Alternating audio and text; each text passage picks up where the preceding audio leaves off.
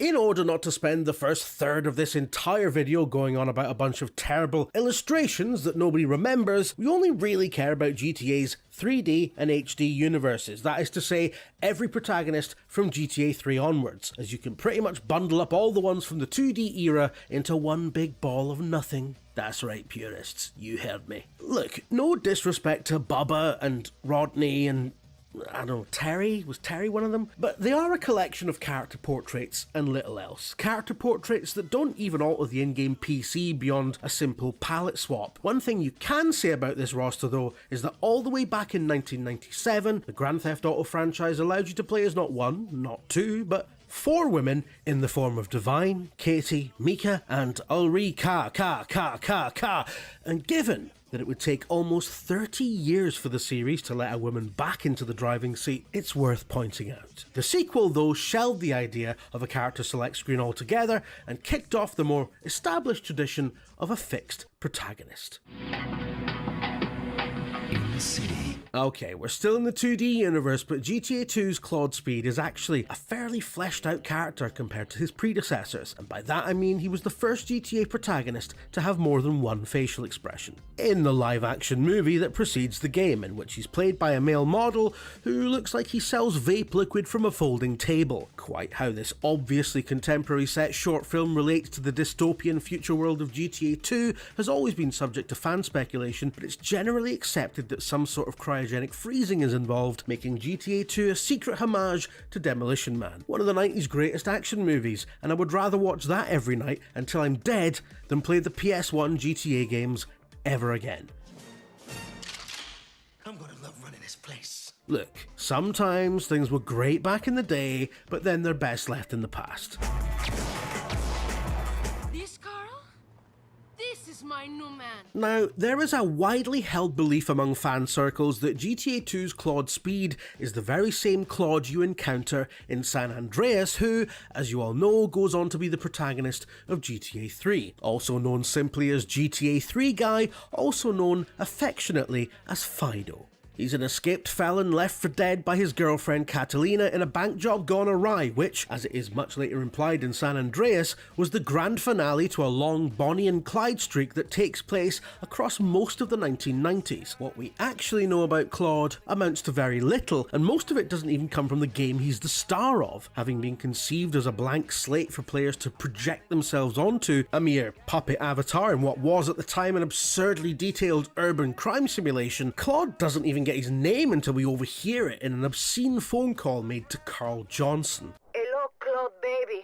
I thought I called to say how much I love you and how well endowed you are. Nah, Catalina. It's Carl. He does get brownie points for giving good head, but he's by far the least interesting main guy since the series fully embraced a third dimension. And that's mostly because he's just you. Boring old you. You watching this and already thinking up the comment you're going to write if I don't put Tommy Vercetti high enough. Mr. Vercetti. Colonel. Thank you for coming. Please sit. Let's be blunt here, right? Tommy Vercetti's a wanker. No, really, he is. I know he fronts one of the best games in the series, and he's played so memorably by the late Ray Liotta, and he wears a cool shirt, but the elephant in the room here is that he's more or less a legally distinct Tony Montana from Scarface. He's in the same business, he has the same temper, he even lives in the same gaff. The main difference is that Tommy Vercetti isn't shown to be addicted to his own product, but despite this, is just as quick to anger and just as extreme in his outlook. Which means he's just a wanker, innit? And if you're not a cokehead and you're acting like a wanker, you're just a wanker, right? It's basically just maths. After all, you're a conniving, backstabbing, two-bit thief, and I'm a convicted psychotic killer and drug dealer. This is Pop's capo, Tony Cipriani. Yeah, I'm Tony Cipriani. Tony Cipriani and Victor Vance both appear as minor characters in mainline GTA games and were later given centre stage in handheld spin-offs. Liberty City Stories and Vice City Stories look to give players a proper home console GTA experience on Sony's impressive PSP handheld, which was roughly equivalent to a PS2 that you could stuff in your pocket, alongside your wallet chain and, I don't know, your T-Mobile Sidekick or whatever the we were carrying around back then. The point is, mates, that these weren't compromised versions of GTA, they were full-fat renditions of GTA's Liberty City and Vice City that you could play on the bus. But aside from that, they weren't all that memorable, and their stories centred around bit part characters who bore little resemblance to how they were portrayed in earlier games that they served as prequels for. Both Vance and Cipriani undergo some fairly drastic personality transplants in order to work as protagonists. To compound this, their voice actors change, meaning Tony Cipriani is no longer played by Michael Madsen, which is frankly the entire appeal of the character. And while he looks convincingly like a younger version of the GTA 3 quest giver, we have to accept that he's done a lot of aging in the supposed 3 years between the games. Like, I know he's meant to have eaten a lot of pasta, but come on, man. Meanwhile, Victor Vance doesn't even look like the same guy, and has the polar opposite attitude to being involved in the drug trade that he's depicted to just 2 in-game years later. These things can be hand-waved away given how little screen time the original character has, but that just raises the question of why? Why are these games centered around a quest dispenser and someone whose function in the original game is to get unceremoniously assassinated in order to provide character motivation for their dipshit brother? We don't need to know what these guys were up to before they did their bit and pissed off. I'd have rather had an entire game as Ken Rosenberg, Tommy Vercetti's cokehead lawyer, who's originally from Liberty City and could have headed up several handheld games in a sort of Ace Attorney style spin-off series, and frankly, I think it's very rude of Rockstar to stop taking my calls about it.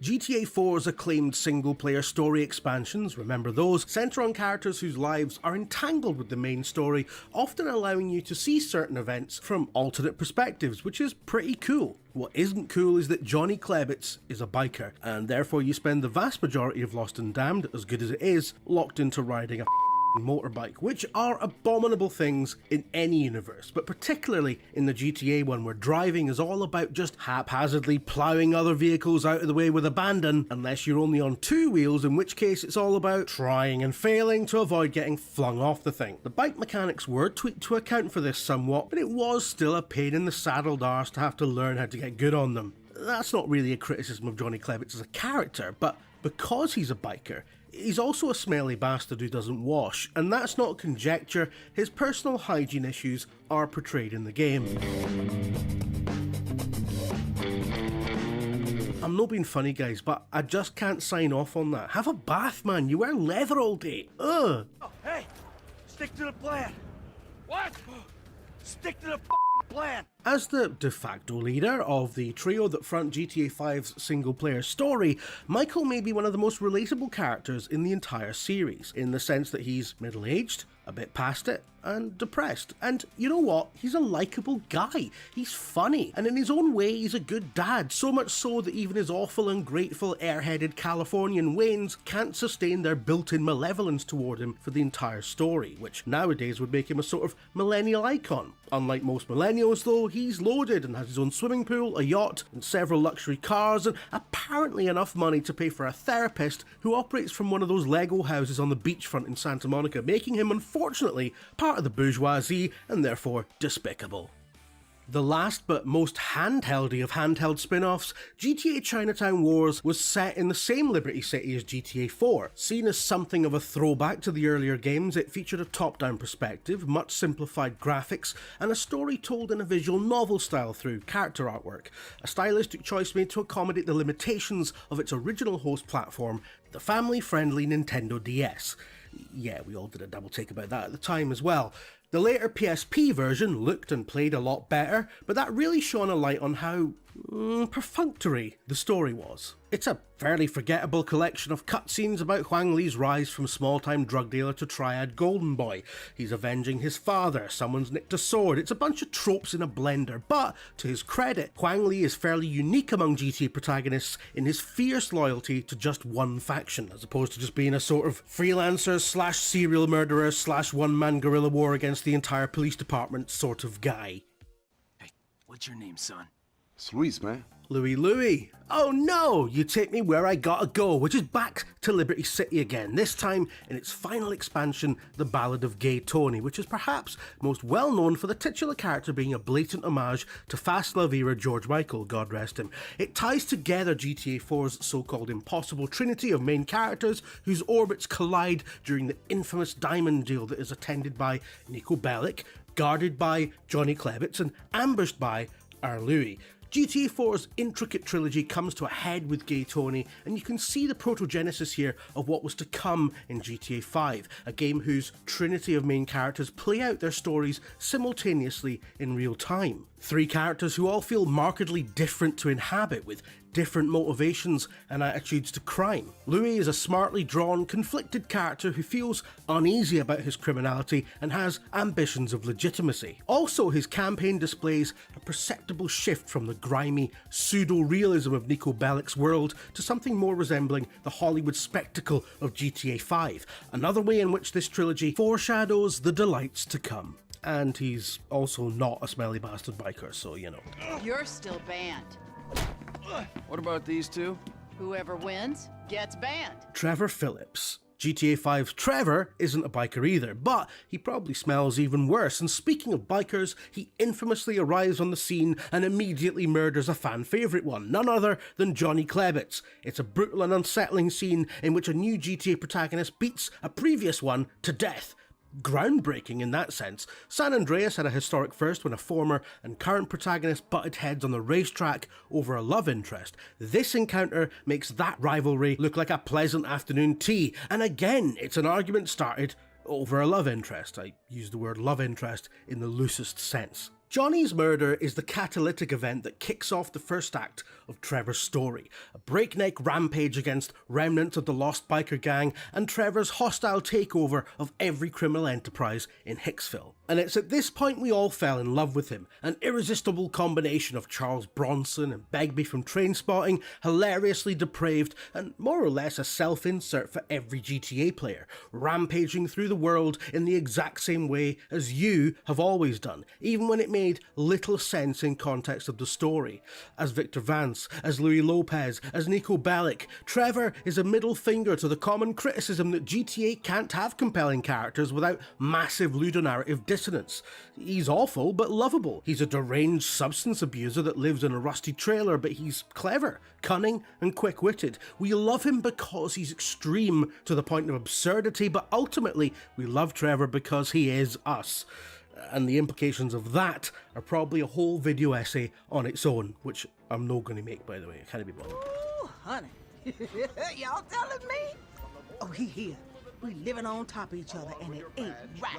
GTA 5's Franklin is a class act. As a professional car thief, he's probably the most Ron Seal of Grand Theft Auto frontmen, and as a young, polite, generally unassuming guy from a humble background who's just trying to get on in life against the backdrop of endless financial crises and an America in a permanent phase of decline, he's actually quite relatable. Probably the most relatable of them all, in fact. That he's named after America's two most diametrically opposed statesmen is probably not a coincidence. Benjamin Franklin may be most famous as a mere euphemism for cash money, but he's one of the USA's most revered founding fathers. A scientist, a diplomat, a staunch public servant, even an early advocate of vaccines. By contrast, Bill Clinton is a guy from Arkansas who's mostly remembered for playing the saxophone and getting blown by an intern, possibly at the same time. These are the two Americas and a chart of its downfall. Franklin represents a generation just trying to make ends meet within the death throes of an empire. But at his core, he's just a petrolhead, man, and canonically such a good driver that his special skill is the ability to slow down time while behind the wheel, a feature I'm pretty sure most GTA 5 players forget about around 5 minutes after it's first introduced. But it's cool as hell and makes him an excellent getaway driver, which aptly represents what he is as a character. A smart, capable guy who's pulled into the schemes of a pair of middle-aged reprobates in search of a better life for himself. As GTA's sole representative of the millennial generation, it's hard not to like him unless you think millennials are a bunch of simpering, avocado toast-eating, participation trophy bedwetters, in which case you probably think he should be way further up the list, but I'm writing this in your nose, so deal with it. Oh, shit. Here we go again.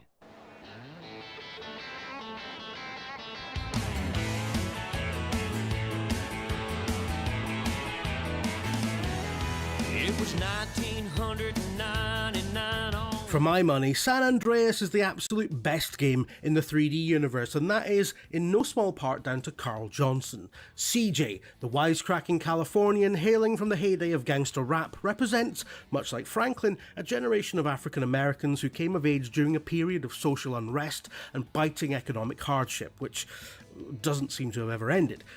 Weird that. Still, as CG, you get to ride bicycles along the sun-kissed Santa Monica beachfront, do dance competitions in modified lowriders, and something that no GTA before it had ever managed to pull off: road trips. Honest to goodness, vast stretches of highway linking 3 enormous GTA cities. Well, they felt enormous at the time. Also unique to this incarnation of GTA is character customization. CJ is a fixed character, but through various minigames and activities, players can change his vital statistics and level up his strength, his size, his athleticism. You can, by investing considerable time and effort, be the CJ you want to be. And in a rare show of body positivity for the series, all shapes and sizes are valid. In fact, there are even situations where being a big, huge, fat guy is preferable, in the dating simulator for example, or when voicing a ranked list of GTA protagonists. Oh wait, hang on, I might have confused myself there. Oh yeah! There she is! Liberty City! Yeah. You ever been? No. Crazy place, Nico. You knew this was coming, and you might think it's the Sude's choice, but Niko Bellic is, without a doubt, Grand Theft Auto's most compelling, most quintessential protagonist. A perfect blend of anonymous player insert and narrative nexus. With an established personality, he has all the things that a GTA protagonist should do. He's funny, he's ambitious, he's a reluctant scumbag, and at the start of the game he, like the player, is a new arrival to Liberty City, an illegal alien in every sense of the term, apart from, spaceships and anal probing and all that. Niko Bellic finds America as bewildering and baffling as we all do, even most Americans I think, but brings a stoic Eastern European detachment to proceedings that spotlights the absurdity of these brash, loud personalities that become Niko Bellic's friends, allies and enemies over the course of the game. In a series that is explicitly a satire of American excess, Niko is the perfect send-up of the American dream. Arriving into New York on a boat, ready for a new life in the capital of Western civilization, and it kinda sucks.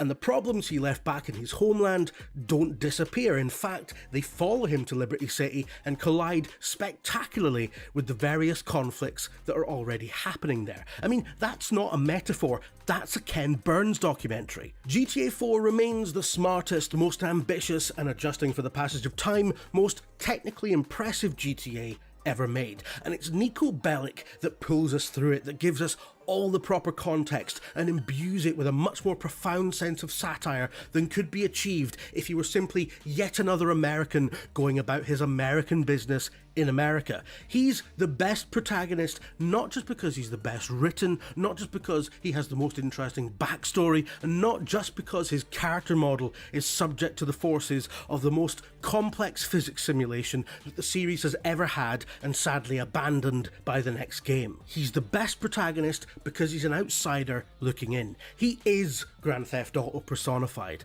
the perfect avatar through which to explore this exciting, enormous, absolutely deranged and impossibly intricately detailed European view of what America is like. Well, Scottish, which still counts as European despite all that business a while back. And so concludes our definitive ranking of GTA protagonists, apart from Mike from GTA Advance, because he's in a 2D game set in the 3D universe, which makes him frankly too much of an anomaly to think about. And it's not like any of you noticed, the 12 people who played this would rather forget, so yeah, definitive. Pop over to Eurogamer and subscribe for more IGN affiliated content like this. Over the past decade, the Battle Royale genre has exploded, making it one of, if not the most popular genre of video games on the planet. Of course, one of their marquee features generally involves tossing dozens of players into a map to scavenge for resources, weapons, and gear while trying to outlast the rest and become the last one standing. While this gameplay is still at the core of most Battle Royales, many have added additional features to spice things up, and the best of the best have earned their spot on this list. To lay down some ground rules, we're only looking at modern Battle Royales, or games that are currently still available to play. So while they were good during their time, we won't be featuring things like H1Z1, Spellbreak, or Ring of Elysium. We're also not including any games that feature a smaller Battle Royale mode as a side dish to its main offerings, like Fallout 76's Nuclear Winter mode or Civilization 6's Red Death mode. So, without further ado, let's commence the Battle Royale of Battle Royales in our ranking of the top 10 Battle Royales.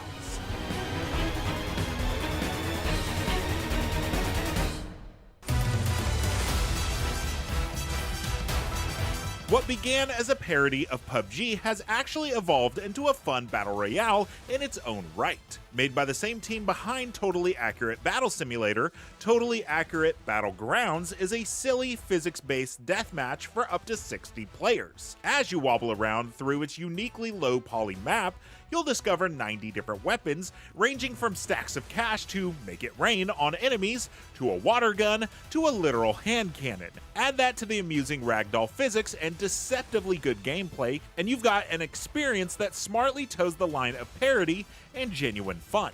Battlegrounds' goofy, nonsensical humor may not be totally accurate to the other Battle Royale with Battlegrounds in its names, but that's obviously the point.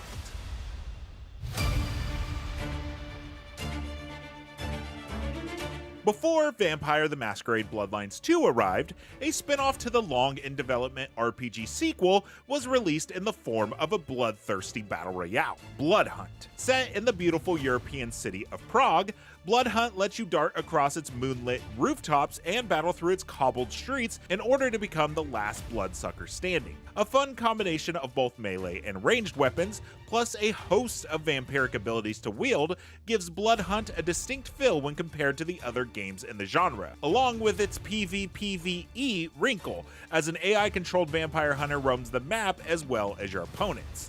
This also adds an interesting layer of stealth to the mix, as you attempt to mask your true identity from the humans. Your time to jump in is limited though, with Vampire the Masquerade Blood Hunt's server shutting down for good in April 2026. So, sorry if you're reading or watching this after that date. Tetris 99 finds new life in the perennial puzzle hit. By pitting 99 players against each other in a race to clear lines, Tetris 99 can be stressful enough, but your playfield is surrounded by 98 other players so that you can keep track of every Tetris game simultaneously. The anxiety-inducing nature of it all aside, Tetris 99 smartly lets you impact other players' games with your own Tetramino prowess, sending screen-filled junk blocks to the other players' games to hopefully knock them out and seek a win. And despite initially launching as a limited game for the Nintendo Switch Online players, Tetris 99 has become a permanent staple, receiving a continuous stream of themed events and DLC to ensure that this new T-spin on an old classic stays fresh.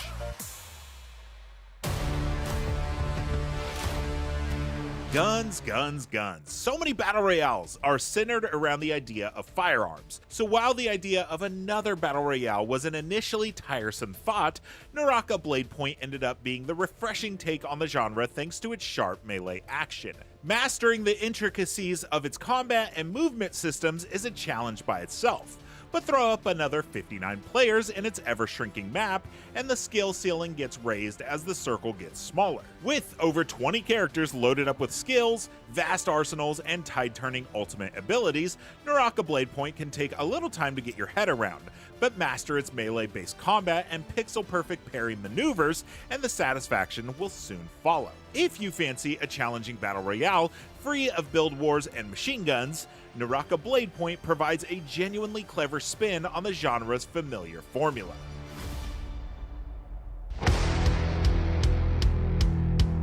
Okay, who says battle royales can't be hilarious? Fall Guys draws inspiration from shows like Takeshi's Castle and Wipeout, as 60 players, or 60 amusingly costumed beans, go head-to-head in an assortment of game show-esque minigames. Each round sees a number of players eliminated until only one player is left standing or falling and crowned the champion. Mediatonic's take on the genre was a massive hit out of the gate, but the developers haven't rested on their laurels. Each subsequent season of play brings with it new minigames, new twists on existing ones, and a host of cosmetics to unlock. Fall Guys is utter, organized chaos in the best way, and whether you've nabbed your crowns or been consistently knocked off a slime climb run, it's a consistently delightful experience unlike any other battle royale.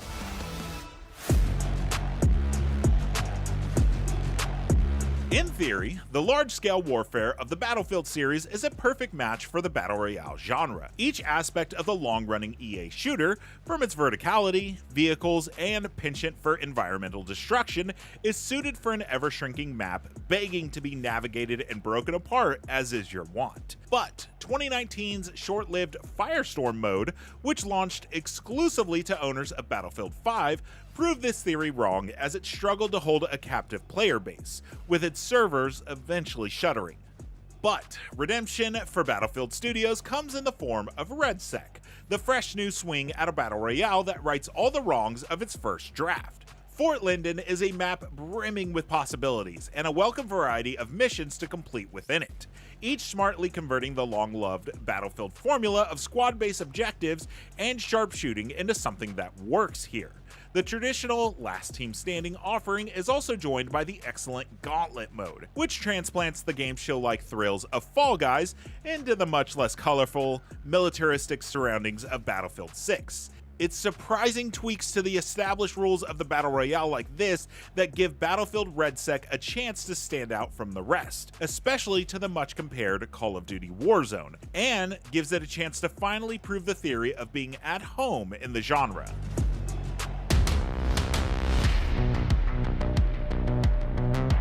PUBG is the granddaddy of battle royales and arguably one of the most influential, as it effectively established the genre as we know it in 2017, spawning dozens of copycats over the past few years. Created by Brendan PlayerUnknown Green as a refined version of his DayZ battle royale mod in Arma 2, and later Arma 3, PUBG reached mainstream success and introduced players to many of the staple concepts of the genre. It's more realistic than many battle royales, requiring players to carefully manage their inventory and apply weapon mods and attachments manually while scouring the map for resources. While it held a reputation for being notoriously clunky and unpolished over the years, we wouldn't be here without the likes of PUBG.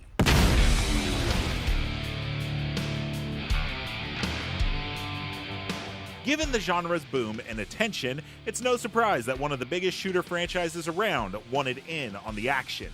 But Call of Duty's Warzone is not just a quick cash-in, it's one of the best battle royales around. Warzone builds on the foundation of Call of Duty Blackout, supporting a staggering 150 players while exploring unique and interesting gameplay changes with each new season, including a clever integration of the popular Zombies mode. Warzone is also a bit more forgiving when compared to other battle royales, as you're not necessarily sent back to the lobby upon death.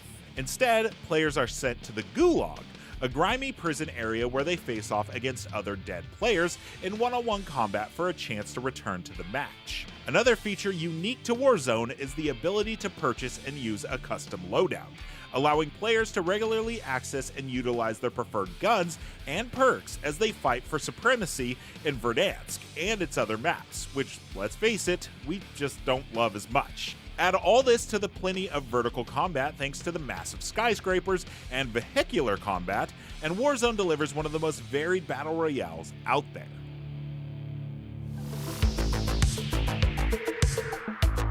Created as a spin-off of Fortnite's cooperative PvE survival mode, Save the World, Fortnite Battle Royale burst into the scene in 2018 and catapulted the genre into a phenomenon. Not only is Fortnite responsible for creating the Battle Pass system that so many games, Battle Royale or not, have implemented since, but it's also paved the way for true crossplay and cross-progression between consoles, PC, and mobile.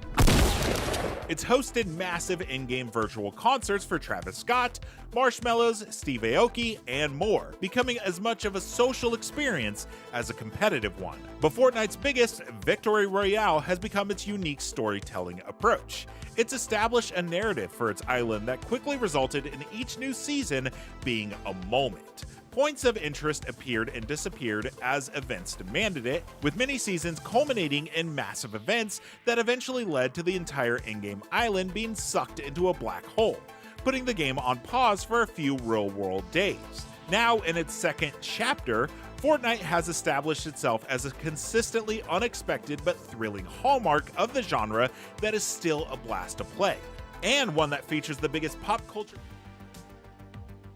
The official product partner of IGN is Lenovo Legion. Reach your impossible.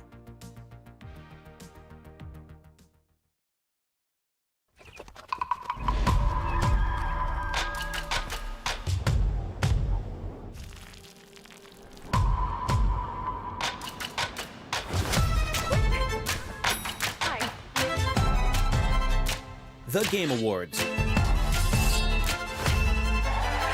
Coming up is IGN's pre-show previewing everything we know about the event before it kicks off. The biggest surprises are still to come. The game of the year. Stick around for our recap show with our team of industry experts. Lots of big announcements to get to. I am so excited. This is going to make PCs cry. Plus, exclusive looks at new games we can't even show you yet.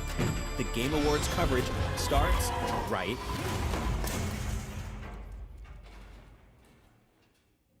Oops.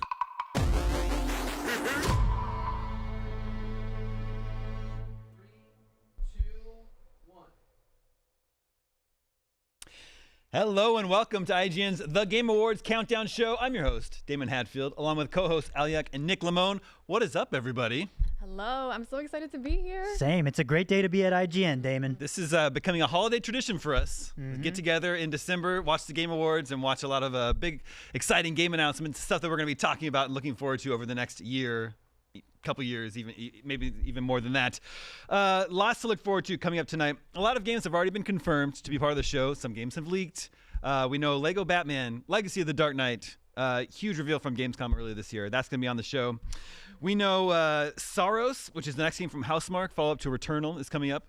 In just a few minutes, we are going to check out these Game Awards, Geoff Keighley's big event that not only looks back at some of the best games of the year, but also always manages to pack a ton of new surprise trailers, game reveals, celebrity cameos, and more. Luckily for you, we already know about a few games of the show. Plus, there's a bunch of things we suspect will also be there. So, before we get started, if you want to bring home some awesome stuff celebrating several of the Game Awards nominees like Expedition 33, Kingdom Come Deliverance 2, and more, head to store.ign.com and get yourself a t-shirt, a collectible, or one of the amazing Yoshitaka Amano art prints for your walls.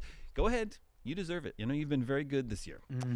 All right, let's talk about what we know and what we think we know will be at the Game Awards tonight. One game we know is going to be there is Phantom Blade Zero, a game that Nick has played. Yes. Give us a crash course on Phantom Blade Zero. Phantom Blade Zero, people are going to think, oh, is that a Soulsborne? Not quite. It's more of an action RPG in the vein of something like Devil May Cry, but the TLDR is you play as an assassin who gets poisoned, and he's fighting for a cure to save his life, and there's multiple weapon sets you can swap between. I know that the game is very inspired by wuxia, kung fu style combat, so it's just very fluid, very elegant. This is going to be from Chinese developer S-Game, I believe. And every time I see this game, I just cannot believe that it exists. I think for the longest time, I thought every single bit of footage we've seen from this game was all bull shots. But I can confirm the game does look as good as it feels to play, and it feels real good to play. I hope we get a release date. This game has been a long time in the oven cooking, and it's safe to say they've been cooking. The game looks beautiful, and you know, I know I talked a little bit about it not being a Souls-like. I do think it feels more evocative of something like Ninja Gaiden or Devil May Cry in terms of its combat style and difficulty. I remember our previewer recently talked about how if you were to skip a boss by navigating through the environment, it would only make a later boss fight even more difficult by that boss that you skipped joining in on the fight. So you would have to deal with like a healer while you're also dealing with the fight. So I just love games that want to challenge the player, and this looks to be right up my alley. So I really hope we get a release date for this.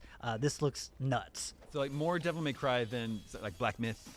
Yeah, I think those are all pretty apt comparisons. I would liken all of those to a very traditional, almost PS2 style. We've had the fine folks over at S-Game in our studio over the past couple of years, and they talked directly about we want our game to feel like a PS2 game in terms of its action roots. And when you say stuff like that, the Nick Lamone brain starts clicking, and I'm like, Papa wants some. Give it to me right now. Aliak, is this the sort of game you could get into? Yeah, so I'm mainly a first-person shooter. I love really good story games and I love horror games, but I did play Elden Ring when it first came out, and I think that was my first time diving into melee-like games, and the blades in that game are absolutely incredible. So when I saw Phantom Blade Zero, I was like, hold up a minute, I think this could be something that could challenge, because I mean, if you love Elden Ring, you love challenging games, and this looks like a really challenging game. So yes, this would be a game that I would definitely pick up. Yeah, I dabble in these games. Like I play a little bit of Black Myth, Stellar Blade, this sort of thing. I think is it Wolong, Fallen. Yes. That one is Fallen on Dynasty. That one's on PlayStation Plus this month. So it just seems to be we're seeing more and more of these types of games sprouting up here and there. I mean, it's beautiful. It's a, what is it? A rising tide raises all ships kind of thing. Like the beauty of something like Elden Ring hitting the mainstream is that it's kind of become like people are fine with games being difficult and challenging, and I love that. That's so exciting from a person who wants to play games that are challenging and you know, just difficult. I think like the low point for me was the Wii era, where I was like, oh, these games are so easy. They're all baby mode. But now it's just the public wants more. They want a challenge, and this is the kind of stuff that is going to meet them on the level that they expect, and I cannot wait for it. Yeah. This has been a long time coming. It's Phantom Blade Zero.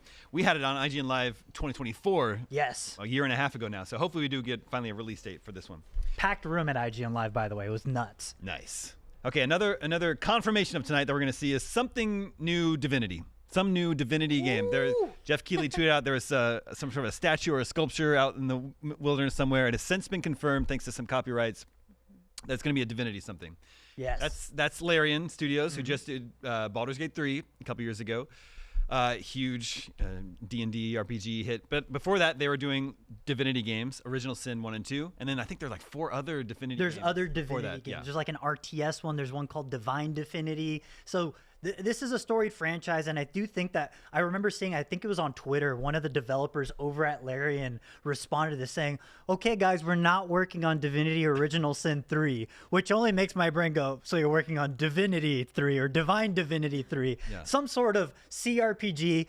We do know that they are no longer, they licensed the Dungeons and Dragons IP from Wizards of the Coast for Baldur's Gate 3. They are, you know, that was just a one and done thing. So we know that they are working on something that's their own, and what better thing to work on, like taking all the learnings that they got from Baldur's Gate 3 in terms of the cinematic presentation and how the player choice really affects the overall arc of the game, and applying that to their own original universe in Divine Divinity or Divinity Original Sin. And I think it's a match made in heaven. I'm currently in the middle of another Baldur's Gate 3 playthrough right now. So when I saw all this news, I was like, oh, please put it in my veins right now. I need it. And again, Divinity Original Sin 2 is outstanding. I do know that I think we saw another like Wario 64 trademark thing or something hit ESRB of Divinity Original Sin 2 Definitive Edition for PS5. So I feel like that's going to be a 1-2 punch announcement of here's this game for more people to experience, get familiar with this own custom fantasy universe, and then here's the new one. Alec, I think there are very few types of games that Nick Lamone does not want to inject into his brains, because he's like, you know, give me all the games. Wuxia character action games, hardcore CRPG games. If they had a brand new JRPG game, he'd probably want that in there too. So he's a very well-rounded gamer. But what about you? I know you said you dabbled a little bit in Baldur's Gate 3. Yeah. And you haven't played Divinity. So no, I have not. I didn't realize it existed until the hype started showing up online. I was like, what's this Divinity game? So I asked Nick. Obviously, he was very excited about it. And then he told me about the D&D connections. And I love playing D&D. So I should probably finish Baldur's Gate first. And then should I do Divinity first? Clear at least 100 hours for Baldur's Gate. Yeah, I'm at 50 hours in on my current playthrough. But one thing that's great, though, and Damon, you brought this up earlier, is Larian does such a good job of doing co-op campaigns where you can play a game with your buddies, and it is or online or locally, I believe. And it is just like playing Dungeons and Dragons with a very experienced and like critically acclaimed dungeon master. So great stream game. I think it would do very. I'm just very excited for this level of CRPG to be back. You know, Planescape Torment and Fallout 1 and 2 are some of my favorite games of all time. And I feel like those were relics of the past. They didn't really fit into modern sensibilities. And I think, again, like the Elden Ring comparison from earlier, Larian, I would argue they single-handedly brought back the CRPG and made it mainstream for people, because like Elden Ring, people know Baldur's Gate 3, which is wild. So I'm just very stoked for more people to get to enjoy something that is truly one of a kind. Okay, another game confirmed we will be seeing tonight is Exodus. And you may have forgotten about this one. This is a game that was revealed at the Game Awards 2023. So it's been a couple years. It's a sci-fi RPG made from a team of ex-BioWare developers. So if you look at it and you get Mass Effect vibes, there's a good reason for that. It stars Matthew McConaughey, and it's all about time dilation. So you make choices, and then you see the impact of your choices over the course of not just days or weeks, but years, decades, maybe even centuries. So this definitely looks cool. We were talking a little bit about this before. There's some big BioWare Mass Effect fans here on this panel. I think this is like sort of fulfilling a niche that no one else is really serving right now. Right now I'm playing Outer Worlds 2, a sci-fi RPG, but very different from Mass Effect, much less serious. I feel like we're missing that sort of like sci-fi RPG opera that has a lot of weight and gravity to it. What do you think? Yeah, no, I completely agree. I think the one thing that has me the most interested about that game is the kind of like interstellar, like planet time dilation stuff of like a choice that you make on a given planet by just virtue of space travel being taking a very long time. These things are going to warp and evolve over time. So what you do in 1 year will ripple, butterfly effect hundreds of years later. It does look a lot more Mass Effect 1 to me, which is very exciting for me because I kind of, and I'm not trying to be a hipster here, but I do prefer the Mass Effect 1 gameplay style of like, it's very Knights of the Old Republic where you kind of send out your squad mates. It feels very XCOM tactical, and the radial menus pop up, you choose abilities, and then you unleash them all at the same time. I really like the slow and methodical pace of the original Mass Effect, so I'm hoping this does a little bit more of that, along with, again, it seems like they're bringing the performances to match the caliber of development talent behind this. Matthew McConaughey, all right. I mean, he was there at the Game Awards 2023. I don't know if he's going to come back. He's going to come back Maybe with that's his, how they'll announce it. his viral TikTok, what is it, tuna casserole recipe or something like that? I don't know, man. I'm a huge fan of actors in games. Like that combination and just raising the performance of what you can see in a story campaign in any video game. I want to see more actors in video games, and I want them to help make video games, like, guys, this is top tier entertainment trust. How do you feel about musicians in video games? Because we heard about... Go on. Did you hear, Okay. Wait, did you hear about this one? This is the leak for 007 First Light. Oh. Wait, am I going to tell you this right now? Am I Yes. breaking this? Yes. What is it? Okay, this leaked today. Uh-huh. Right? So, sorry if you don't want any spoilers about 007. We got to talk about the leaks. They leaked who the villain is for 007 First Light. Should I just wait for the Game Awards? Okay, so this is a main character in 007. The villain. This is the villain. The villain. You will never guess it. I mean, you will never guess it. Uh-oh. It's great. I think it's great. All right. I think it's great. Everyone want to know? Does the world want to know? Should we? Okay. They all said yes. Yes. It's Lenny Kravitz. You're right. I never would have guessed it. But I think it's great. I think it's great.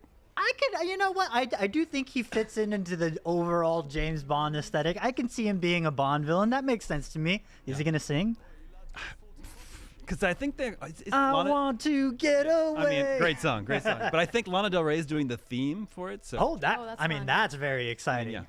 Again, that's a perfect match. Yeah. Her voice feels right for an opening Bond theme. Very Adele-like, I mean, she's her own thing entirely, but you know what I mean. I'm really excited for this game. I am too. It's one of the most anticipated games for me. I love the Bond movies, and I even went back and played the Nintendo 64 GoldenEye 007, and I just loved immersing myself in the world. And I think it's time for a 007, a GoldenEye game to be back, in 2026, and this is the perfect way to do it. Yeah, I mean, the caliber of the studio, IOI, they know what they're doing. I love me Hitman World of Assassination. Yep.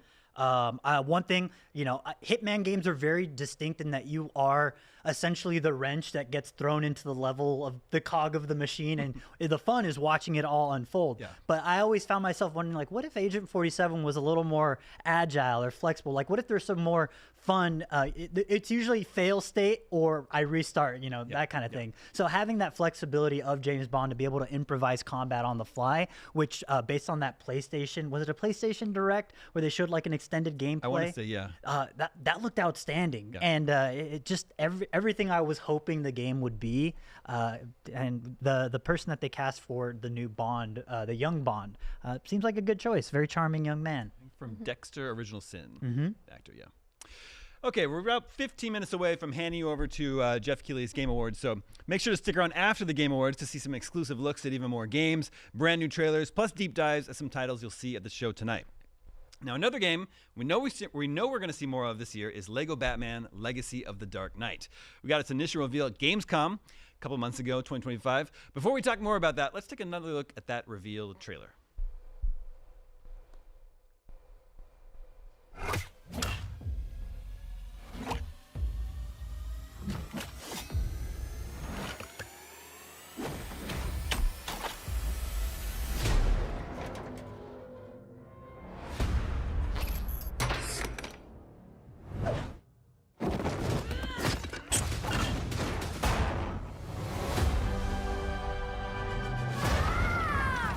I need to become more than a man.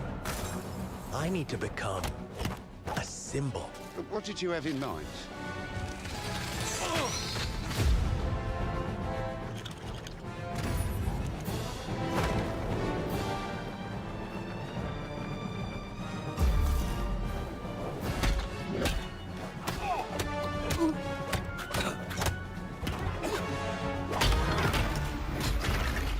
Who are you? I'm Batman.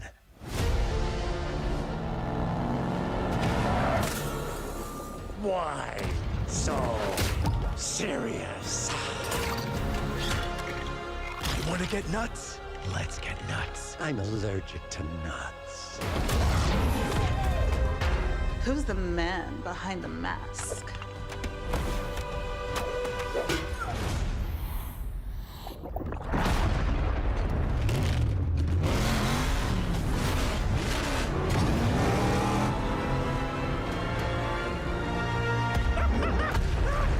I got you!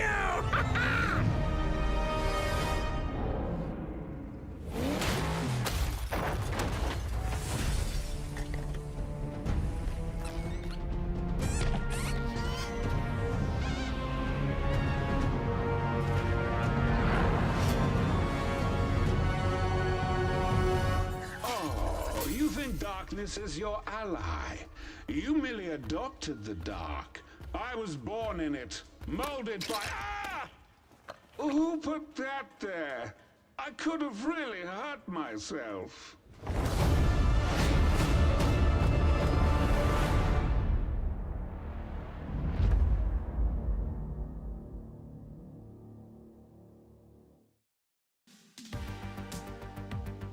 The official product partner of IGN is Lenovo Legion. Reach your impossible.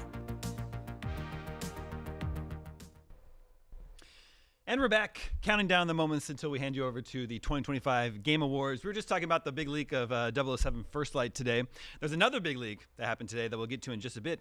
But Nick, I think there's some official news. Yeah, we got that was some just announced. Official news over on the Compulsion Games Twitter account, where it looks like South of Midnight, a Microsoft exclusive, is yet another in the line of games getting ported over to PlayStation 5. South of Midnight is coming to PlayStation 5 in spring of next year. Cool. So I suspect that this is just yet another, I would assume we're going to see a lot more Xbox games coming to PlayStation 5. We've already had Yeah, but Halo. what's left? Yeah, I mean, you're not wrong there. But just interesting news to see on the cusp of the Game Awards, But interesting. I mean, it's a beautiful looking game, and I'm very excited for more people to get a chance to play it. Yeah, I thought it looked really cool. I didn't play it when it came out earlier this year. Not any particular reason. I just never got to it. So maybe I will on PlayStation. Solid narrative action game, just beautiful art with style. a very cool, very cool Spider-Verse style. Yeah. Okay, another big leak. The Game Awards announced they were going to be revealing the future of Tomb Raider. Now they didn't say it's like the next game, just the future of Tomb Raider, which is a little nebulous. We know that Crystal Dynamics has been working on a new Tomb Raider in Unreal Engine 5. We also know there's this live action series coming from Amazon, so it could be like multiple announcements, but there's a big leak on Tomb Raider today. It's going to be Crystal Dynamics is doing a remake of the original Tomb Raider with a Lara Croft that sort of looks like they're splitting the difference between old school Lara and the 2013 reboot trilogy. And I think it works. It could work out remake of the original that just comes after the 2013 reboot trilogy.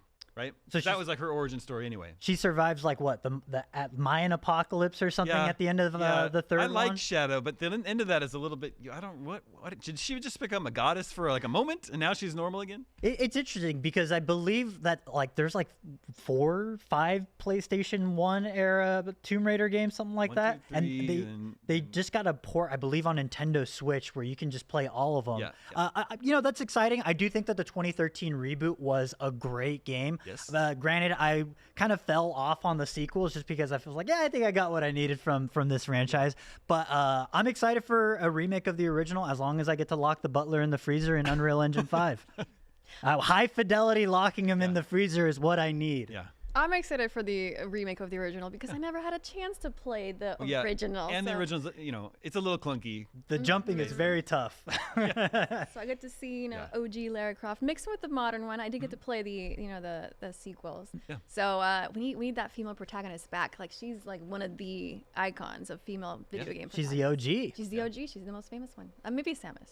I don't know. Well, if you beat the game fast enough. Right. In Crystal Dynamics, I don't think they've shipped a new game since Marvel's Avengers. Oh wow, the Square Enix one, right? That was back when they were a part of Square Enix, I believe. Yeah, now they're no longer. Embracer. Wow. So yeah. Curious to see what they're up to, but more people should experience Tomb Raider. Yeah. Yes. I'm all for that. And then another leak. I think this was from earlier this week. Resident Evil Requiem is coming in February. And we know that it was going to be at the Game Awards. This leak is, just spoiling the worst kept secret in the industry, right? He's not in the game. He's not in the game. How many times do I have to tell you he's not in the game? I have refused. Plot twist. He's in the game. I have refused to look at Twitter all day today because I just don't want to see anything coming from, I just don't want to. I just want the leak. I want to see it at the Game Awards. But I'm sure we can talk about it. Well, I mean, so even if we don't say it, surely you know what they're talking about. Yeah. Right? Yeah. Okay. Yeah. So we don't even need to say the name. Should we though? And everyone knows. Should we though? I mean, it's not like correlation leads to causation, but he is in all the best Resident Evil games. Yeah. RE2, RE4, and he's the best part of RE6. So that means I think that just bodes well for Requiem, right? It's got a great track record so far. There's some people out there surely who haven't been following this and they're trying. Who is it? Who are they talking about? Just tell me. It's Mr. X. He's back. Mr. X. Yeah. Oh, he's one of my favorite characters from Resident Evil. If this is true, which is probably true because everybody's saying it is, I just love the connection of this character to like bringing back, one of the original characters with a new character, Alyssa Ashcroft and her story. It almost feels like it's blending the new Resident Evil era with the old Resident Evil era, and I think that's the opportunity this game has. Yeah, I'm excited to see our familiar face in action because I really like what Capcom's been doing with modern Resident Evils. Yes. I love 7 and Village. I've been having a hard time getting excited for Requiem just because like this, I don't know these characters. I never played the game that they're from. And it's just kind of like they're back to Raccoon City setting. So I just haven't seen like a hook. Yeah, I mean, they've been playing it very close to the chest, not really showing much footage outside of what I would assume is the beginning of the game with this Ashcroft character, where it feels more survival horror as opposed to the action horror that we're used to, which is totally great. The one thing that did get me hyped was I believe Japan News had like they just pointed a camera at footage we've never seen of Resident Evil before, and there was like footage of a villain attacking Ashcroft in third person. I was like, yeah, this looks fantastic. And it's just shaky over the shoulder off-screen footage, and it looked great. So yeah, I mean, Capcom hasn't missed in a while. They haven't. So honestly, I'm excited. I feel like even though we didn't know the characters on my end, just seeing it was such a great start to a game, like the extreme circumstances that this character goes through outside of just, the zombie apocalypse starting, if we call them zombies in this game. I thought they were great, and I think it's a great start to a horror game. I just love when you start strong like this and you just get attached to the character and you just want to see, okay, what's going to happen now? I don't know. Yeah. You guys should see this trailer if you haven't. And you know, the one thing that Capcom has already talked about is that this game is a requiem for everything that's come before. It feels like they are trying to do some sort of soft reset for Resident Evil with this game, paying homage to the past. So I expect to see a lot of familiar faces. You know, with our guest appearance, that only begs the question of when we will see his. Are we going to see Ada in this game? Yeah, we're probably going to see Ada. I hope my boy Wesker's in there with his sunglasses. How's he looking in 2025 or whenever this? I think it's set in like 2027. So I'm excited for this. Capcom released a really cool art with all of the RE protagonists on it, and it feels like they're really celebrating RE. Which is Ada in any other game except 4? She's in 2, 4, 6. Yeah, she's okay. And I never played 6. Yeah. It's all right. You don't need to. No, I wasn't planning on playing 6. Okay, excited to see more about Resident Evil Requiem. Another game that they're going to follow up with is Saros, the next game from Housemarque, follow-up to Returnal. I think maybe this was at the Game Awards last year, or maybe is that Summer Game Fest? It was earlier this year. They had like a whole PlayStation Direct as well. Well, it's the follow-up to Returnal, and I will now read the official description for Saros. Fight your way through mysterious, dreamlike landscapes littered with ancient ruins and alien technology. You'll need to master electrifying bullet ballet combat as you overcome ferocious enemies and spectacular boss fights. Could just be Returnal. Yeah. That description could just be Returnal. Yeah, and it looks like Returnal at a glance, just more yellow instead of blue. This isn't confirmed, but you think maybe it's same universe. Yeah, I think it's the same universe. And again, Returnal was very much channeling its cosmic horror combined with just bullet hell action arcade video game. And this looks very much in the same vein. Returnal was H.P. Lovecraft, and this is Robert Chambers, the King in Yellow. And I love me some cosmic horror, and I love me some shoot 'em ups and bullet hells. Yeah, same. I liked Returnal a lot. Man, that game felt good. Yes, felt good to play, and really fun, interesting storytelling that makes that really takes advantage of the medium of video games. It makes the roguelike genre more accessible. Like Hades did something similar, right? Yes. Whereas you make replaying it over and over again a way to experience the story in a really smart way. You get to learn something new. Yeah, exactly. Aliak, I know you like first-person shooters. I do. You play any Returnal? You looking forward to Saros? I'm looking forward to it. I didn't get a chance to play Returnal for some reason, but I watched a lot of it because it looked incredibly addictive. Everything that you have to do in this game, it appears to be so unique and so different to other shooters, just the movement and the way you have to, shoot your gun. And it almost feels like an arcade sometimes, like the way you're just dodging bullets, and it just looks really cool in the boss fights. So this is a game that I should have played when it came out and somehow missed it, but now seeing this one again, I gotta catch up. Dude, when I see that shield, I'm like, dude, that's Ikaruga right there. Like, just like you put a shield that absorbs bullets. Like, give it to me now. Come on.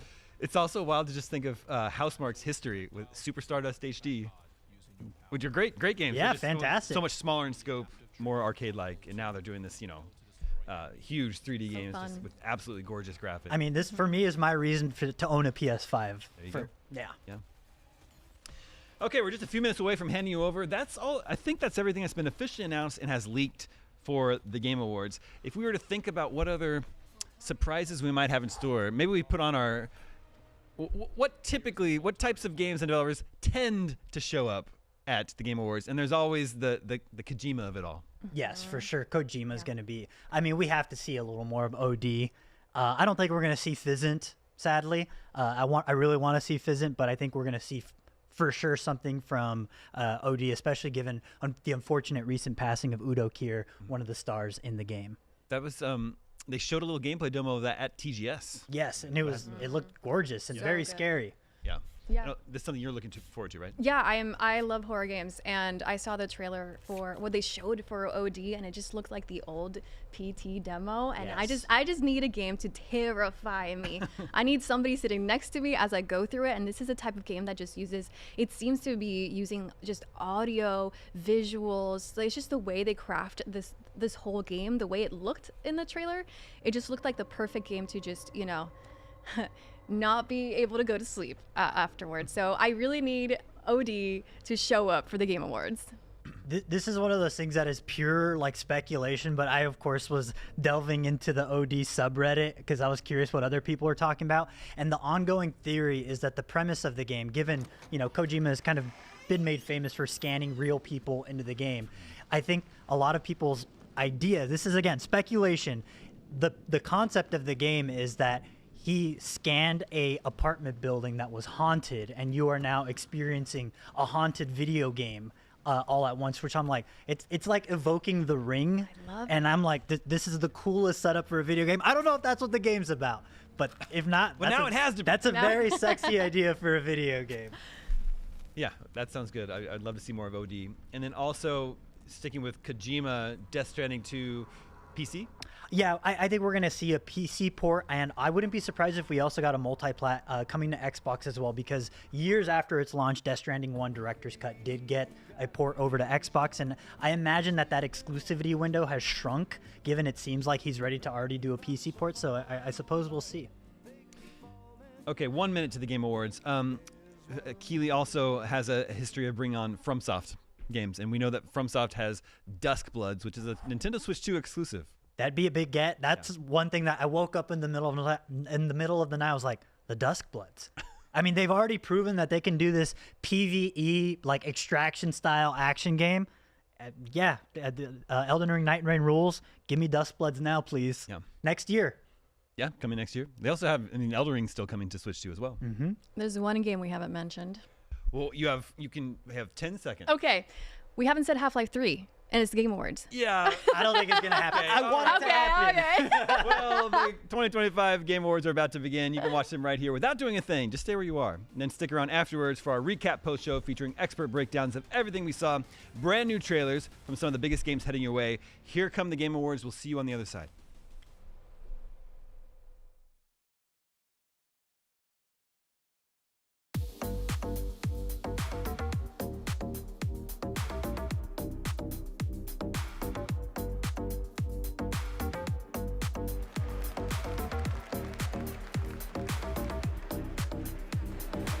Welcome to the 2025 Game Awards opening act.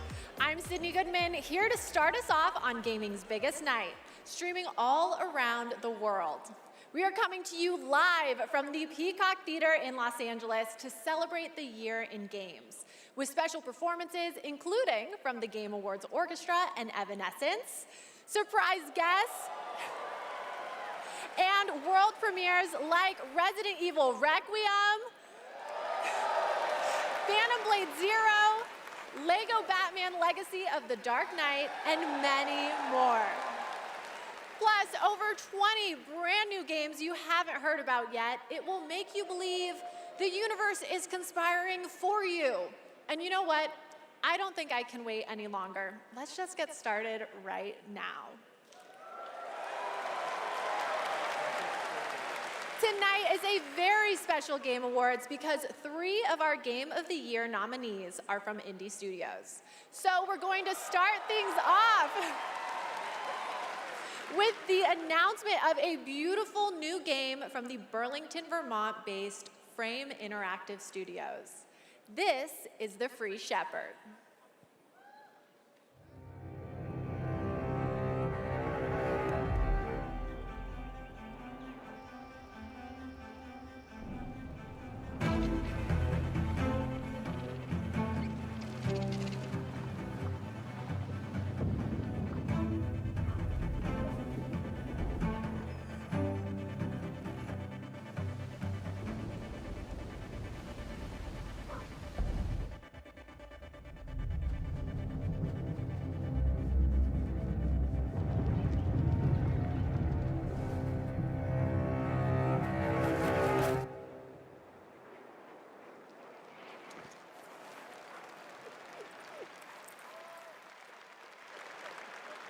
Okay, I'll say it. The protagonist is not only powerful, but I'm proud to also confirm it is adorable.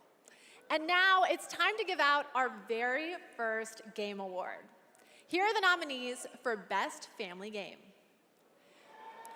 Donkey Kong Bonanza, Lego Party, Lego Voyagers, Mario Kart World, Sonic Racing Cross Worlds, and Split Fiction. And the Game Award goes to Donkey Kong Bonanza.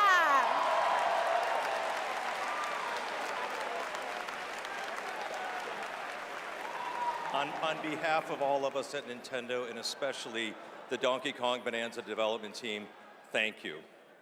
With this game, the team had an objective of creating a thrilling game where players could feel the strength of Donkey Kong as he smashed through obstacles and discovered how music would shape his overall journey. As a lifetime fan of Donkey Kong, I think they delivered on that and so much more. We're grateful to the fans and to the Game Awards for this honor. Looks like smashing things is kind of fun. Thank you very much.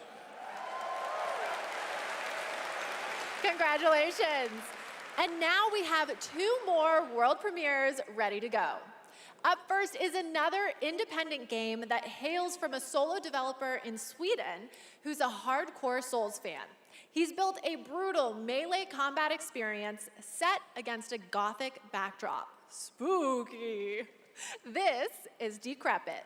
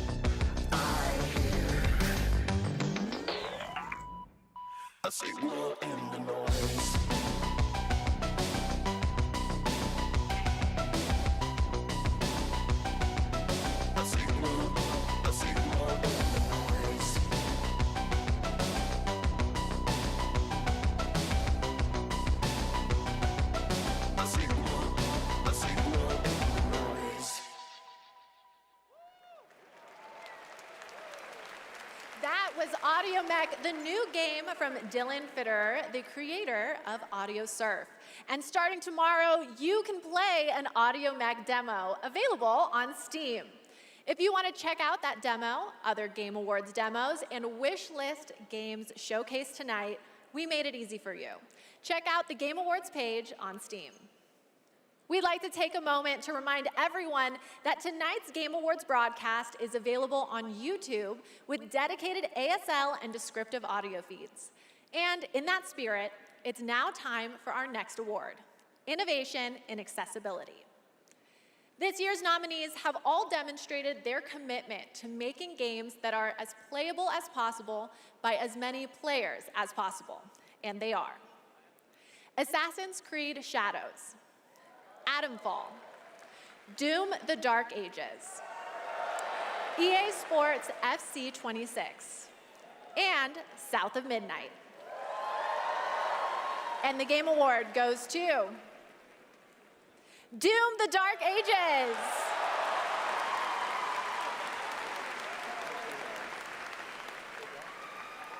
Thank you so much. This is such an honor. You know, Hugo set the vision for this with the idea of creating Doom for all Slayers, a Doom for all Slayers, and we couldn't be more proud of the team for executing on that. It takes such commitment.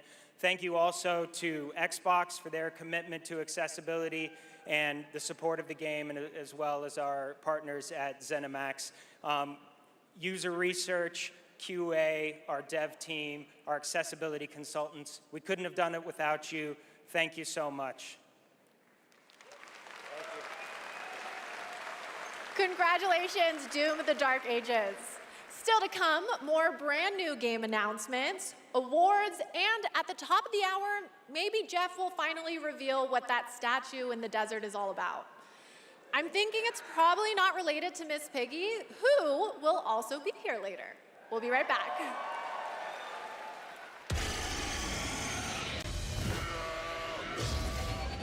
The best time for you to play Guild Wars 2 is now.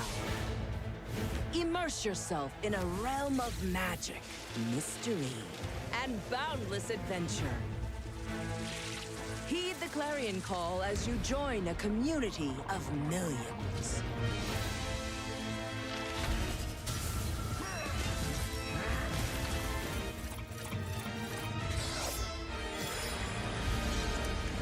Dive deep and explore a wealth of lore. Celebrate the release of Guild Wars 2's newest expansion, Visions of Eternity.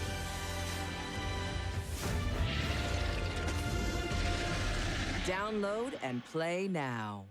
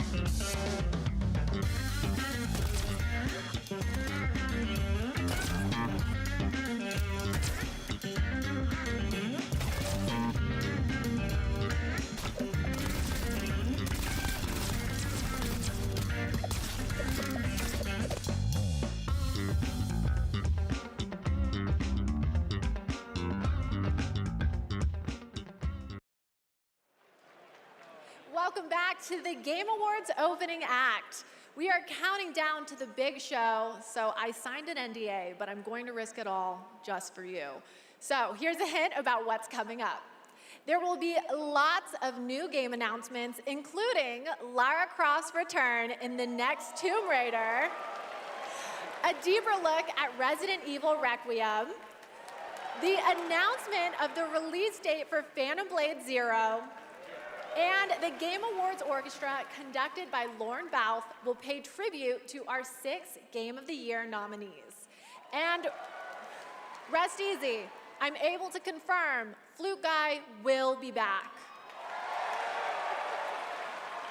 But for now, it's time for our 3 esports awards. The first up is Best Esports Game, presented by Game. And the nominees are Counter-Strike 2, Dota 2, League of Legends, Mobile Legends Bang Bang, and Valorant. And the Game Award goes to Counter-Strike 2. The nominees for Best Esports Athlete are Brock, Chovy, Forsaken, Kakaru, Mena RD, and Zywoo.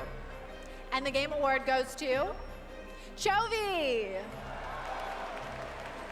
The nominees for Best Esports Team are Gen G, NRG, Team Falcons, Team Liquid PH, and Team Vitality. And the Game Award goes to Team Vitality. Congratulations to all our winners. Okay, I want to take a minute to remind everyone that we are streaming live around the world on more than 30 platforms, including for the first time on Prime Video. While you're watching, you can head on over to TikTok to share your favorite moments using #TheGameAwards. We can't wait to see your videos. And now I have yet another world premiere and new look for all you real ones. Here's some important news about Capcom's Pragmata.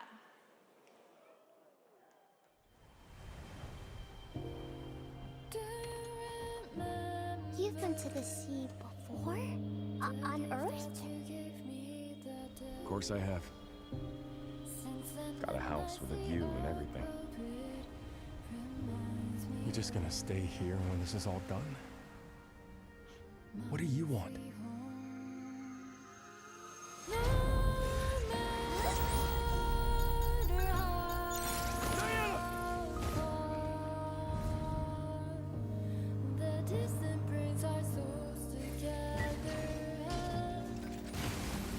Man, eat us again. I can't do anything.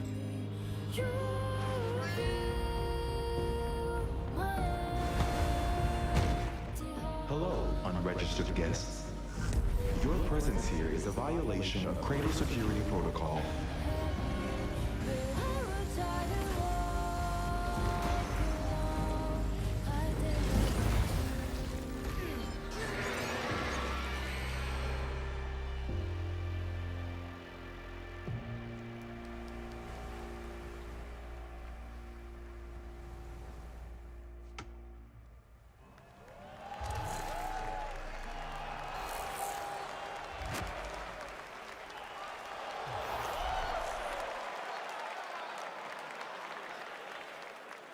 Stunning! I have the same beach in my research station back home. And surprise, you can play a demo of Pragmata on Steam right now. See, we're giving you lots of goodies tonight, and trust me, there's more to come. And now I have another award. These nominees are games that never leave you, because they're on your phone. Here are the nominees for Best Mobile Game. Destiny Rising, Persona 5, The Phantom X, Sonic Rumble, Umamasume, Pretty Derby, and Wuthering Waves. And the Game Award goes to Umamasume, Pretty Derby!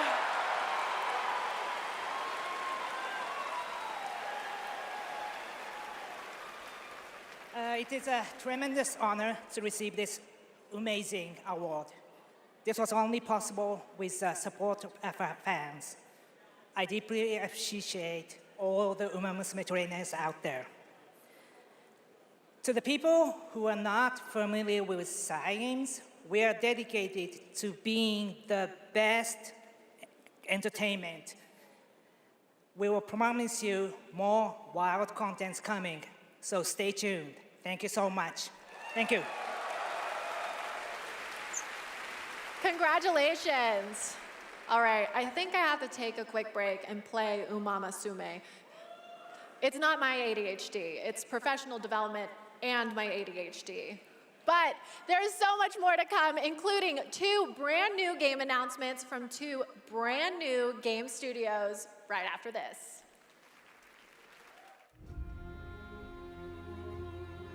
My dear children, I write this letter to you as testimony of my undying love. Deorcus, my beloved, you will honor our goddess more than I ever could. Ricard, my cherished, find your father's steel and face the challenges ahead. What happened? She knew Maraike was coming for her.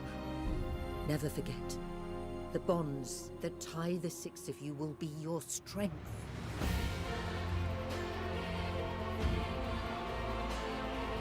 Lies. You should have saved her.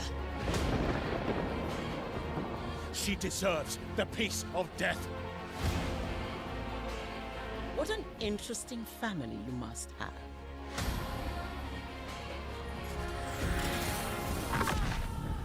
Is that fear I sense?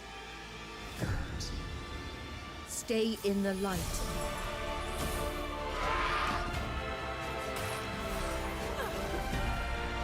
Never give in to darkness.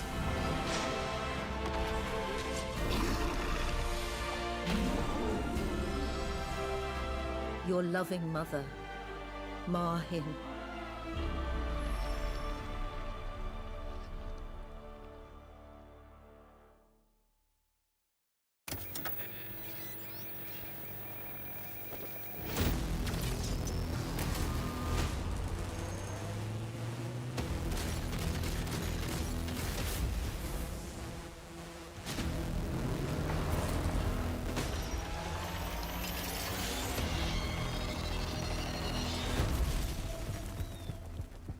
I know we've never quite seen eye to eye. Believe it or not, Whitaker, we want the same thing. It's all out there in the zone.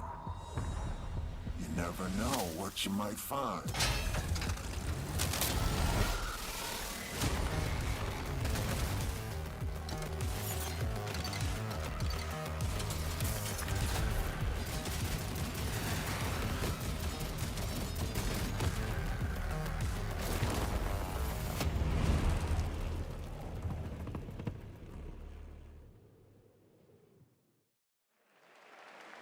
Welcome back. We are oh so close to the top of the hour. Everybody, go tell your friends to tune in and get ready for a night of awards, world premieres, musical performances, and lots of surprise guests we haven't told you about, because then they wouldn't be surprises.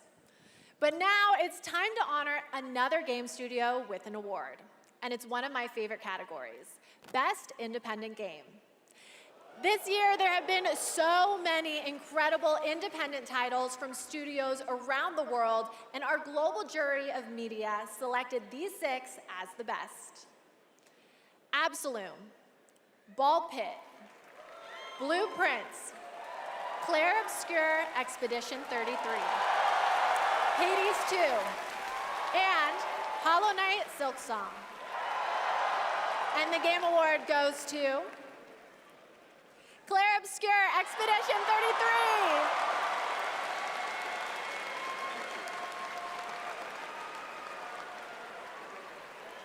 Thank you.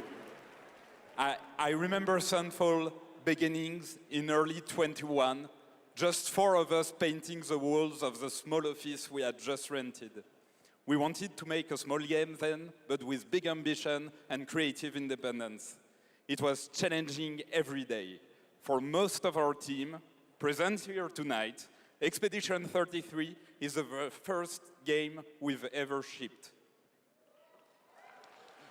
We couldn't be prouder of what this team has achieved, and we dedicate this award to all the indie teams around the world, to those who put creativity first, to those who push forward with limited resources, also to those who never make it to the release, and also to those who bring extraordinary games to life every year. You make our art form richer, and you continue to inspire generations of creators and players. Thank you. Congratulations. Speaking of independent teams, this next game is a special one from a brand new independent studio. It comes from Day for Night, a new studio from the lead designer of Red Dead Redemption and the creative director of Mario + Rabbids. We're excited to share this global announcement with you for this action-adventure game that blends exploration with mind-bending free-form puzzles.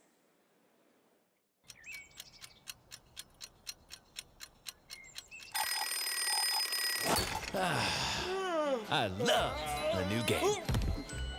Okay, sunshine, check, back, check. Time for a new platforming adventure. What? My village was gone. All I wanted was to go back home. Badgerborn. Tried exploring. Did some jumping around. You know, the classics. It's what I do. Quick decision. Everywhere I went looked strange and weirdly unfinished. And that's when I found it. And everything changed. Literally. Oh yeah! Make your own platform game, baby! Now we're talking! I had a new grasp on things. I learned tricks that blew my mind. I really transformed myself. This thing is amazing! Made a bunch of new friends. Picked up new wheels. Figured out how to think big and small. I had it all. And then the code broke down.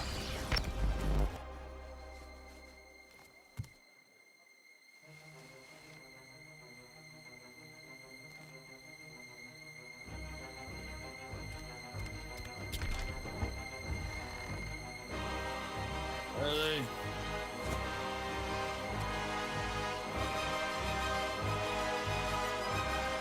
that's when I found you.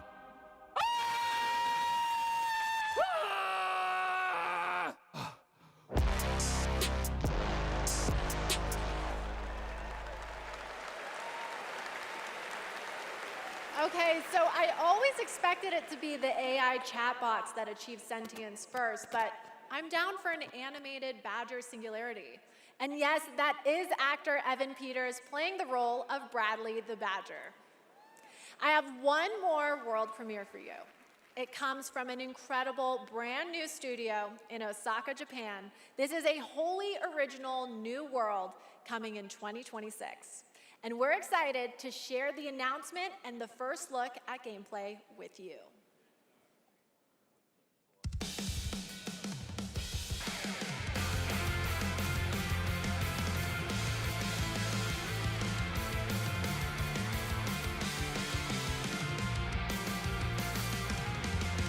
In love, first sight to a lone despair. Fiercely blaze my heart, even these frozen air. Dark and cold, the place that's on your face, I fell in love. Don't even know I got your name, girl. I don't mind, even care what you delusions. Shattered dreams, now it seems no salvation, boy.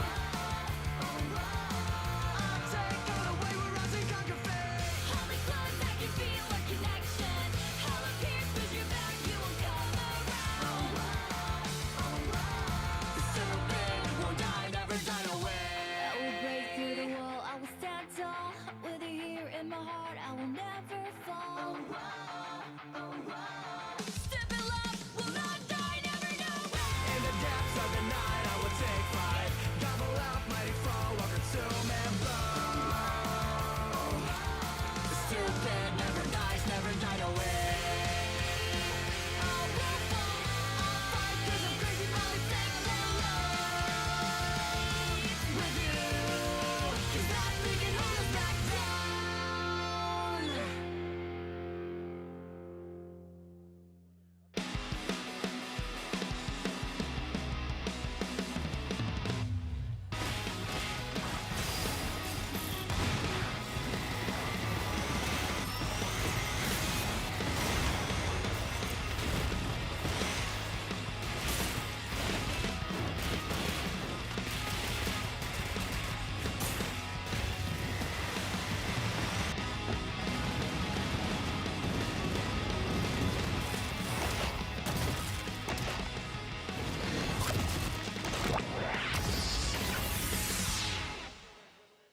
I don't eat humans.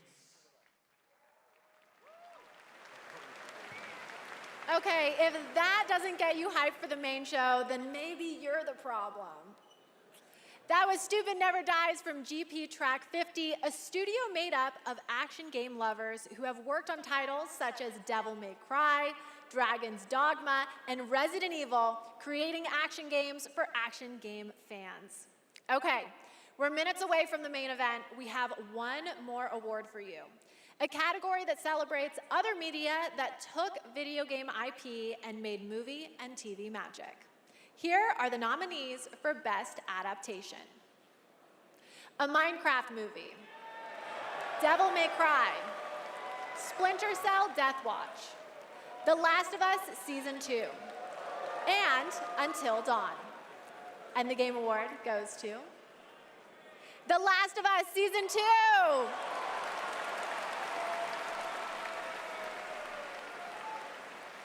Thank you very much.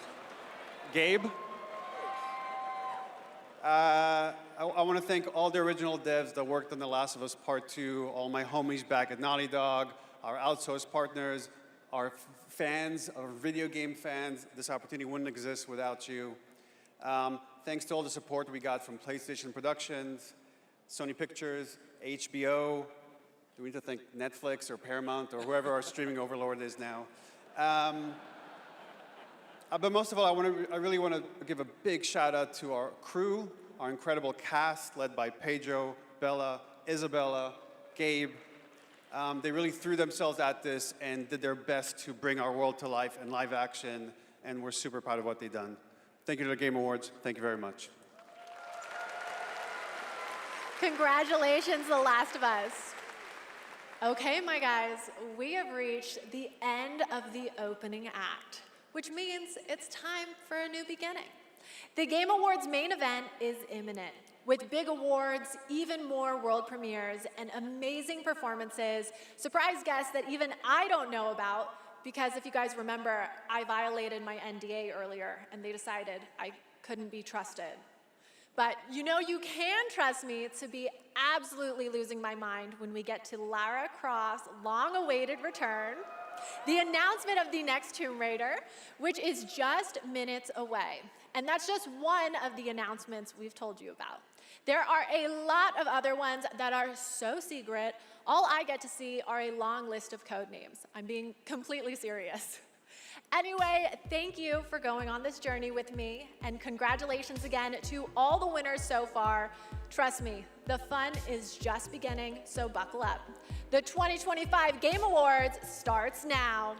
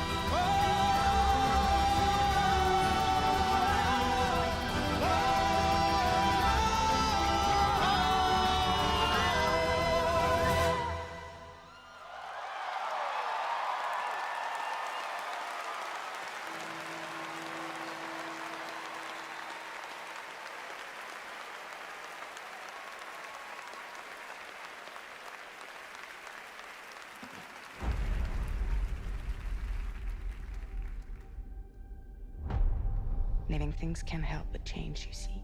They can't stay the same forever. That's what living is. To change and to embrace change. For so long I have waited, Sometimes we paint the bars of our own prison.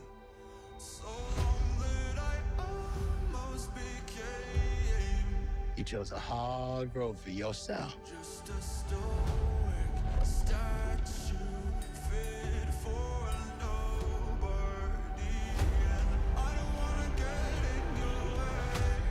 Seven people changed the world.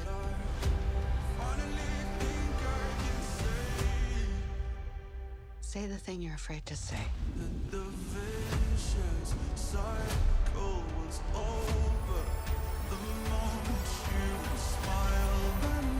We can work with this. The new beginnings.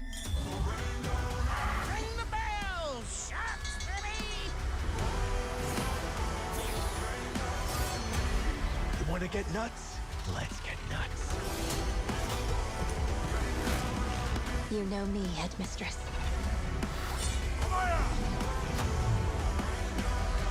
I know enough to get me into trouble.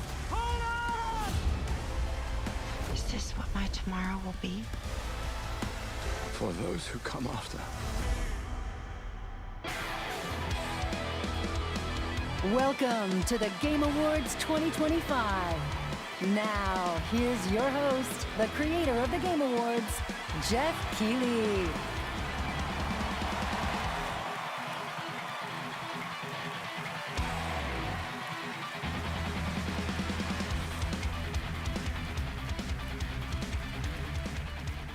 Good evening, everyone. Welcome to the Game Awards, a night to celebrate the best and discover what's next in video games. Tonight, we are connected through our love of games. Thousands of us here at Peacock Theater and millions more watching around the world in places like China, India, Brazil, in the middle of the night in Europe. I know it's late. I see you guys. Thank you for showing up for this show. And first of all, thank you to Elise Duport-Percier, Lorian Testard, and the music of Claire Obscure. Expedition 33 kicked off the show. An amazing performance.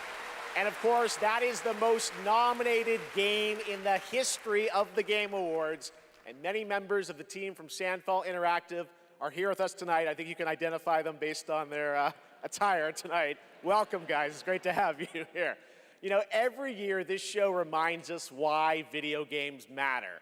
They are worlds we share, stories we live, communities we build, and experiences that challenge, inspire, and connect us like nothing else, especially when life gets hard. I don't usually open up about personal things on stage, but 2025 tested me in ways I didn't expect. In January, my home burned down to nothing but ashes here in the Los Angeles fires. And just a few months ago, I lost my dad, who quietly sat in this audience every single year, proud, supportive, always cheering us on. My mom's here tonight, and we've left an empty seat beside her in his honor. Miss you, Dad. But in the middle of all that loss and rebuilding, this show and all of you became a source of strength for me. I think about this night, this moment, and this community, and it gave me something to look forward to. It reminded me how important it is to celebrate games. Games have this incredible ability to hold us when we're hurting, to lift us up when we feel small, to give us somewhere to go when the real world feels unsteady. I know I'm not alone in knowing that. All of you watching tonight, you've felt that power too, and that's why we're all connected in this moment. We're here to celebrate the artists, technicians, and storytellers who help this medium soar to new heights.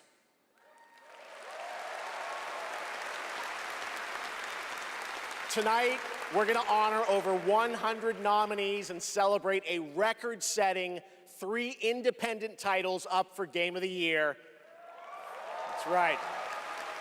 And we are going to have some fun, of course, too, with a whole slate of brand new game announcements that will hopefully get you excited about the limitless future ahead. So let's get going.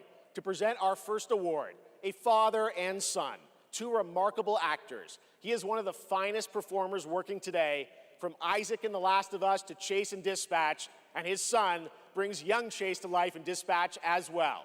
Please welcome to the Game Awards, Jeffrey and Elijah Wright.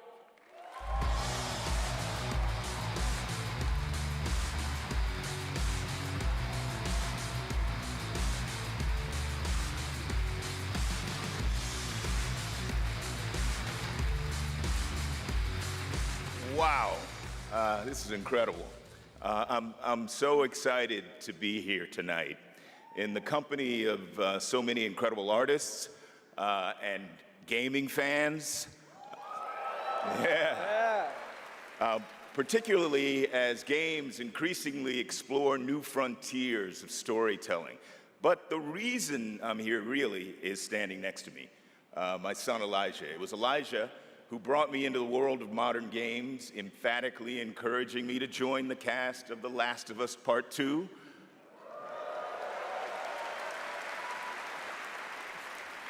And now he's joined me in voicing Chase and Trackstar in Dispatch.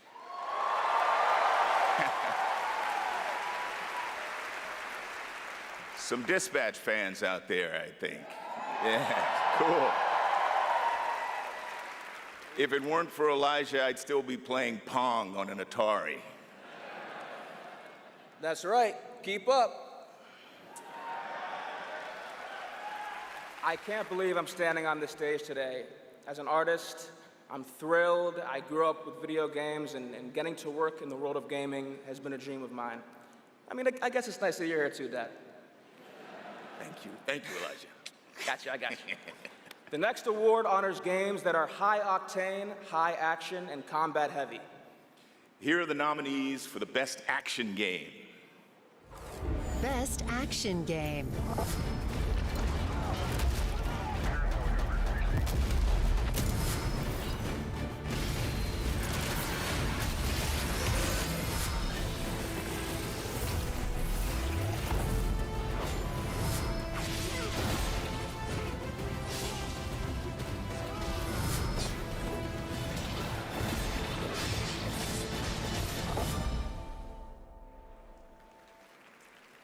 And the winner is... Hades 2.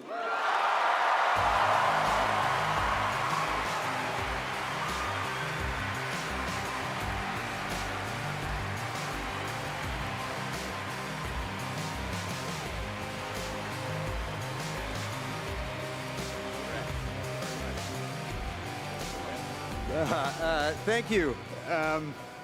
The 7 of us who worked on our first action game, Bastion, all still work together at Supergiant Games. We've been joined by so many people who helped make Hades 2 and the original Hades what it is. On behalf of the entire group of us who worked on the game, we just want to express our gratitude to the other teams who make such incredible work in this industry and inspire us. And we want to say thank you to our players who literally helped make this game what it is through its early access. Thank you so much. Thank you.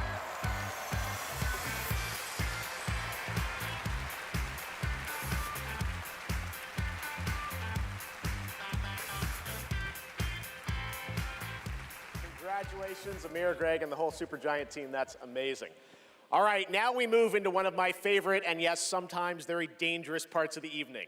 The moment where we look ahead at what's coming next from some of the world's most talented game creators. All year long, there's speculation online about what may or may not appear on that screen tonight.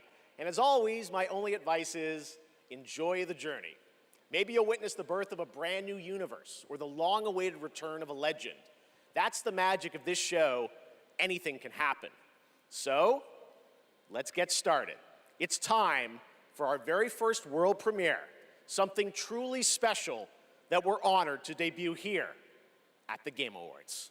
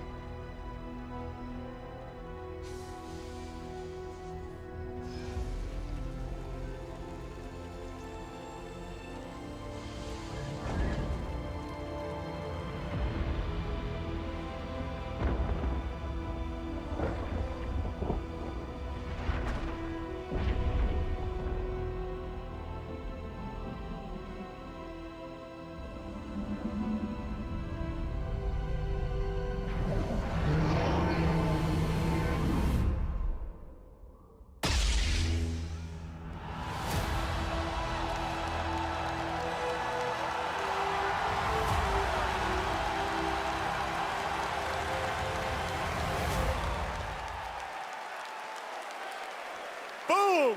Star Wars Fate of the Old Republic is a brand new single-player action role-playing game set in the Old Republic era, of course, and directed by Casey Hudson, who's joining us here tonight. Casey was, of course, the director on Star Wars Knights of the Old Republic and the Mass Effect series. And we are so excited that Casey and Star Wars are back together again.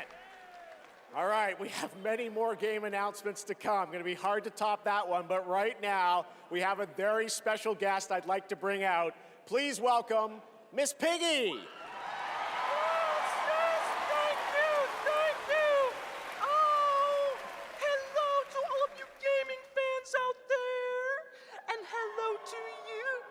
Little Jeffy Poo. Piggy, it is so great to have you here at the Game Awards, and thank you for accepting our invitation. I really appreciate it. You know I would never turn down an invitation from you. Not after Bora Bora. Which, by the way, was certainly not a bore, a Bora. Piggy, come on. This is a public event. Oh, someone's being shy. Miss Piggy, I said in the open, my mom is right there. I mean, more importantly, let's move on to what you're going to do something later. You got a really special moment later in the show. You're going to be doing something, right? Yes, that's right. Especially poor Vu. And Vu, Jeffy Poo. Okay, well, I can't wait, Miss Piggy. We'll see you later. I am so excited. Yes, gotta run. Want to make sure this performance is just perfect. Kissy, kissy, everybody! Miss Piggy, everybody! We'll see her a little bit later, and you guys are gonna love it. All right, we have so much Game Awards ahead. The surprises do keep coming, I promise you. More awards, and later, Evanescence rocks the stage. Here for survival training? Of course you are. Pathetic! Now, we've compiled some valuable training materials, so you can stand a chance against the hungry undead. We can just run around those, right? Silence, both of you. Out there, you'll need more than your foolish instincts to escape the monster's claws. Or to pick a fight with a martial arts master. Well, I do love a good fight. But do you like winning them? Dude. You'll face samurai and demons and viruses. I'd like to talk more about the samurai and demons. Oh, well, this is survival training, not survival tucking. And lucky for all you helpless half-wits, we've cut the price on some top-notch materials. So study up, fools. Let's jump! This isn't Conquest. It's Red Sec. It's a lot of fun. Yeah, and it's free. Free Red Sex? Do you think anyone here said sex? He said sex, you said free. Redacted Sector. Really? Yeah. Is that the name? It is. We gotta jump! Am I supposed to have a big gun? No, you're gonna find big guns down there, and we might even get a tank, noob. Oh, a tank? We're not getting a tank if we don't jump! Oh, we need to jump. Yes! Go, go, go! Yeah, Red Sex! It's Red Sec!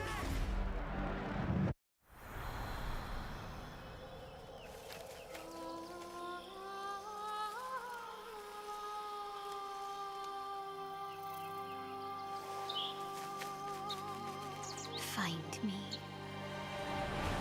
Phone.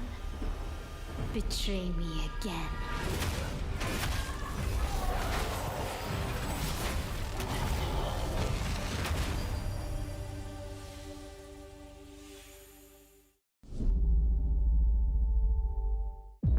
I've got bad news for you. Yeah, of course you do. Zombies are real. And I need new pants. Famous last words in a zombie apocalypse. They can't hurt us if they can't catch us. We gotta get out of here right now! Let's go, Commando!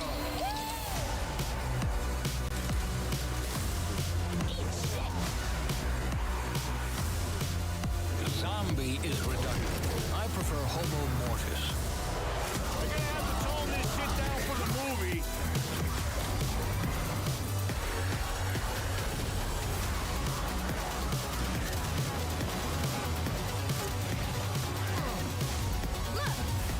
Slice shit! It's a zombie apocalypse!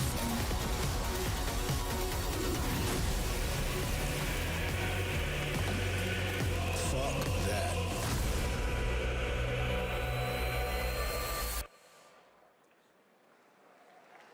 All right, now it's time to put an end to gaming's most controversial mystery.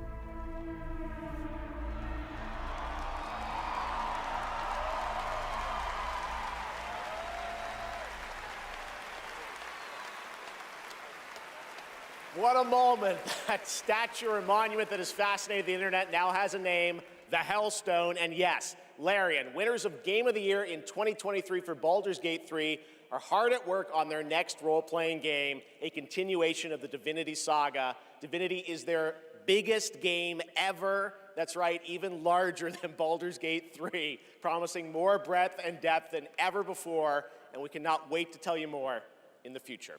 To present our next award, please welcome two previous winners of Best Performance here at the Game Awards, Maggie Robertson and Neil Newbon.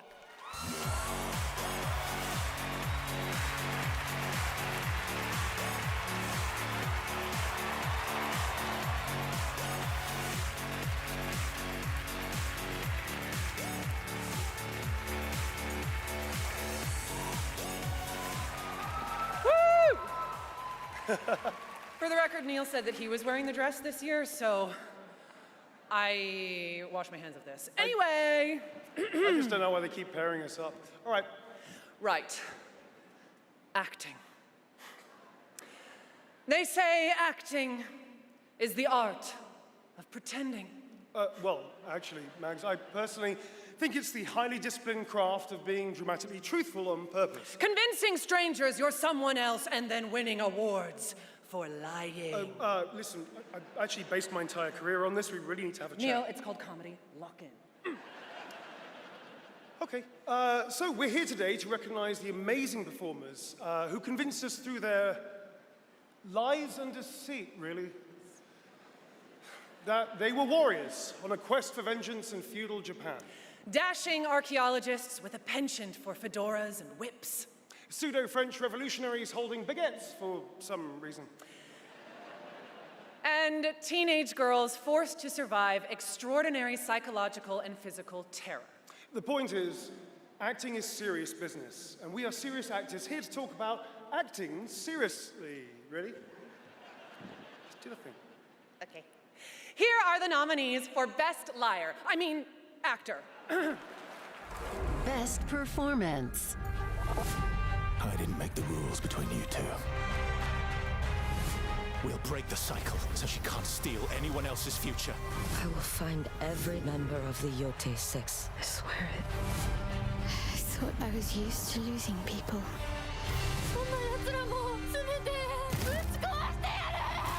These relics hold a force that could change the course of history.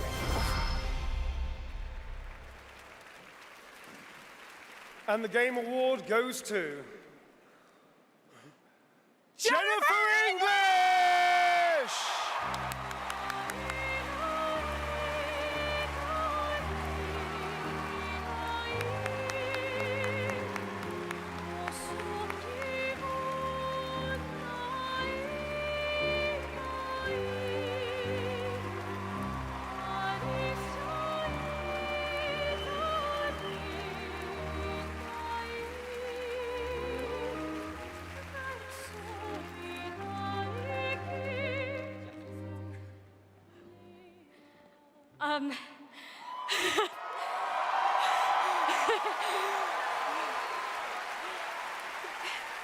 Thank you to everyone who voted. Wow, this is loud. This is not just my award.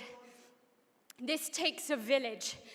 And oh my God, I love my passionate, beautiful-souled, artistic, clever, beret-wearing village. Every single one of you. Guillaume, Jen, special shout out to Charlotte and Adeline, and of course, my wonderful Ben, who has been my ride or die throughout all of this, my big brother. Thank you. Thank you to my beautiful girlfriend. And I just want to say to every neurodivergent person watching this in this room, because I know there's probably quite a lot of you, and at home, to all of you that feel like life is stuck on hard mode, this one is for you, and thank you so much to the games community and industry for giving us, so many of us, a home. For those who come after, thank you.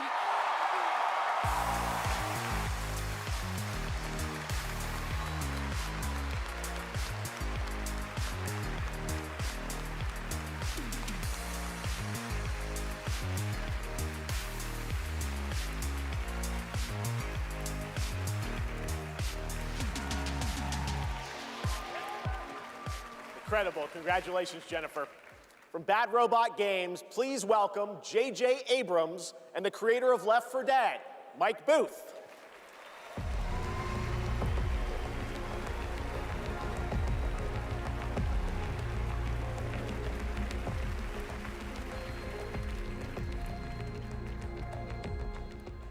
We've been so lucky at Bad Robot to get to work with some incredible artists to tell stories on stage, TV, and film. And it's been an absolute thrill and honor to have spent the last few years working with the brilliant Mike Booth on an original universe that brings our passion for great storytelling to the PlayStation and PC. Thank you, JJ. At our Bad Robot Game studio, working with our friends at PlayStation, we've been creating a new kind of co-op game that builds upon what I learned making Left 4 Dead. The result is something entirely different, an unpredictable, challenging combat sandbox where you succeed through cooperation and improvisation. And now I am excited to share a glimpse into what we've been working on. In fact, we're also inviting all of you to sign up for early playtesting and check it out for yourselves. But first, welcome to 4 Loop. Welcome back, team. Now, I need you to brace yourselves. Earth was invaded. Lost in less than a minute. All of this was our fault. We're the only ones left who can fix it. And you must use our machine, the same machine that broke the world, to unbreak it. Now, I know what you're thinking. This bloke's gone insane. This plan sounds impossible, and we're probably going to die. But that's where you're wrong. You're definitely going to die. Reprinting. It's all part of my new plan. Every time you fail, I will use our machine to bring you back. Reprinting. Reprinting. If you can relentlessly experiment. Reprinting. Reprinting. Reprinting. Reprinting. Test strategies. Learn from your failures.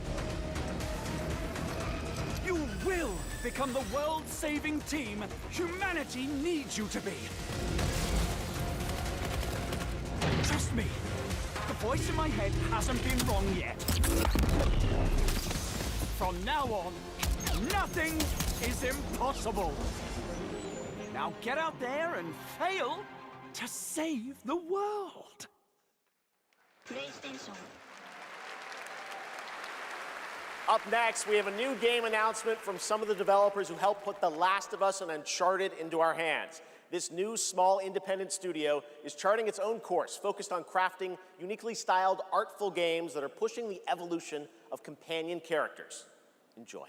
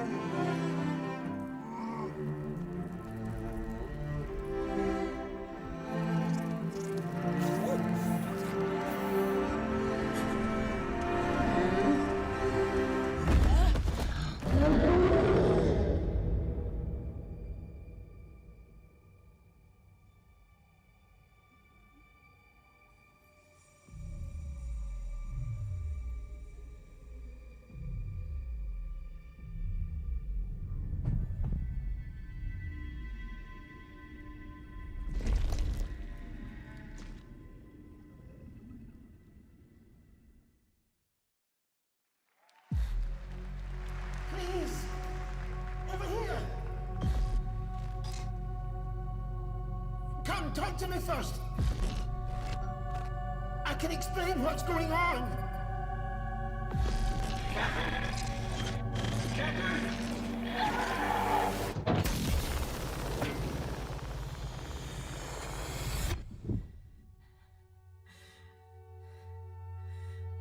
What is existence, really?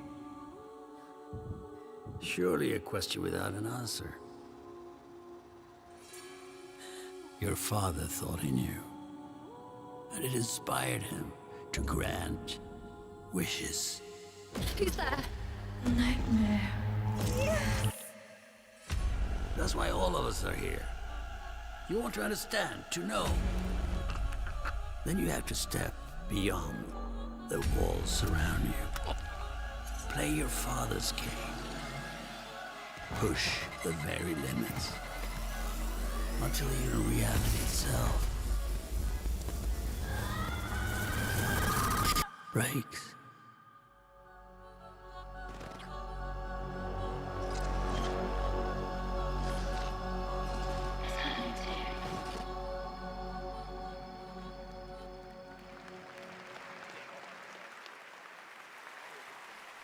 That was Ontos from Fractional Games, a sci-fi mystery and spiritual successor to Soma, set on a repurposed hotel on the moon.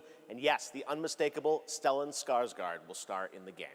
All right, there's more Game Awards ahead, but right now, it's time to reveal a new forceful Void Hunter in Hoyoverse's hit urban fantasy ARPG, Zenless Zone Zero. Meet Ye Shuangguan, the first ever dual-form agent.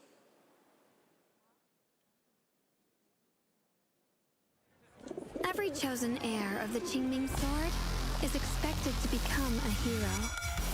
Tread carefully. One step further and you may shed your mortal sins. But the gate to the final domain does not open without refinement. The strongest bond between people is always value, isn't it? I give you what you want, and you give me what I want.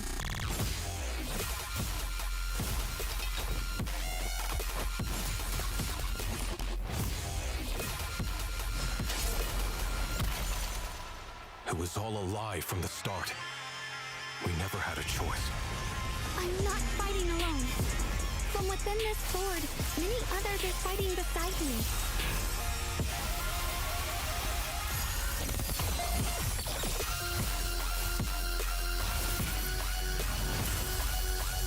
The more noble the excuse, the uglier the truth behind it. One instant, 1,000 visions!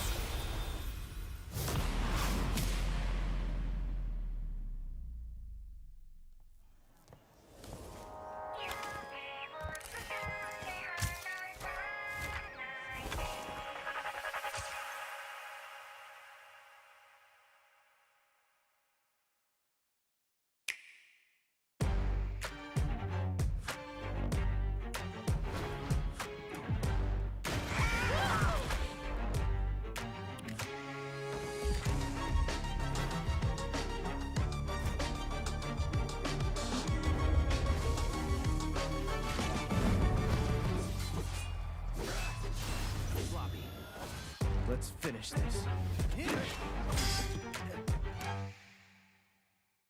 Welcome to 2XKO. Let's go!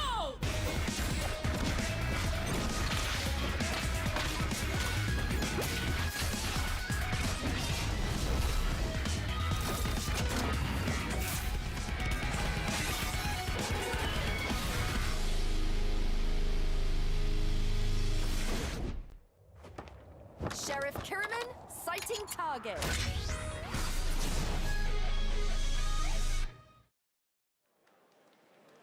For a limited time only, Prime members can go to Amazon.com/thegameawards to save up to 25% on select nominees, including Split Fiction, Sonic Racing Cross Worlds, and Final Fantasy Tactics.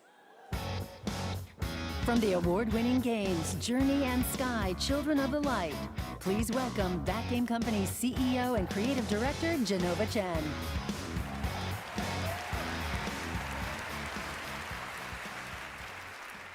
At That Game Company, our mission has always been about creating the experiences that will inspire human connection. And tonight's Game for Impact nominees embody that spirit. Through stories of nostalgic childhood memories, diverse culture and identity, and grief and healings, these games remind us how interactive art brings us closer together. Here are the nominees. Games for Impact.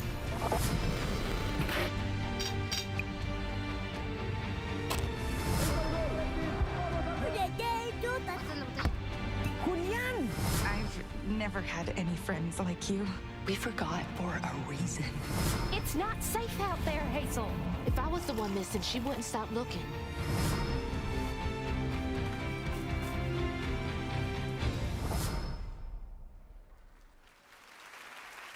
And the game goes for Cells of Midnight.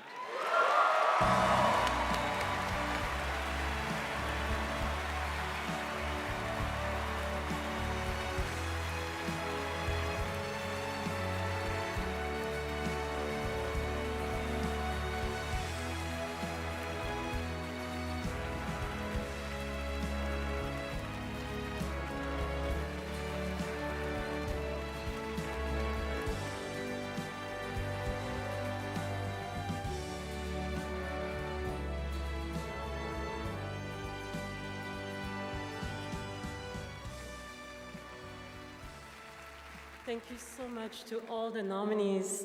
I would like to share this award with all of you, and of course to our incredible team back home, and every single player who's been part of this journey with us.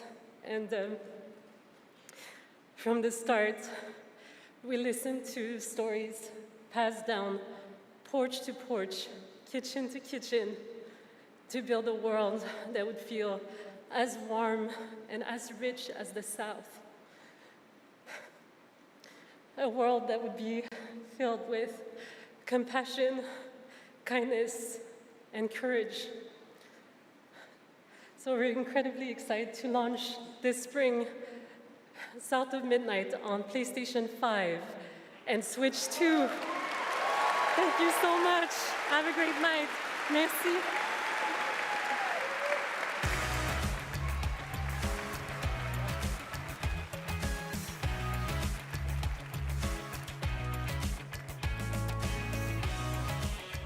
Tonight, one of the most iconic survival horror franchises returns to the Game Awards stage.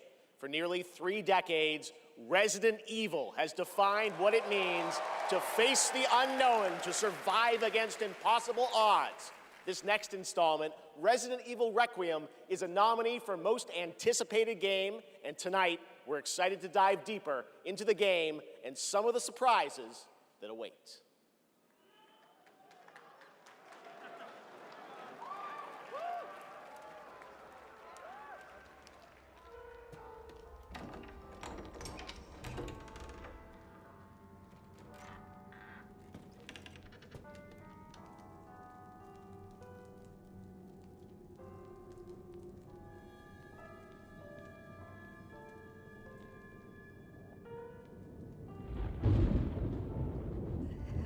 Hello? It hasn't been easy. But after much effort, here we finally are. Who are you? I know now that you're the one that I've been searching for. The special one. The chosen one. Miss Ashcroft.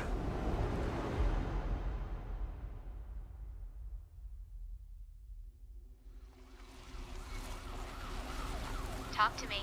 Is this one like the others? And it's not post-mortem lividity.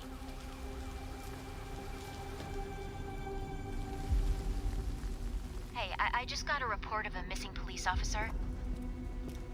It might be unrelated, but he disappeared near where the 5th body was found.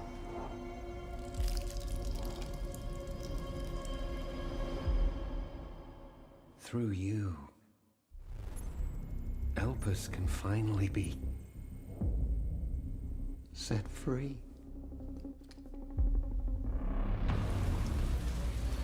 settled on a person of interest.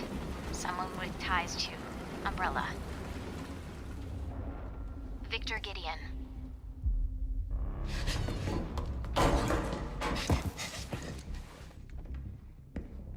Grace! Grace! Victor purchased a building after Umbrella went under. I'll send you the address.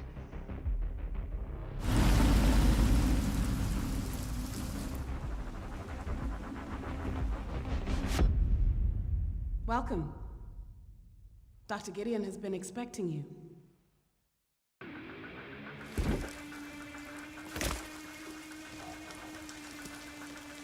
You there, Leon? Yeah.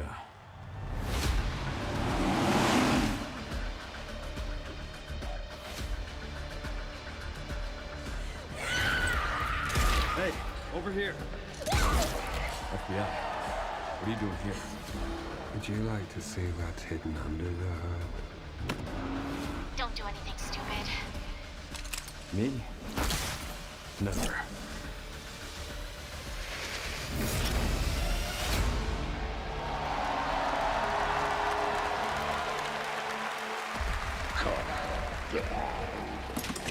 Think I want a second opinion.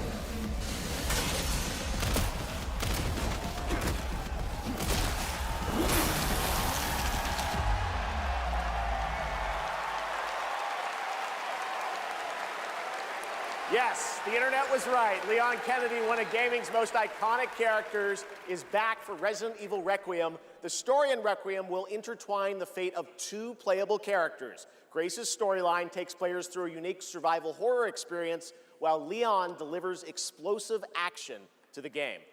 It's going to be exciting. It's coming out in February. All right. This year has been an incredible one for independent games, as we've been talking about all night. Bold, original titles created outside the traditional big publisher system. So we felt it was important to spotlight those visionary projects tonight, right alongside the big franchises. This next game is a good example. It comes from a legendary name in the independent scene, someone I first met back in 2007, and it's a project that has been 10 years in the making. Let us begin. Template 4 Combiner. North. A world of heroes. Can you charm that goblin? It's too far. I'll swap him out. East. The Mirror Isles. Will the mirrors repair my soul? Will I pass the test? West. Endless caverns, beams of light. Nobody else could get this old mine suit working, so all the rewards go to me. Skipping stones to lonely homes. I'm close to the treasure. Just a few more minutes. If you don't get back before that storm hits, we're both dead. Fuse and grow. We will it so. Who are you, and what are these? Beams. They're very useful. Watch this. Can you push a stone back across the water? That's water?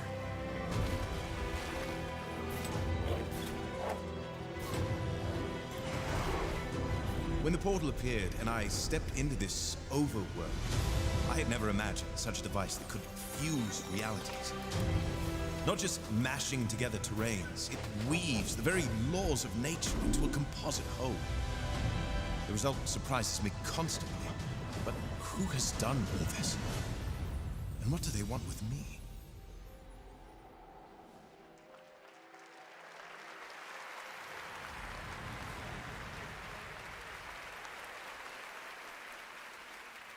Order of the Sinking Star is an amazing puzzle adventure with over 1,400 puzzles and a big story wrapped all around it.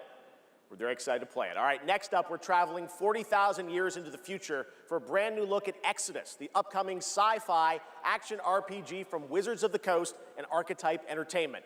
For decades, Wizards has built worlds where players define their own legacies. Exodus carries that tradition into the stars. It's time to step forward.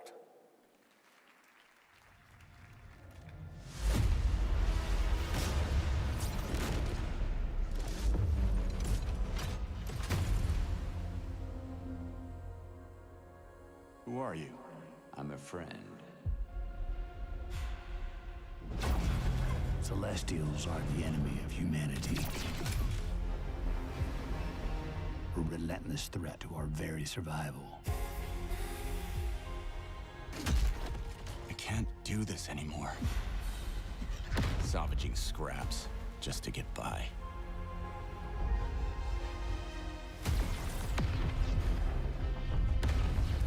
Jin, child of Orion, fulfill the purpose for which you were crafted, and seize your destiny.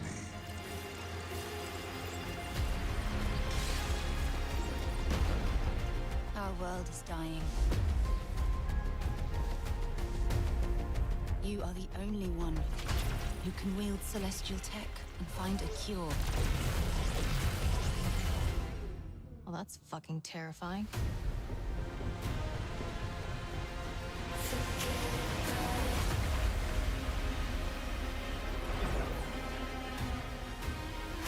But with the right ship and the right crew, you could save all of us. I was on an alien world. Felt like I was finally doing what I was made for. Thank you, June. We are the defenders of Leiden's future. And we will fight to protect it. The fight for survival has consequences. How far are you willing to venture?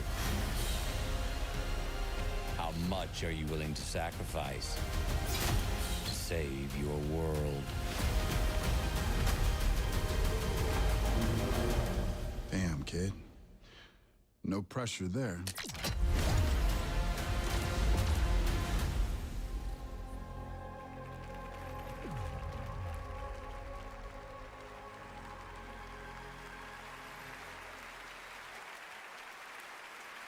Exodus is coming in early 2027, and I'm very excited to play it. But that's not all from Wizards of the Coast tonight. Now to share something brand new, please welcome Trisha Helfer.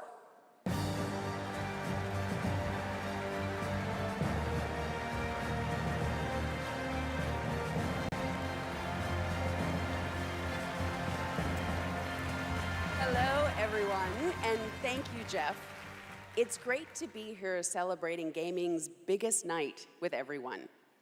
I've been working with the team at Invoke Studios, a new Wizards of the Coast studio, where I play the main character that's unlike anything I've done before.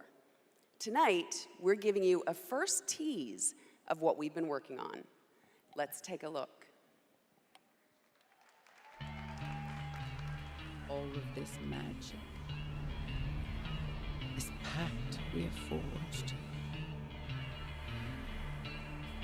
What is the cost?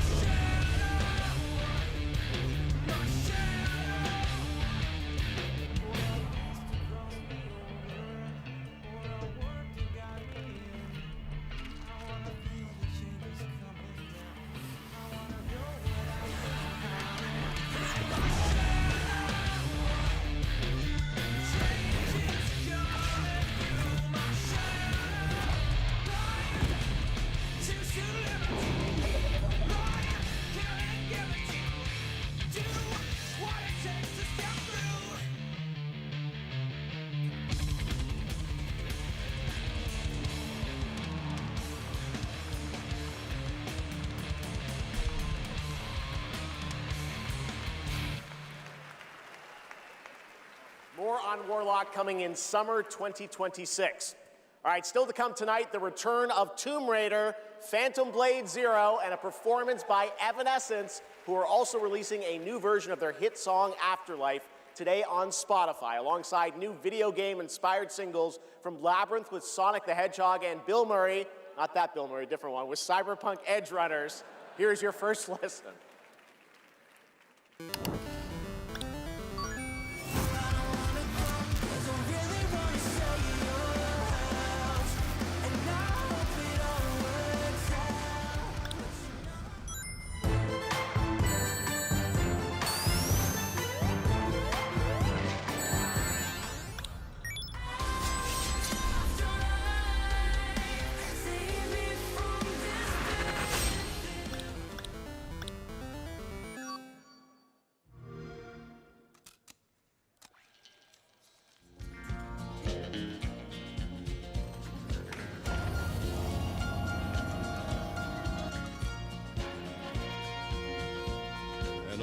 cowboy went riding out one dark and windy day. Up on a ridge he rested as he went along his way. When all at once a mighty herd of red-eyed cows he saw plowing through the ragged skies and up a cloudy draw. Their brands were still on fire and their hooves were made of steel. Their horns were black and shiny and their hot breath he could feel. A bolt of fear went through him as they thundered through the sky, for he saw the riders coming hard and he heard their mournful cry. Yippee-i-oh,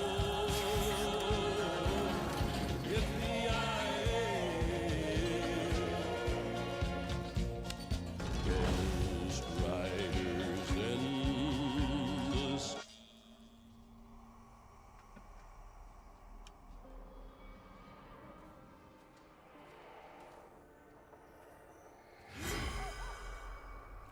Hi, Susan.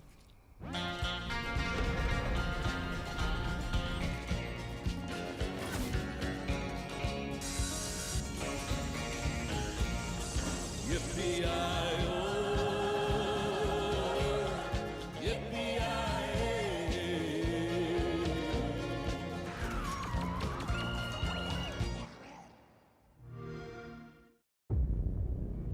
He's here. It's him. It's Gabrielle.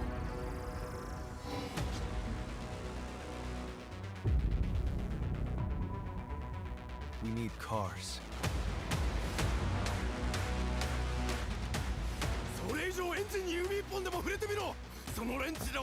Behold, the Echo. We have touched your anger, tasted your fury. It has sharpened you. Oh, it is your greatest weapon. リツコも言いたいことある？リツコ？ A Screamer tournament is about to be announced, held by a Mr. A. Consider this your personal invitation. Burn alive, you piece of shit!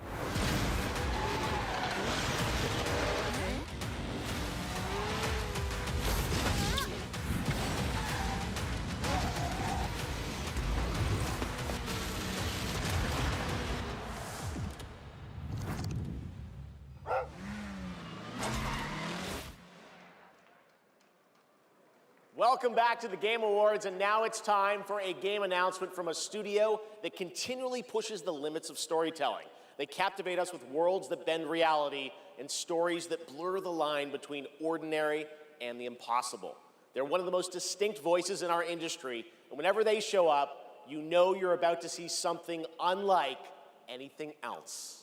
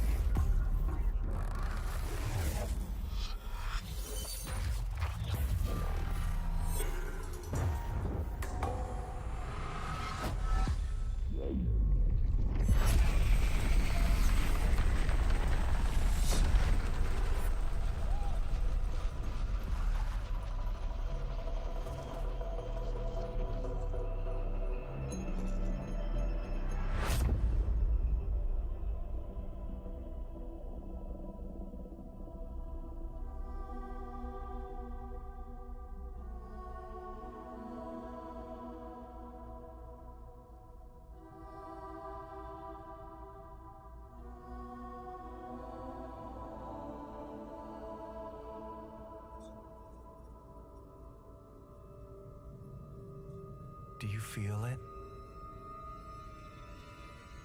Something is coming.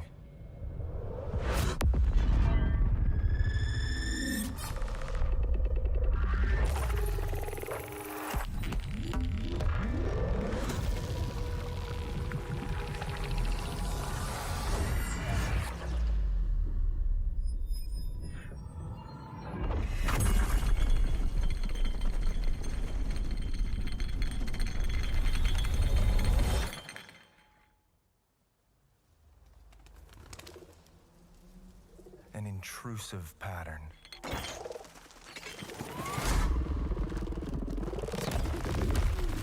Of staggering power.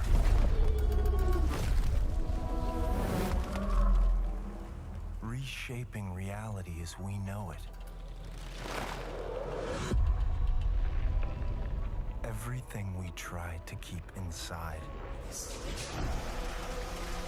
eventually worms its way out.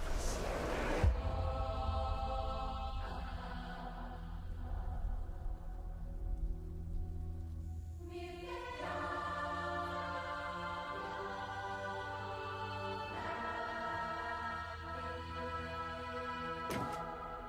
must have had good reasons.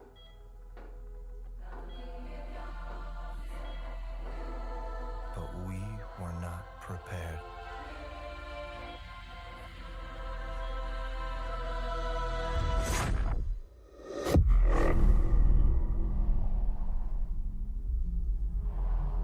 For what would follow.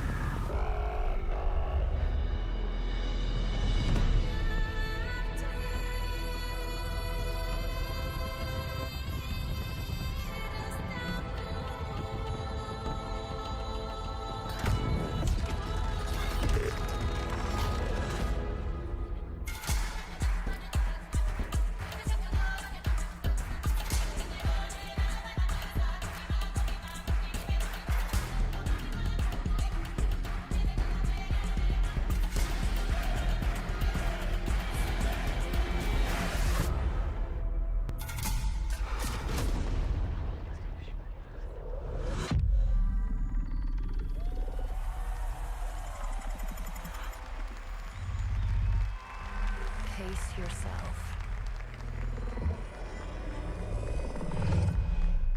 It's gonna get weirder.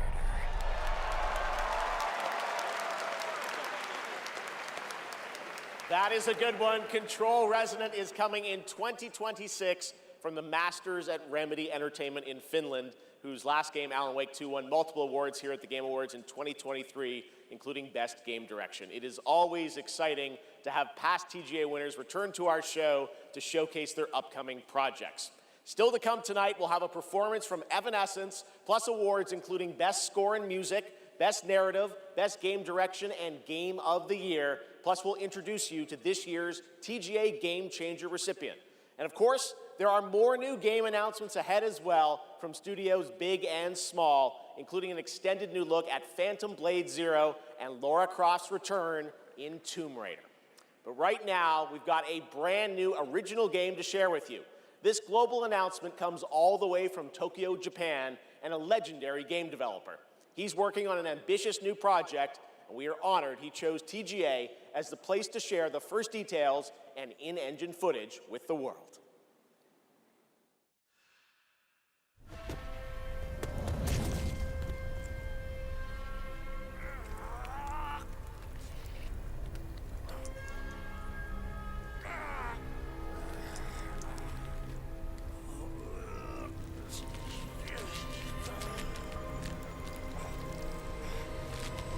Motherfucker!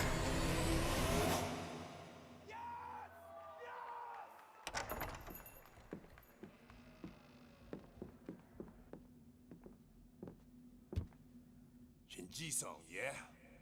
Time to settle up.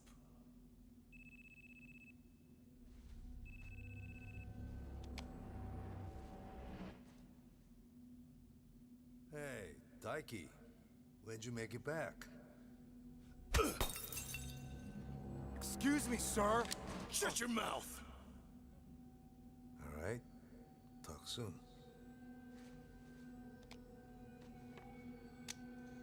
On your feet, now.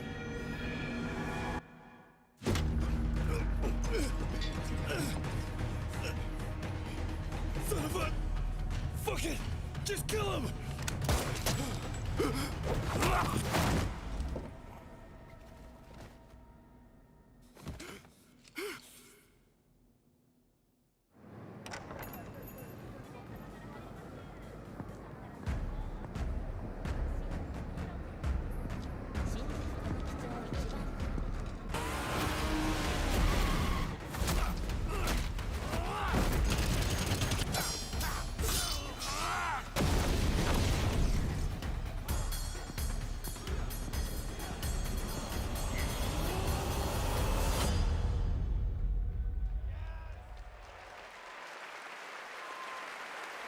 Gang of Dragon is deep into development. Nagoshi-san, thank you for that announcement. All right, next up is something very cool and very unexpected. Get your quarters ready because one of the most iconic game series of all time is coming to the big screen. We're taking it back to the 90s when the ultimate rivalries were settled in the arcade. Right now, we have a special sneak peek of Street Fighter. Let's take a look.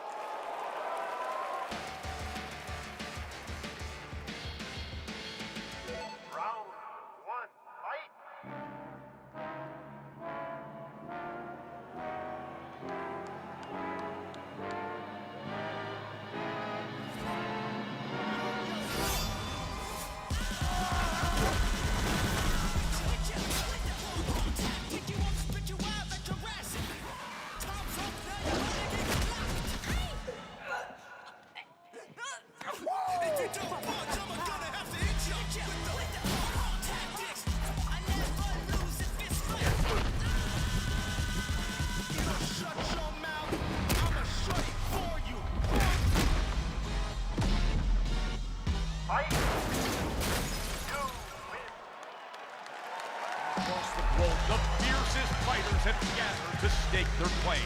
Now, it's time to meet some of the warriors stepping into the ring. Please welcome to the arena, Noah Centineo as Ken. Fight. Andrew Koji as Ryu. Hadouken! Kalina Liang as Chun-Li. Joe Roman Reigns Hawaii as Akuma. Perfect. David Desmalchin as M. Bison. Cody Rhodes as Guile. Right. Andrew Scholes as Dan Hibicki. Bid-Yu Jamwal as Dalcine. You win. Orville Peck as Vega. Olivier Richters as Zangief. Reyna Volandingham as Yuli. Fight. Mel Jarnson as Cammy. And Jason Momoa as Blanca. Ladies and gentlemen, the cast of Street Fighter.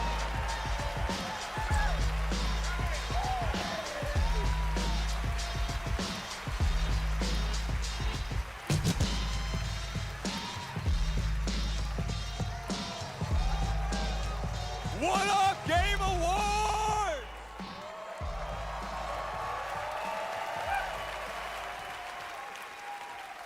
Now, I know our movie comes out like a year from now, but there was no way we were showing up without a sneak peek. We just wrapped a few weeks ago, and fortunately for me, I had the distinct pleasure of kicking half of these guys in the face. Legally, on camera. I kind of miss that, guys. We miss it too. As a lifelong Street Fighter fan, like legitimately obsessed, it's the only time in my career where I threatened to kill Kale if he didn't hire me to play Blanca. True story, words matter. Fucking believe it. Tell him, Ryu. It's Ryu! It's Ryu! Not Ryu, Ryu! Ryu. Okay, we're also here tonight to present the award for Best Ongoing Game.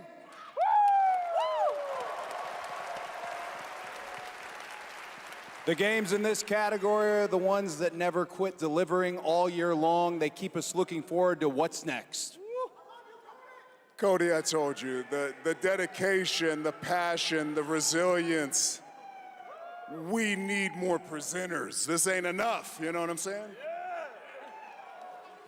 David, guys, it's so important that we appreciate you all here for being great patrons of Street Fighter, okay? If you played the game, make some noise in your life. Come on! This movie is not possible without you guys. We are so grateful, and we're not the only game that appreciates your patronage. There's another game out there.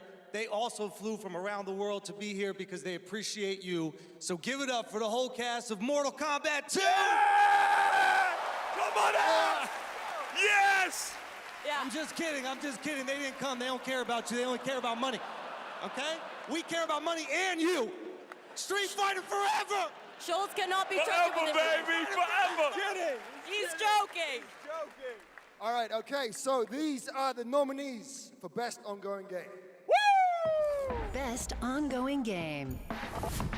I'll protect my people's happiness to the last.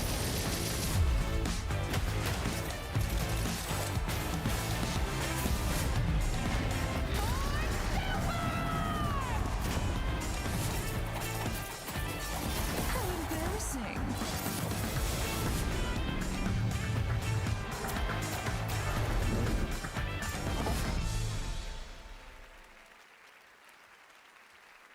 Bum, bum, bum. Oh, the mic's not coming out of the floor. I thought it was coming out of the floor.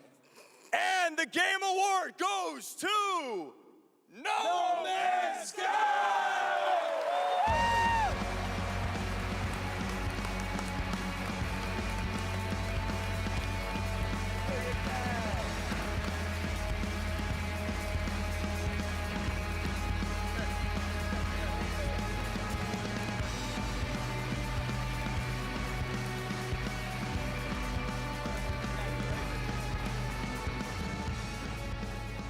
Hey, well, this is wild. I guess, so thank you. I would say a massive thank you on behalf of the whole team at Hello Games who have poured so much into No Man's Sky. I also want to especially say a thank you from Sean, who for family reasons wasn't able to be here tonight. But I know he's probably watching this in whatever time zone it is where he is. I'm slightly jet-lagged myself. And he'd be very sorry he isn't here. And I'm also slightly sorry he's not here because this is way more nerve-wracking than he makes it look when he gets up. But, you know, just that our tiny, massive, impossible space game still means something to so many people, that we get to keep on making a game that we love. That is a real privilege. You know, that we are able to be here on a stage surrounded by so many incredible games. Like, that is really special, and, you know, the whole team is so grateful. It means the world to our team, so thank you so much.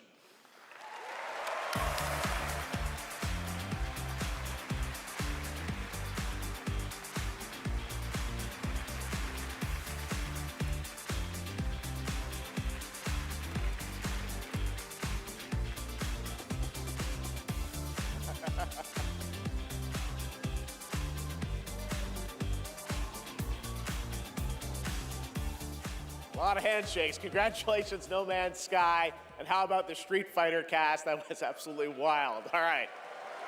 There's lots more Game Awards ahead, including a very special announcement. Oh. Wow, okay. Well, we'll pick it up, I guess. Hello? Hello? Oh, live from the Batcave, all the way from Gotham City, Batman, welcome to the show. How you doing, buddy? It's great to see you tonight. You having a good time? Commissioner Keighley, sorry I couldn't make it in person.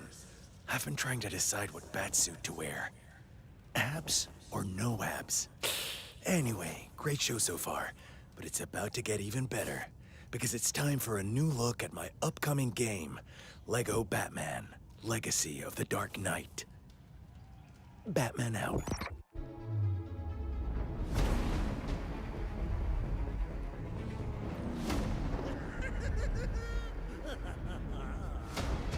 Make sure he stays secured at all times. You want to see a magic trick? The city has become a breeding ground for suffering and injustice.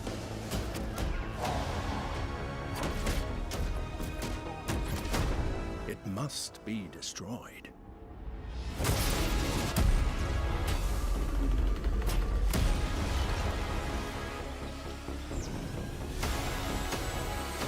Let's get to work. Who are you? we can help each other. This town deserves a better class of criminal. Good evening, Gotham. Join us in a celebration of absolute chaos!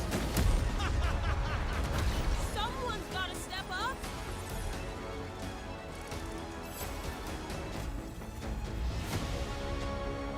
Let's get to the root of the problem. We don't do that. Sorry. Let's forecast. A freeze is coming. This is my favorite part.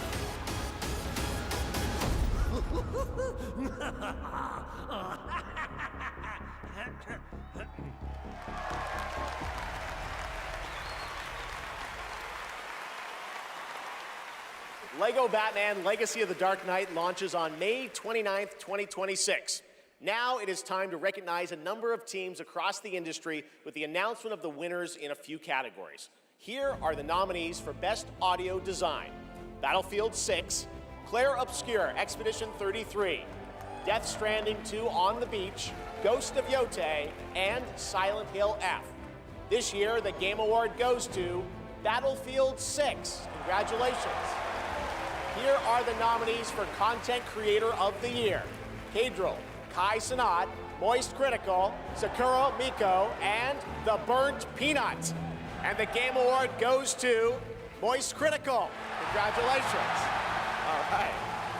Here are the nominees for Best Fighting Game: 2XKO, Capcom Fighting Collection 2, Fatal Fury City of the Wolves, Mortal Kombat Legacy Collection, and Virtua Fighter 5 Revo World Stage.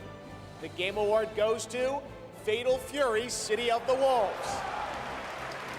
Now, the nominees for Most Anticipated Game: 007 First Light, Grand Theft Auto 6, Marvel's Wolverine, Resident Evil Requiem, and The Witcher 4. The Game Award goes to Grand Theft Auto 6. Stick around for more of the Game Awards. Some of tonight's biggest surprises are still ahead. And of course, later, the Game Awards Orchestra and Lauren Balfe pay tribute to our Game of the Year nominees. Ready for action. She-Hulk smash! Good old team. Now that's power. Come on, Wimp. We cannot be stopped. Feel true power.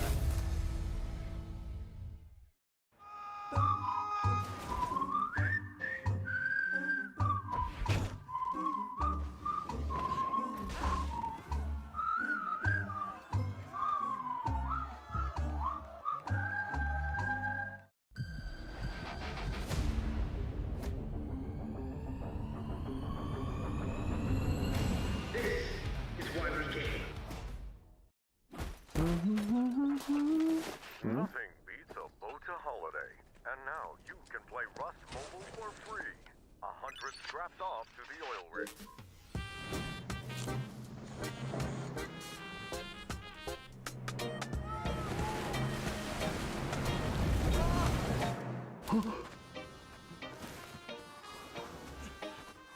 Take it! Don't look back!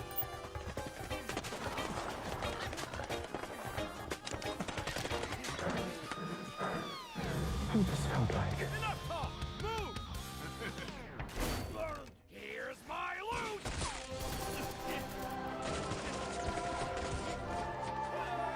Wait. Anyone got a power bank? Rust Mobile first global test begins now. Join the test. Unlock the TGA limited skin. I wonder what the real one feels like. Please welcome actress, writer, and gaming creator, Felicia Day.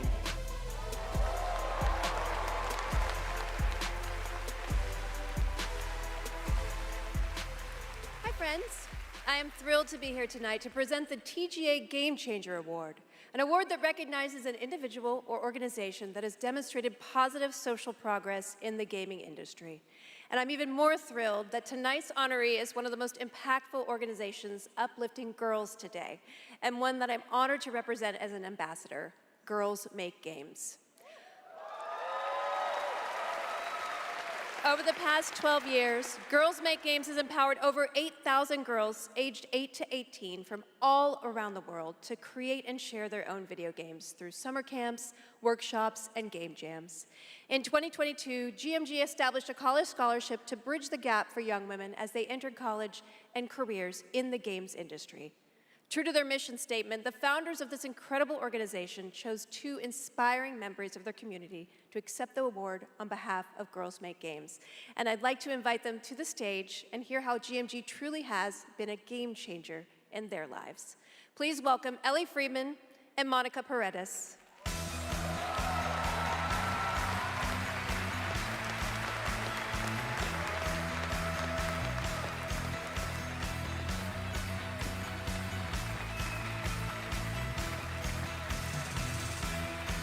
Hey, you guys.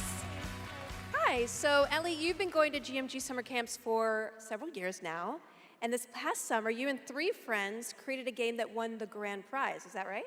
Yeah, our game is called Paper Trail, and the premise is you're a kid who's stuck in the hospital with a broken arm.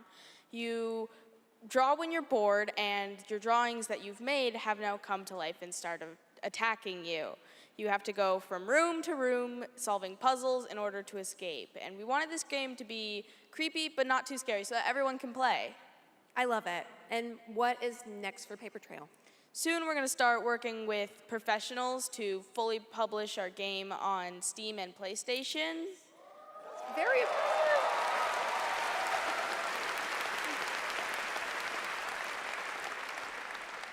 I'm personally super excited to see the prototype we made at camp turn into a full-fledged game. I mean, it sounds amazing. I can't wait to play it. I mean, hopefully with my daughter, because she's actually the brave, scary games girl, not me. I like to play cozy games and grow virtual turnips. Do you have turnips in your game? Okay, you can work on that. So Monica, your journey is a little bit different with GMG. You never went to the camp, but you actually were one of the first recipients of the college scholarship back in 2022, is that right? Yeah, so I grew up loving video games, love all that you do. And then my high school robotics teacher actually encouraged me to apply for the scholarship. He knew I was interested in game development. Then I got it. Now I'm attending USC, and I've been doing some game development. And now I've actually had some game development experience with our club there, Open Alpha at USC. Yeah. That's amazing. It sounds like it's really helped you, set you up for success. Is there any message that you'd like to give girls out there who might dream of making their own video games one day? Yeah, I think if you're someone out there with an interest in making a video game, explore it, give it a shot. You never know where that interest could take you, and there's a ton of amazing programs like Girls Make Games who want to see you succeed. Yeah, well, obviously, I really wish that there had been an organization like this when I was a kid, but I'm very excited that starting next year, my 8-year-old daughter can go to GMG and express her love of gaming. You guys are very inspirational. Thank you.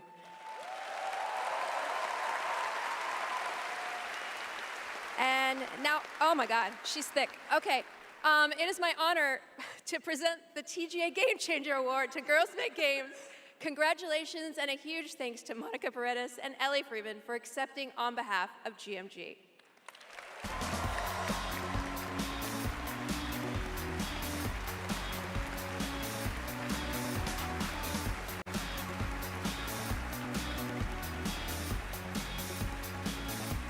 Thank you so much, Felicia, and congratulations to Girls Make Games. It's an incredible program. I've had the chance to visit their summer camps in the past, and it is truly inspiring to see the passion and the creativity that these young developers bring to the medium.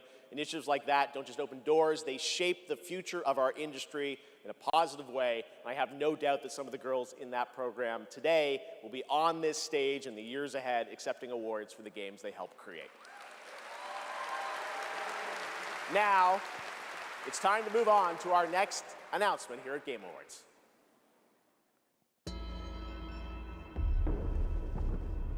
The entire world knows your legend. You survived the Dragon's Triangle. Crossed the threshold to Atlantis. I've heard a dozen tall tales that say you're unstoppable.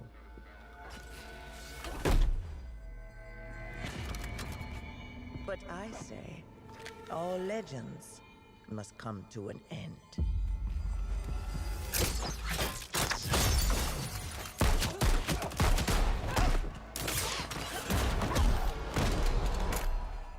That's where you're wrong. I'm just getting started.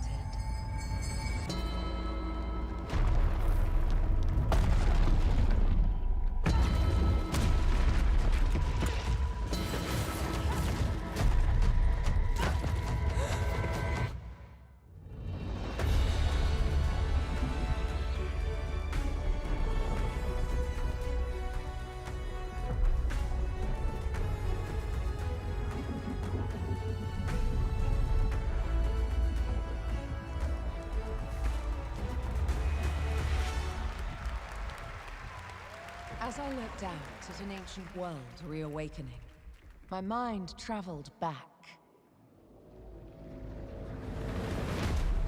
to where this story began. And everything changed.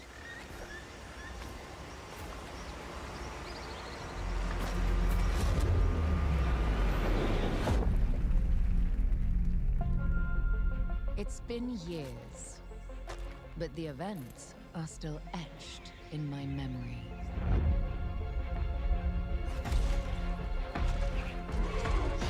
Lost worlds.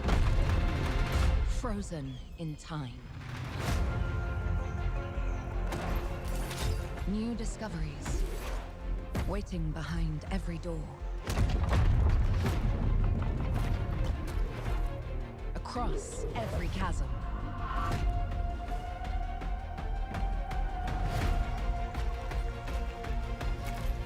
I didn't know then the path this adventure would send me on.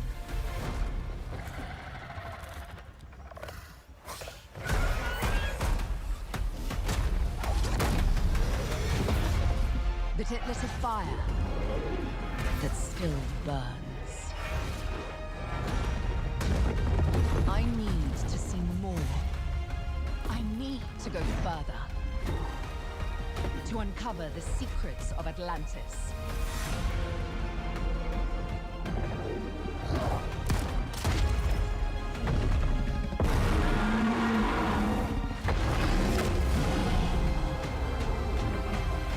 Some legends are destined to be retold.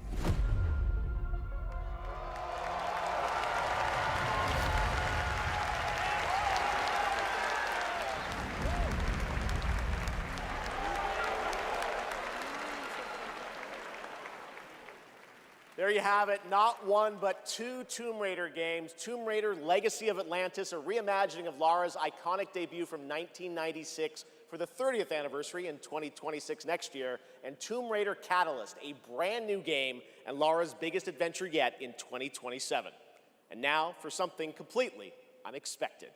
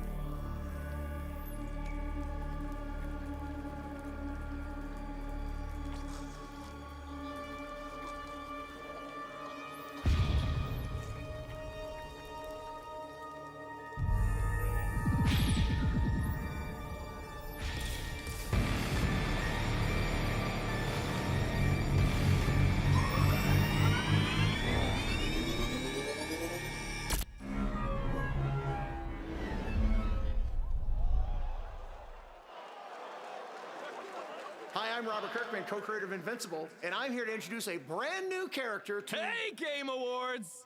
Sorry, Robbie K. I got this. I see you, Keighley. Love what you've done with the place. Rex, I was just here to introduce a world premiere. Yeah, look, I am the world premiere.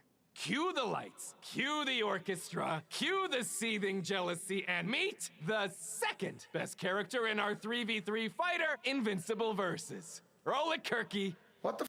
I said roll it, Kirkman. Roll it.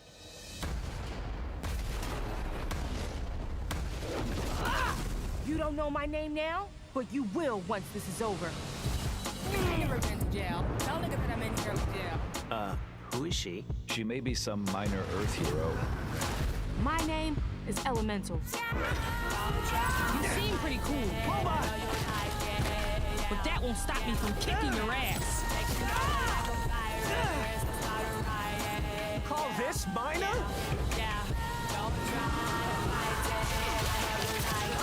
Here's a solution. Watch it all away. Let me show you what the elements can do.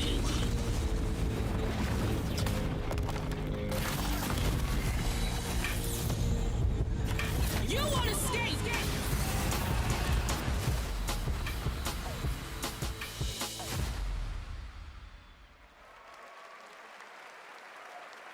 All right, next we're excited to share the global announcement of an upcoming game coming exclusively to Nintendo Switch 2.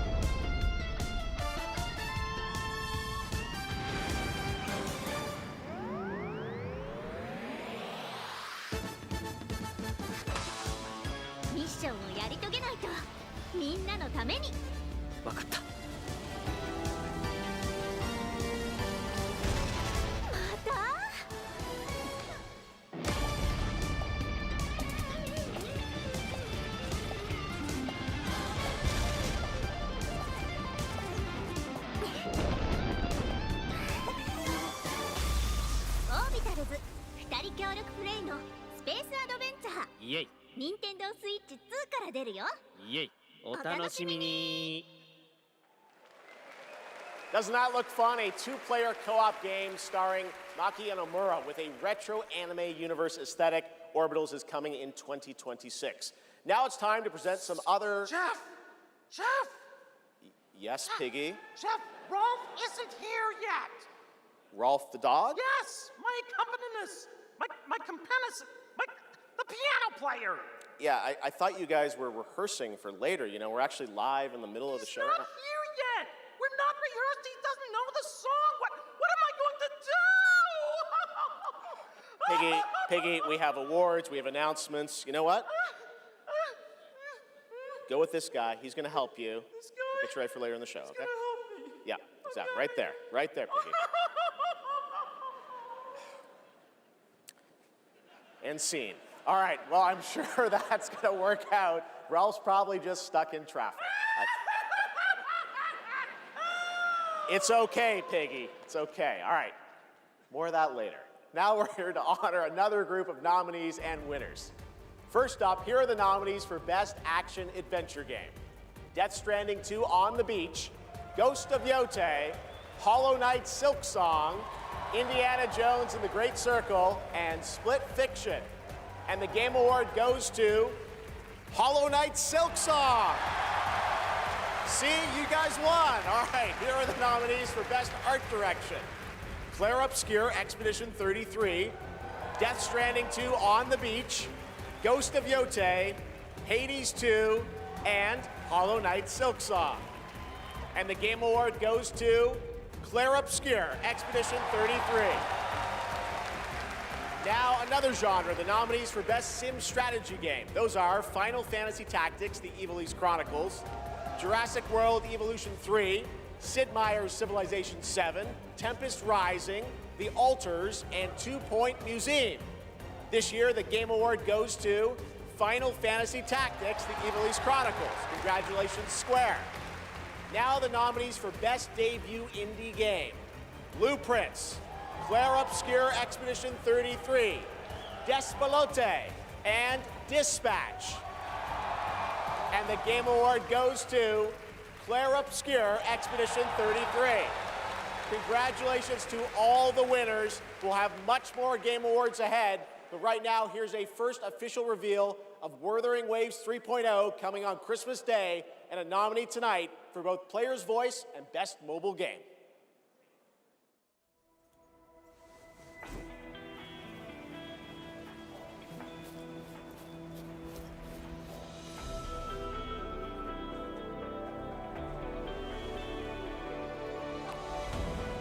All I did was add a turbocharger, tweak the suspension, and upgrade the brakes. Hardly a violation, wouldn't you say?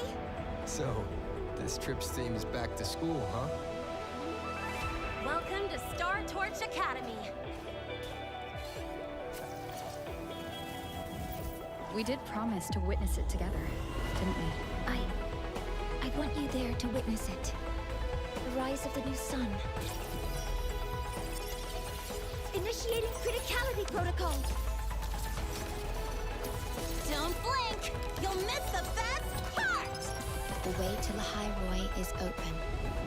It's time for you to return. Journey well.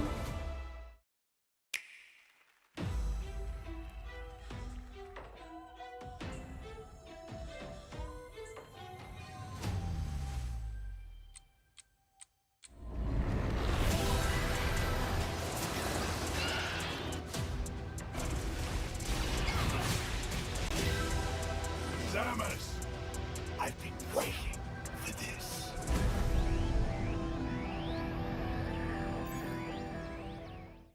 Three, two, one. 'Cause no one can do it like we do it, like we do it, like we do it. 'Cause no one can do it like we do it, like we do it, like we do it. 'Cause no one can do it like we do it, like we do it, like we do it.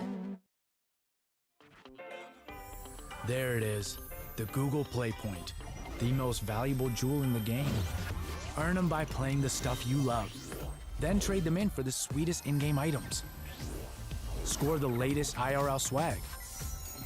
Or up your game with limited edition merch. Victory is yours, and so are rewards. With Google Play Points, go reward yourself. Go play.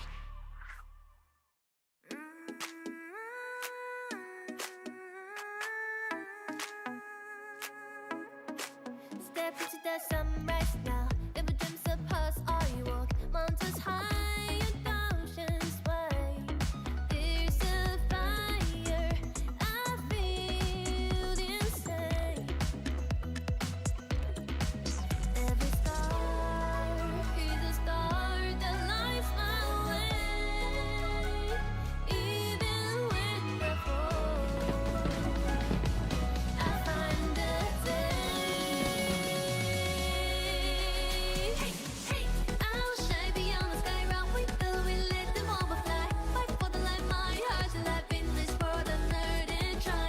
We strong side by side, chasing the dream that will never die. Loving courage in my eyes, together we shine beyond the sky.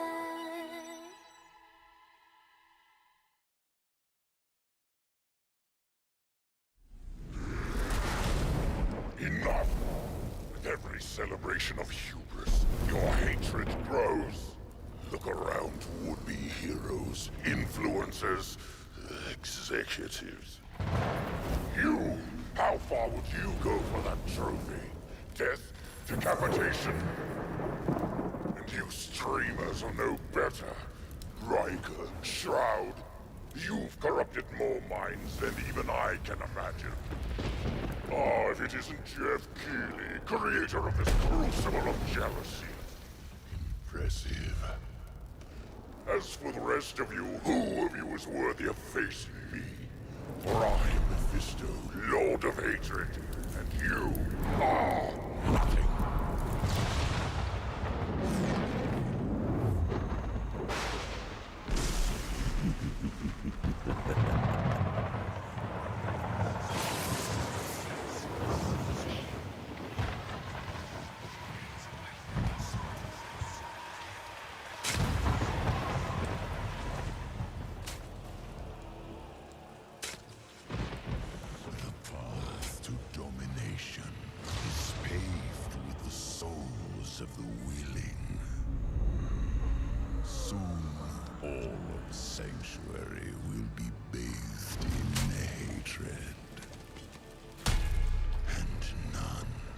shall escape the flood.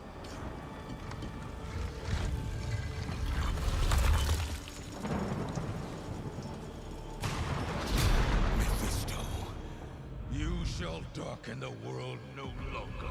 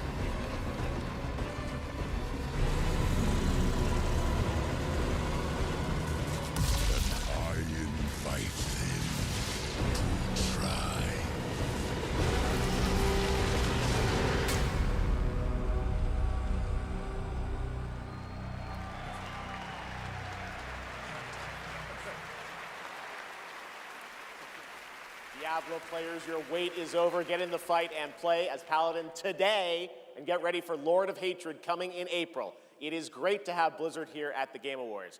Want to know who else is here? Well, it's time for an update from Marvel Rivals, a nominee tonight for Best Ongoing Game, about the latest Marvel hero set to join the game in 2026.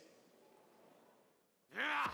What's up, Game Awards? It's about time I made Marvel Rivals the most hero-packed shooter ever. But first, some hot redhead is trying to blast my ass a few new holes. And I got a surprise for her! Hit it! Woo! Boy, this is gonna be fun! Whoa! Easy now, fellas! I'm the one who set you free! Oh, hey, this was not the plan!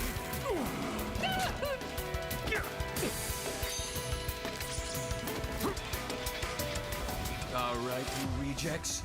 Get Tyrannosaurus Rex!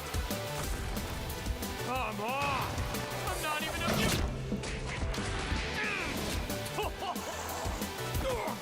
What's this game's tagline? Ignite the battle!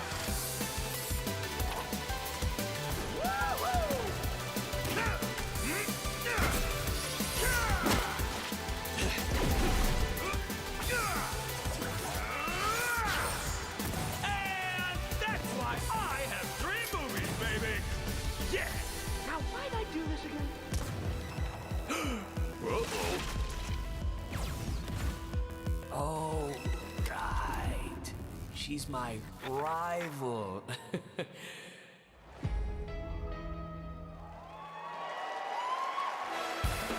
Please welcome actress, producer, and activist Gemma Chan.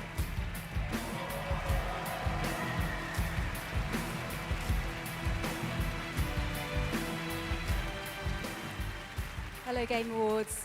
I have the pleasure of playing Dr. Selena Tan, head of the tactical simulations for QLab in 007 First Light.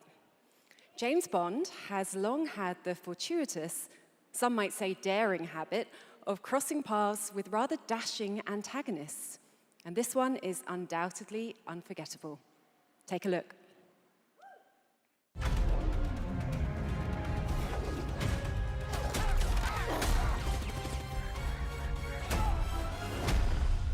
So this is a left. We're in the lion's den, Bond. Try not to draw attention to yourself. Me? Never. I am sometimes asked, Bafma, how is it that you hear every whisper in every corner of Aleph? And I answer, I built Aleph with my will, my blood, my whole self. This city is an extension of my being, my body. Today, it became infected. Easy, girls. Plenty of meat for everyone. Girls. Of course.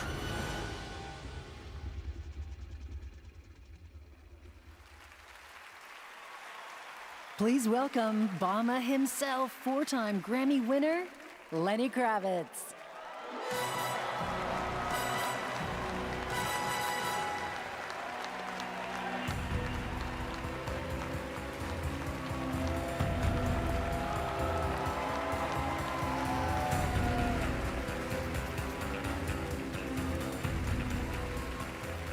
Good evening.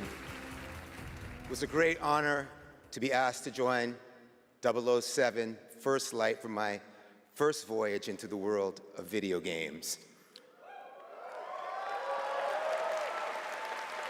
When IOI invited me to play Bavma, a wild, unpredictable pirate ruler of Africa's biggest black market hub, I knew I was stepping into something special. Where others see chaos, Bavma sees freedom. He rose from nothing, broke free, and built his own kingdom of Aleph, and his story is just beginning. Every world we build needs the power of rhythm through music. These musicians can turn violence into beauty and silence into tension. Here are the nominees for Best Score and Music. Best Score in Music, leveled up by Spotify.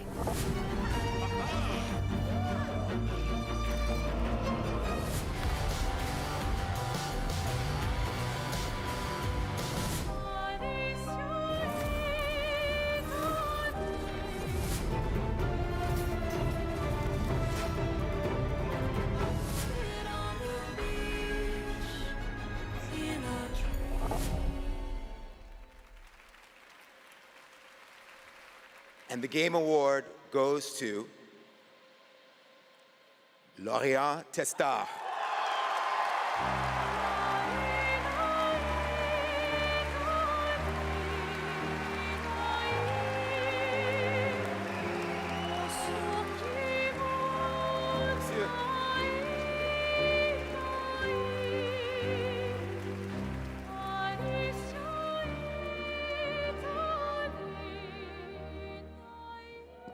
Thank you so much. We're so happy to be here tonight. It was incredible to play in the ATM in live with you. It's incredible. Thank you so much. I have a letter I would love to read. Sorry.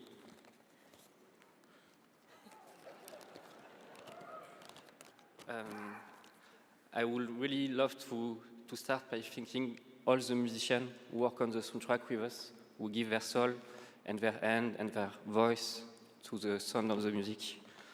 I also want to thank you, Alice, to standing by my side. It's an immense gift to share this journey with you.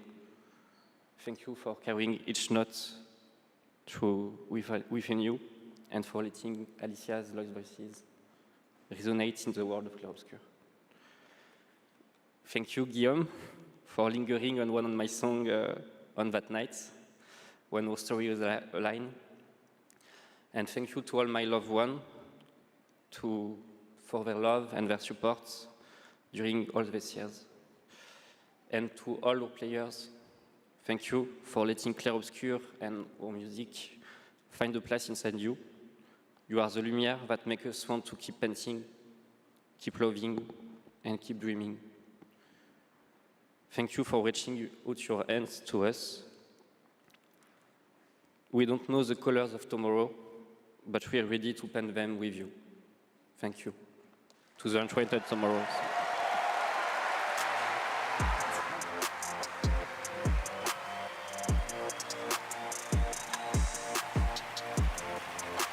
I would like to say something too.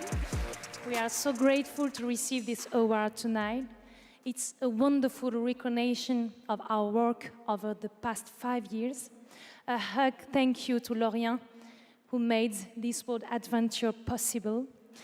And a big thank you to Central Studio for their trust and unwavering support. Thank you, everyone. Tomorrow comes.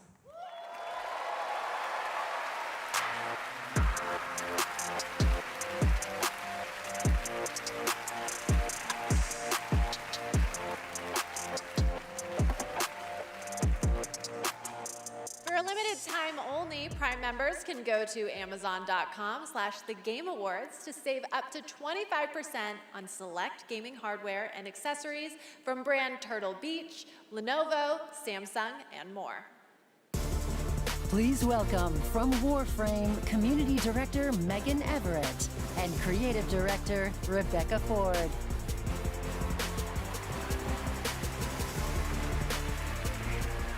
Hello, Game Awards! Hello! Reb, how many registered users is Warframe at? No, that's an inside joke for Warframe Twitch chat, Megan. All right, hi Twitch chat, hi Game Awards. We're here for Warframe. We launched our biggest update of the year, the old piece, just yesterday, and all things considered, the update went smooth. So we're not here to finally announce that we're coming out of open beta 12 years later. No, we're still in beta, 12 years, and, you know, in those 12 years, all we have learned is that Ben Starr will do anything for money. But in all seriousness, we have an amazing community of Tenno and Warframe, and now Envoys with Soulframe, and we truly wouldn't be here without them. So Reb, why are we actually here? We are here to outsource the question of what is Warframe. We have completely given up answering it ourselves. Warframe was once ninjas in space, which it still is, and we clung to the tagline, ninjas play free. But it's time to let a legend tell you what is Warframe.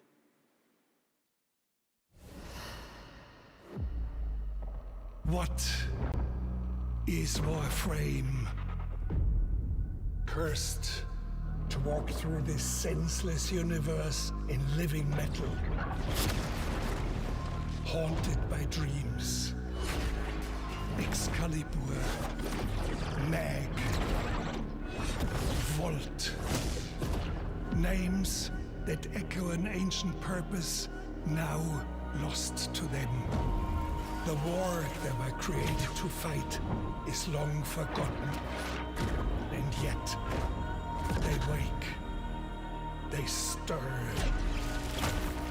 What drives them? Their residual instinct or some separate conscious force? We may not know, but there's one who does. They hear her voice, a blanket against the horror. They insist blindly upon humanity and its worth, even in the face of ultimate indifference, but with so little understanding of what they have taken, what they still owe to me.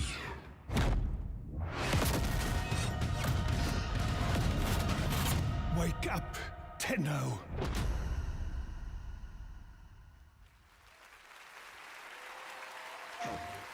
After a 1,000-year-long epic battle ended, the world finally regained peace.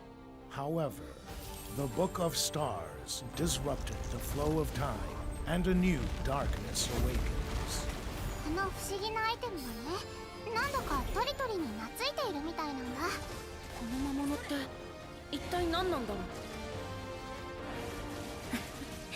言ったでしょ。これはただの冒険ではないと。Now, a new destiny calls to us. For the new tale we are about to create. Together we run, bound by destiny. A co-op open-world RPG for everyone. The 7 Deadly Sins Origin. PlayStation.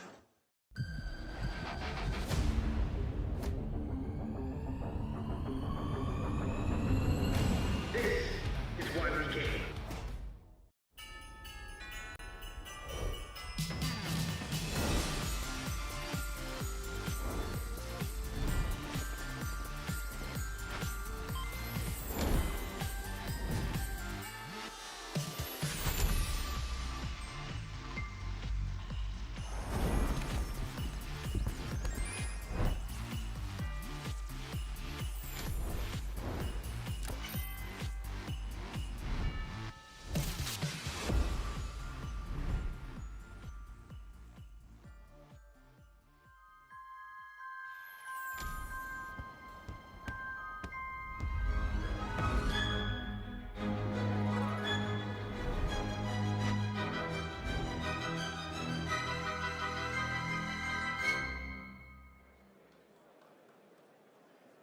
That's right, Hogwarts Legacy is free on the Epic Games Store right now, and there's even more Harry Potter fun coming later this month to Fortnite with customizable Hogwarts house outfits. Play Hogwarts Legacy on EGS before December 18th and unlock a Harry Potter chocolate frog back bling in Fortnite.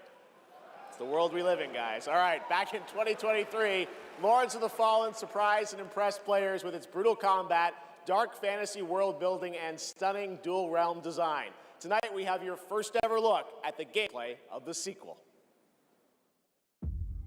Lamp bearer. One must travel many paths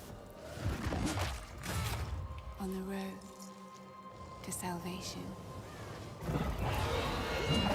Paths through light. Paths through shadow.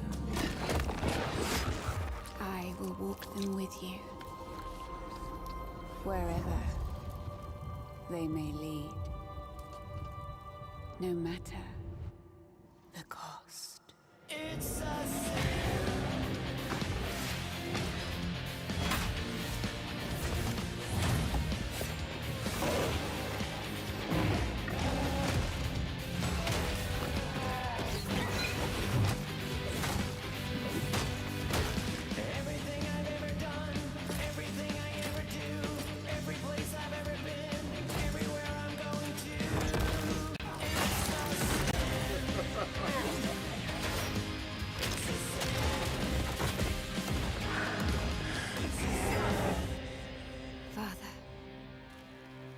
Forgive me.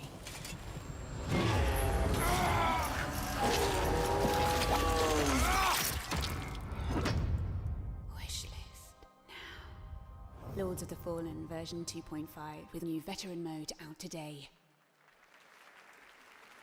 This next set of awards recognizes a diverse set of games across a variety of genres. Here are the nominees for Best Sports Racing Game: EA Sports FC 26, F1 25, Mario Kart World, Rematch, and Sonic Racing Cross Worlds. And the Game Award goes to Mario Kart World. Congratulations, Nintendo. Here are the nominees for Best Community Support: Baldur's Gate 3, Final Fantasy XIV, Fortnite, Helldivers 2, and No Man's Sky. This year, the Game Award goes to Baldur's Gate 3. I think I won that last year. All right, here are the nominees for Best VR AR Game: Alien Rogue Incursion, Arcane Age, Ghost Town, Marvel's Deadpool VR, and The Midnight Walk. The Game Award goes to The Midnight Walk. Congratulations. Now, the nominees for Best Role-Playing Game: Avowed, Claire Obscure Expedition 33, Kingdom Come Deliverance 2, Monster Hunter Wilds, and The Outer Worlds 2. This year, the Game Award for RPG goes to Claire Obscure Expedition 33. And finally, here are the final 5 nominees for Player's Voice, a 100% fan-voted award: Claire Obscure Expedition 33, Dispatch, Genshin Impact, Hollow Knight Silksong, and Wuthering Waves. This year, the fans selected Wuthering Waves as the winner. Congratulations. All right, and now we've got something great for you. Please welcome actor Rahul Kohli.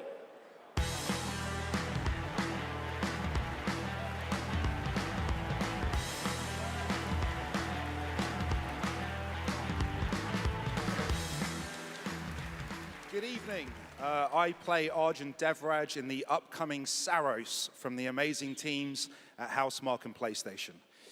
For the last 30 years, the Housemarque name has been synonymous with thrilling action, satisfying gameplay, and of course, bullet hell. It's been an honor working with them, not just as an actor, but as a fan of Stardust, Returnal, and literally everything in between. We cannot wait for you all to play when Saros lands next year. And here's the debut of our new story trailer.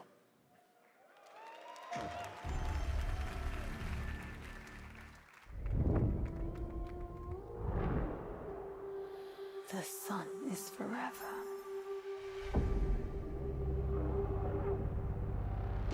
We promised we'd never be a part.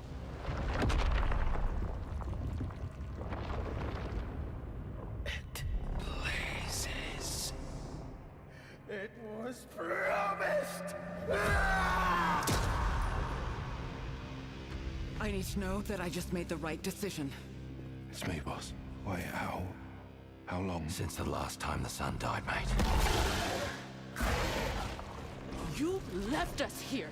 We've lost people. There's no way to get home, and you... Life! This is what it does. It gets in our heads, and it twists, and it turns.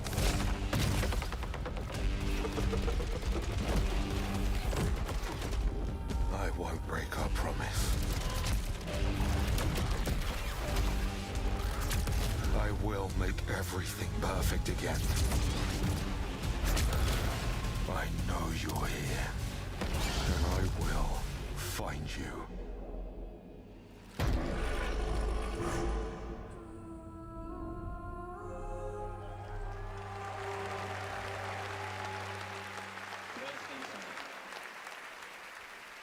Saros looks great. It's coming next April, and I'm very excited that Rahul is starring in it. To present our next award, I am honored to welcome a previous TGA winner. He's the writer and director of some of the biggest and most critically acclaimed video games of all time. Grand Theft Auto 3, 4, 5, Vice City, San Andreas, Red Dead Redemption 1 and 2, and Bully. He's the co-founder of Rockstar Games and now the founder of a new studio, Absurd Ventures, where he is busy writing and creating novels, comic books, animated series, and yes, 2 big upcoming unannounced open world games. It is my honor to welcome to the TGA stage for the first time an industry icon, Dan Houser.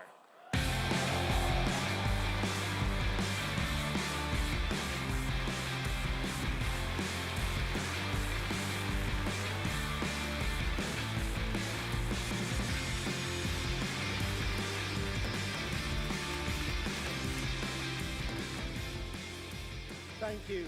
Good evening. It's a real pleasure to be here. In the 29 years I've been doing this, we've seen games emerge as the premier art form of the 21st century. More than any other medium, video games have the power to take the audience on a journey, both physically and emotionally. Games don't just tell us a story, they let us live it. The story becomes the experience, driven and shared by the player's choices. It's a level of shared authorship that's unique to video games. And when that all comes together, it's almost magical. And so here are the nominees for Best Narrative. Best Narrative. One stroke, and everyone of that age vanishes into nothingness. This thing between us, it was a mistake. I will find every last member of the Yote Six, and I will bring you peace. I always dreamt of leaving this place, becoming more than a peasant. I hate it all. I'll destroy it all!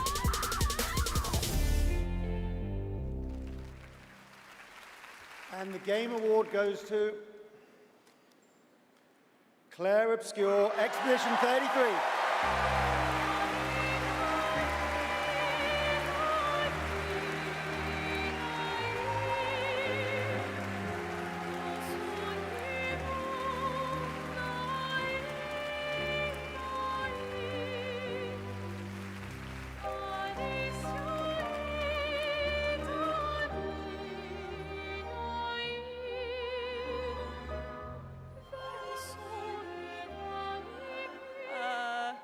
Wow, there are a lot of people here. Hi.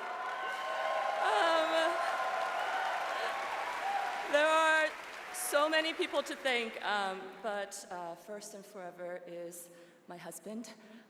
He is my light in the darkness. Thank you to our beautiful player community. Thank you for welcoming our characters into your hearts. In games, a story is a shared creation. It starts with words on a page, but the player experiences it through the work of each of our teams.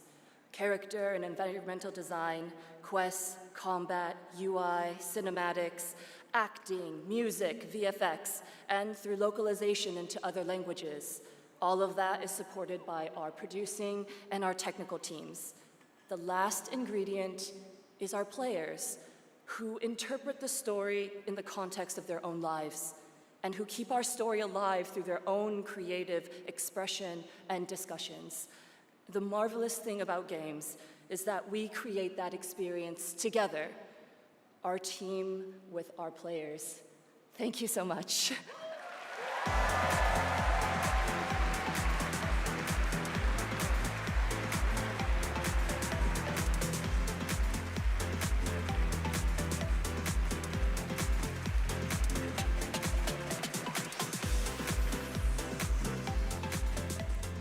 For a limited time only, Prime members can go to Amazon.com/thegameawards to save 20% on the new active play system, Next Playground, bundled with a 12-month play pass and travel case. Next, I have the honor of announcing a world premiere. The next game from a small studio in Uppsala, Sweden, Neon Giant, known for The Ascent. This is No Law.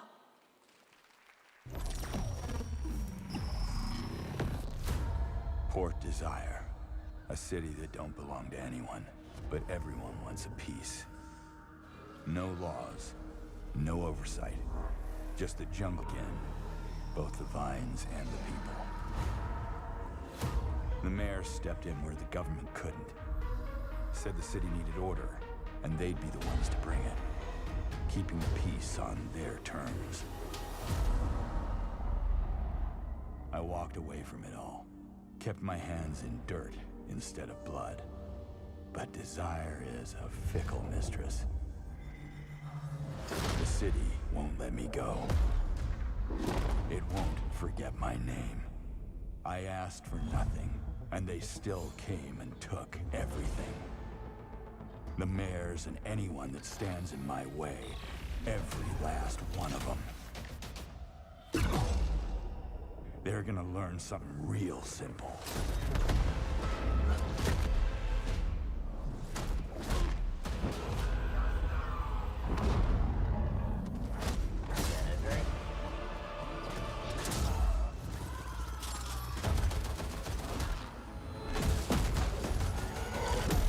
You reap what you sow.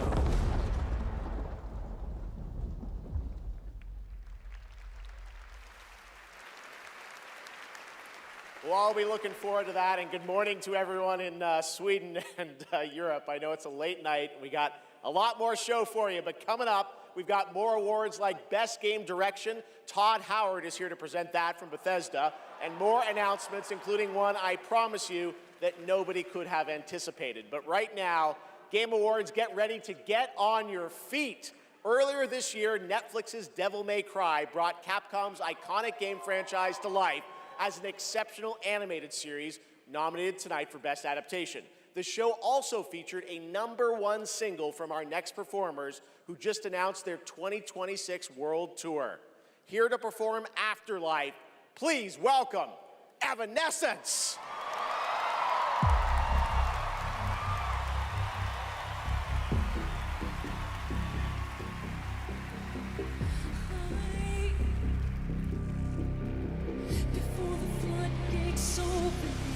Just like here, shooting so low. I hear the violence coming to the inside. You build your walls, but can't forget me. You hide down to find you in the afterlife. Save me from this pain and fear.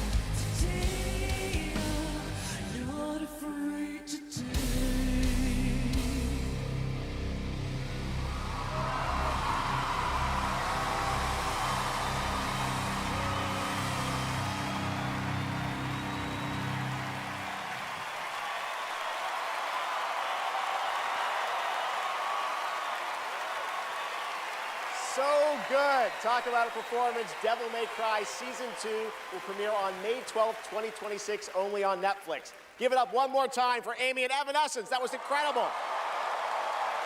All right, there is more Game Awards ahead, including more new game announcements and, of course, Game of the Year, presented by last year's winner. Which game will take home the trophy this year? Stick around to find out. Lauren Balfe and the Game Awards Orchestra are tuning up.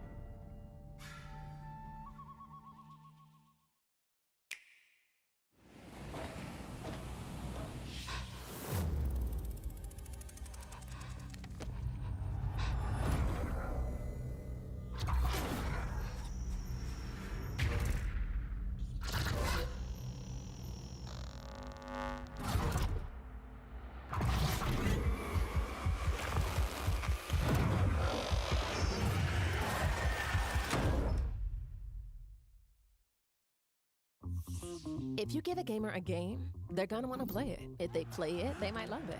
If they love it, they'll want to play other games they love too. So you'll build them a place to discover more cool games. More than that. Perfect. But then they'll want to play those games anywhere and everywhere. Like here, here, here. Or even on this beast. And if they can play everywhere, they're gonna want to keep tabs on those games and everything else they love in one place. So you'll give them a U-tab, a home base that tracks all their play, no matter how they play, with one souped-up profile to rule them all. Whoa. So, if you give a gamer all the games, the freedom to play anywhere and everywhere, and a U-tab to keep it all in one place, they're definitely gonna wanna go play. 47. An urgent threat has emerged in Dartmoor. One that can have catastrophic consequences on a global scale. Careful. One touch can be deadly. Please welcome the actress behind Hitman's next elusive target, Milla Jovovich.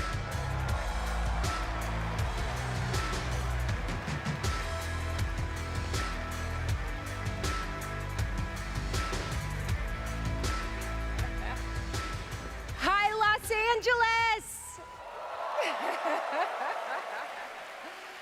And hello to gaming fans around the world. I'm thrilled to be making my debut in a video game as the next elusive target in Hitman: World of Assassination. The hunt begins February 2026. Now, I'm happy to present the Game Award for Best Multiplayer. Modern multiplayer represents a monstrous challenge in game design. I mean, imagine having to develop games that account for the absolute unpredictability of thousands of live opponents, or even worse, the persistent dumbness of a human teammate. It's no easy task. And tonight's nominees all pull it off in their own inspiring way. Here they are. Best multiplayer game. They said the world above had ended, so you learned to listen.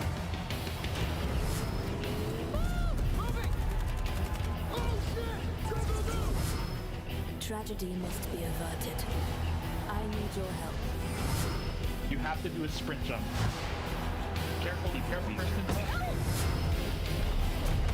We sure cause a lot of explosions. Wow. I see people have a lot of favorites out here. Who do you want?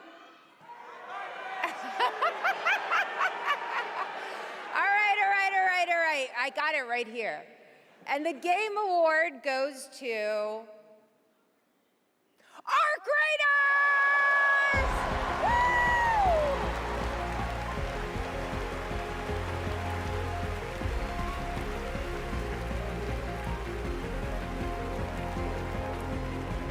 Congratulations!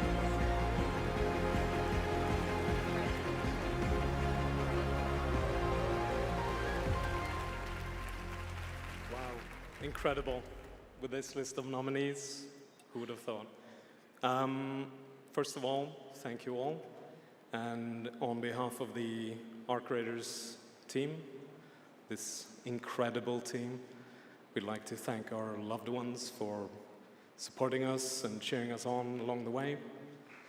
Embark Studios as a whole, because as we all know, it takes a village, for the fearless leadership of our dear Patrick Sutherland. The partners in Nexon, whose unwavering trust in us took us all the way here and made it all possible. And of course the players, whose love and engagement just means the world to us. Thank you all.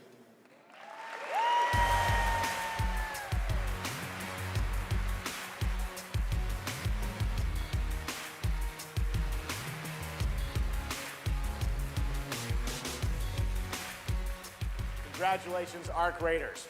You know him from the Marvel Cinematic Universe and Stranger Things. Please welcome to the Game Awards, David Harbour.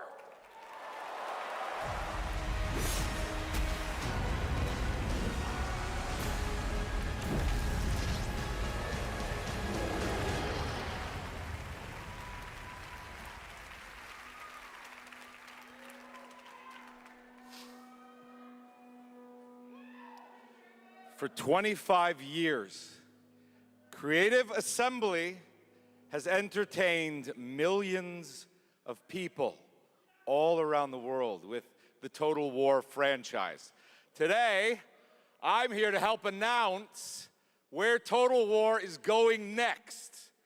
And it'll be in a universe that is so close to my heart. I'm excited to reveal that Total War is headed to the grim, dark future with Total War Warhammer 40K!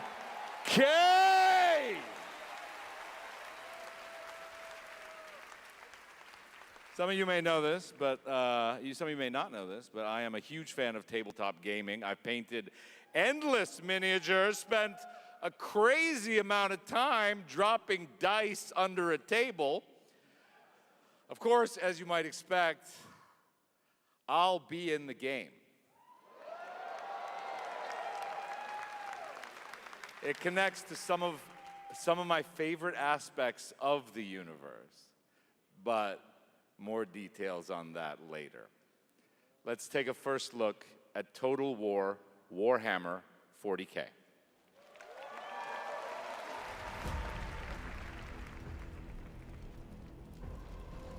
In the grim darkness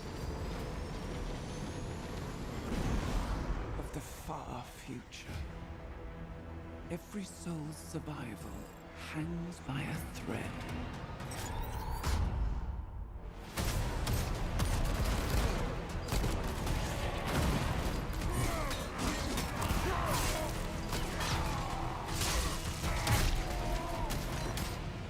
Mankind is beset by endless tides of aliens, traitors, and demons.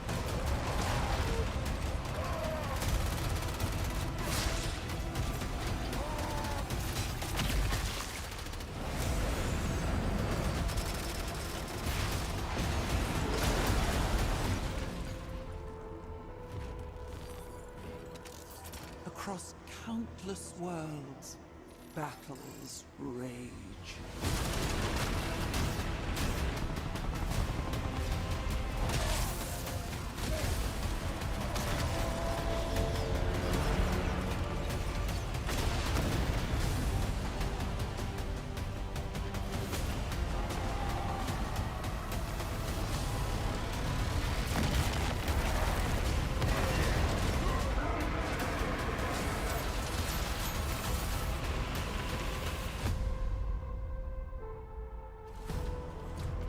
your armies.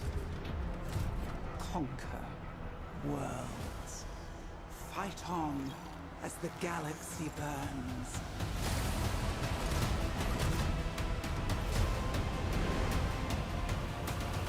For there is no peace amongst the stars. There is only war.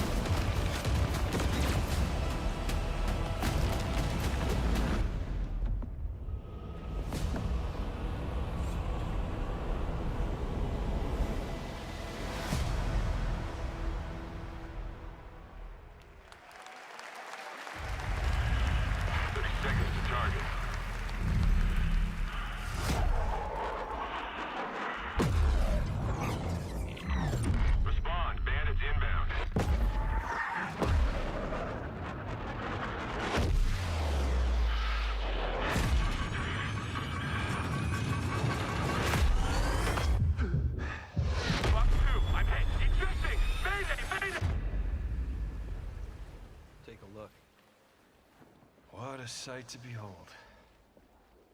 Whew, it's all over. The last lands of the FCU. The Federation of Central Usia. First of all, thank you for joining us on this ship. Hello there, my dear newcomer. You are very lucky, you know. Yes, we are critically undermanned on this ship. Don't worry at all. The man in front is Jan Rexco, the Wings of Thief. You're riding shotgun with a legendary Ace of Aces. He's a mass delusion fabricated by the rumor mill of social media. Radar contact. We think it's the shadows. Our lone target is Wings. I'll draw its fire. Time to pull out. 22. Roger that. God damn it. Start swimming, soldier. Make it home alive. Just keep at it, Rex. Ray, heads up! On your orders, Rex. To keep Hope alive, Wings of Thief must stay on the mission. Must fly on. I can make up your kill count to be whatever. Right. From now on, you'll be the greatest ace pilot this war will ever know.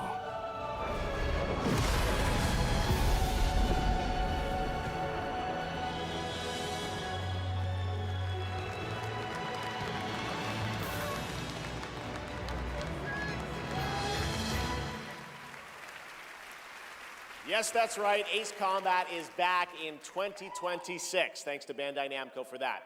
Over the past few weeks, fans have been visiting the Game Awards vote in Fortnite to help us select the best creator-made island of the year, and Genesis Squid Game came out on top. Congrats to that team, and head over to the Game Awards island now live in Fortnite to play all the nominees with the island code that you're seeing below. All right, next, from the creative minds at Fuse Games, some of the key folks behind Burnout and Need for Speed, comes an all-new racing experience. I want it back. The way it was before the Empire shut it down. Massive engines. Lightning fast. Lives on the line. The pilots were incredible. Best of the best.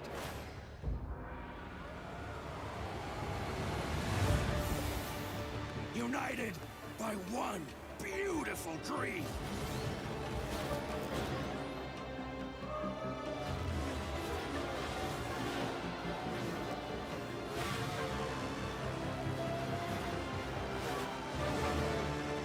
The galaxy needs racing.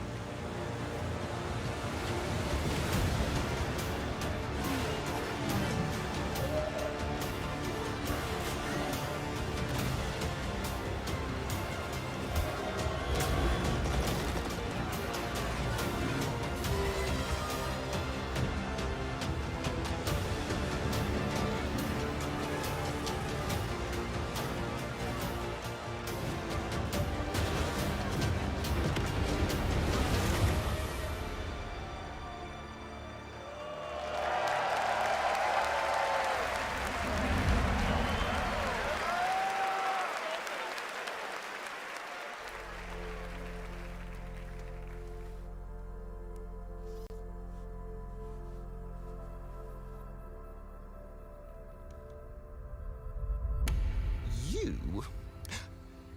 What were your names again? Well, I can't call you and can I? I shall give you names. Namey. Name or namey? Yes, Naomi. And you, Backboy. Yes, children, I have a feeling. It's a feeling of destiny. Follow me, Naomi and Bagboy. Destiny awaits.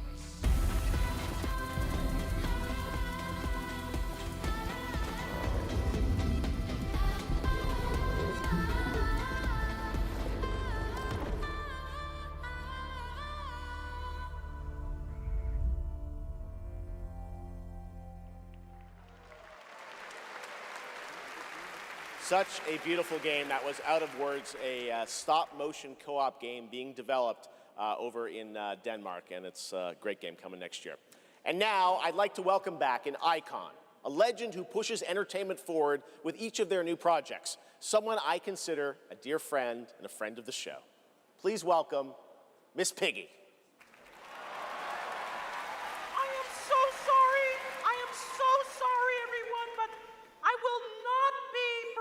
Song this evening. No, so sorry. It's all because of my accompanist. This dog was late, as usual. Hey, sorry, I lost track of time. I was out taking myself for a walk. Oh, ha. Same old excuses and jokes. Hey, they liked it. Let's go. It's time for you to sing, pig. Sing? Sing what? We haven't rehearsed anything. And where's the grand piano, huh? Yeah, wouldn't fit in my hatchback. Listen, what are you worried about? You know, we'll just, we'll wing it. Wing it? Sure. Who knows? Maybe it'll all work out. How about, something like this? In a world where gaming games are so exciting, waiting all year long until the time will come. Your turn. What? I can't just make up any words without some meaning. Pretty good. This is stupid. This whole thing is really dumb. Hey, you got it. So if you're looking for some friends, just stick around. Oh yes, the Game Awards will... Never let you down? Good luck. Excuse me? As we all now come together across the Great Divide. Oh, from Tokyo to London, we're all watching side by side. So if you're looking for some fun, the time is now. Here we go. Oh yes, the Game Awards will never let you down. Yeah, we'll see. What? Go ahead.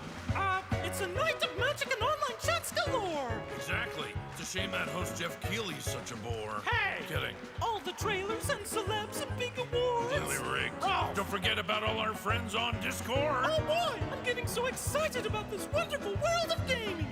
Well, here's some awesome titles you simply can't ignore. You mean the names of all the games that I'll be playing? Yeah, now let's get ready, let's get set, you guys keep score. Let 'em have it! Oh, there's Mario, Minecraft, Legend of Zelda, Nominee, Donkey Kong, Bonanza, Kingdom Hearts Peak, Shovel Knight, Fortnite, Overcooked, Tomb Raider, and Tomodachi Life, Indiana Jones, Marvel Robinson, Shenmue, Fall Guys, XCOM, Undertale, It Takes Two, and I know you've all been waiting so long for the delayed release of Hollow Knight Silk Song. Oh, glad I didn't have to do that. 2, 3. So when I'm Princess Peach, wearing my super crown. Oh yes, the Game Awards will always let you down. Stop it! Your turn. Oh, I can't think of anything now. I need to know. Oh, the Game Awards will never let you down. But the pig just did. You'll have a place to wear your sparkly gown. Everyone! Oh yes, the Game Awards will never let you down.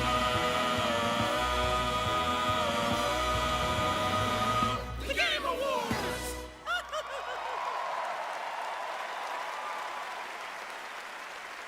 Gotta love them. The Muppets, everybody. Thanks, Miss Piggy and Ralph the dog. It all worked out in the end for them. All right, the Game Awards will be right back after this new look at Duet Night Abyss.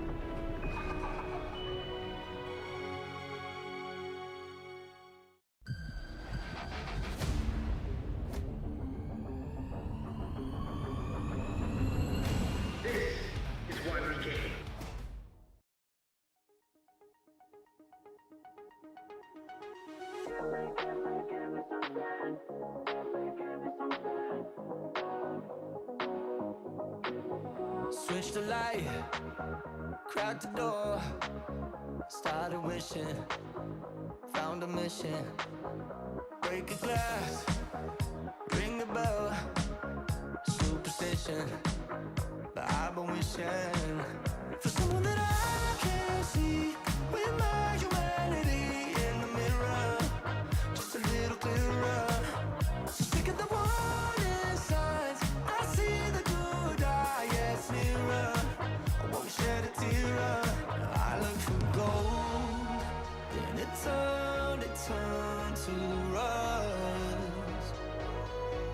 I look for faith, if it leads to us. Give me something, somewhere to go, somewhere that I know. I'm chasing the glow.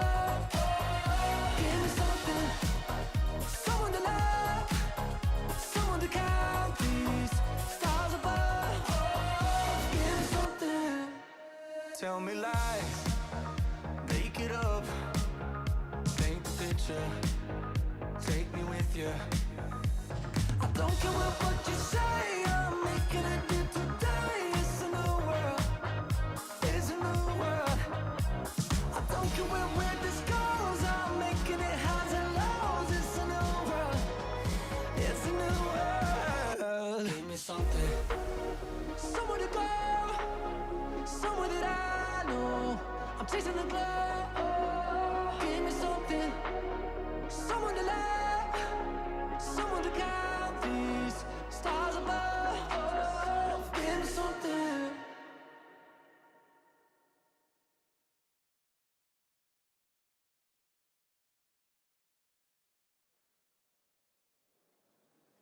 That was the announcement of One Republic's partnership and a new song with Arknight Enfield, which arrives January 22nd, 2026 on PlayStation 5, PC, and mobile. You can pre-register now and be the first to join the frontier.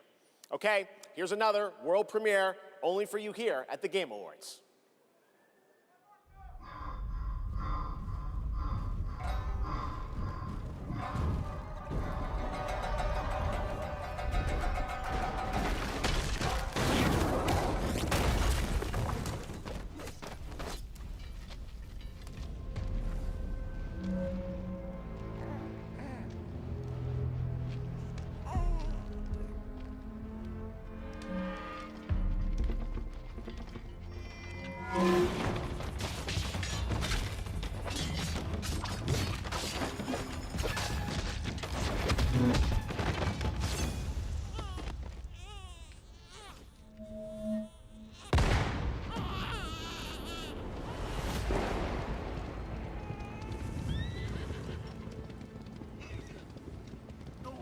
Near that place, at least not anymore. But you, like darkness,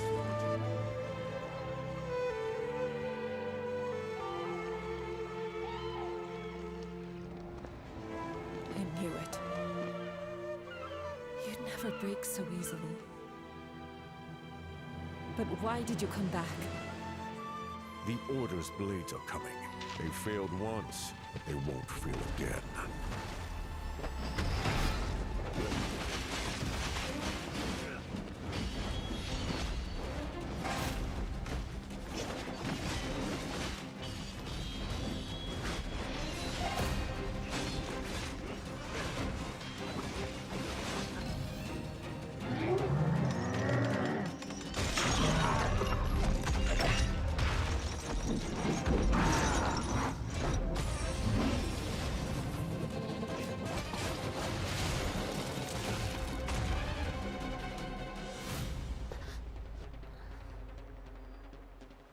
Please, take it.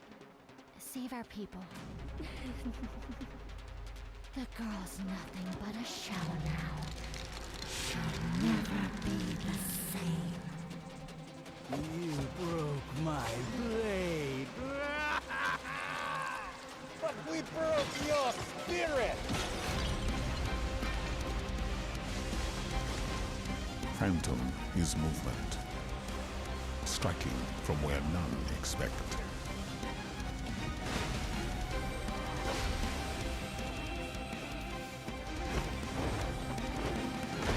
Blade is breath. We channel it into steel, turning any blade into a divine weapon.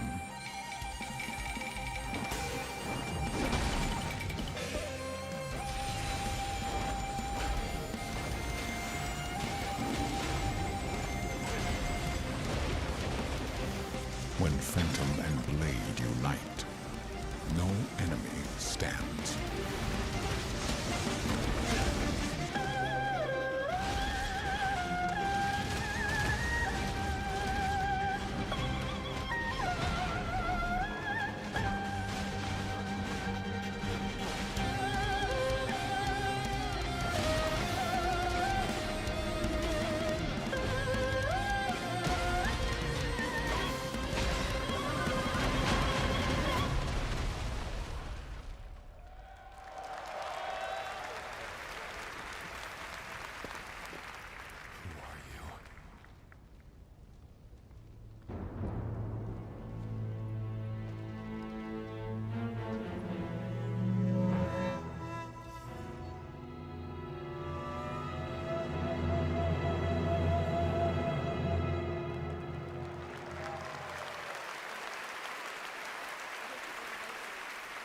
Phantom Blade Zero looks incredible, and I cannot wait to play that on PlayStation and PC when it comes out next September.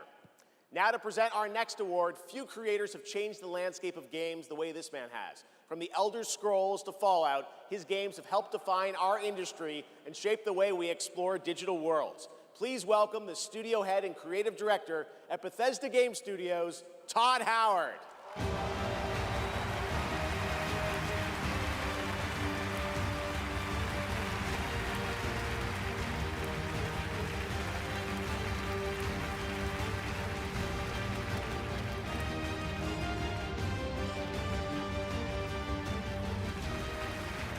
Game development is the ultimate team sport.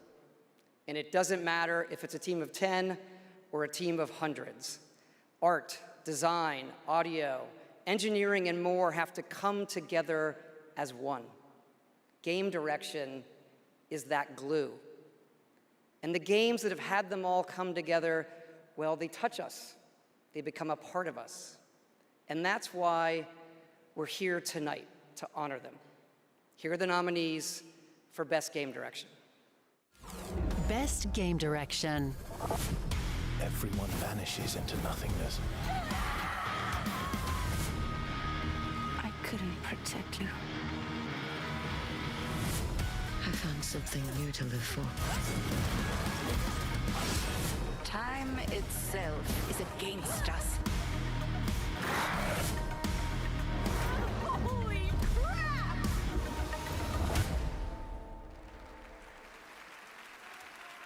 And the Game Award goes to Expedition 33.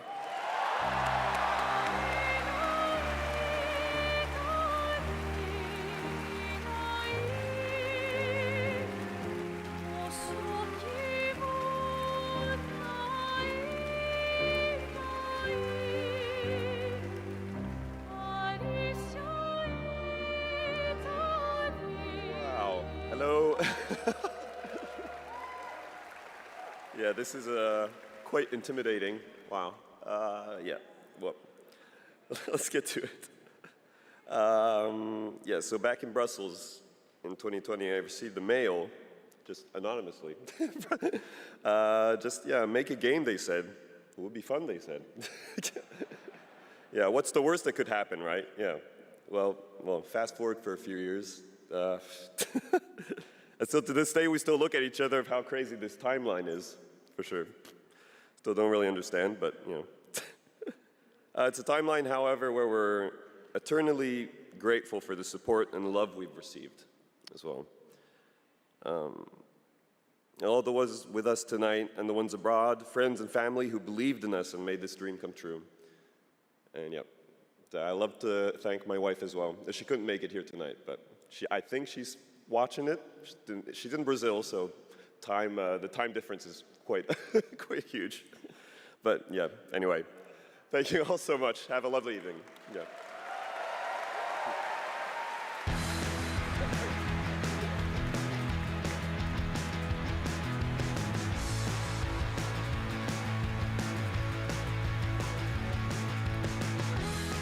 Congratulations, Sandfall, a big night for independent games. All right, we've come to a very special point in tonight's show, especially for those of us who have been playing games for decades. Over the years, there have been many games, characters, and franchises we've all wished would return, and certainly many I'd hoped that would be ready to announce at an event like this one day.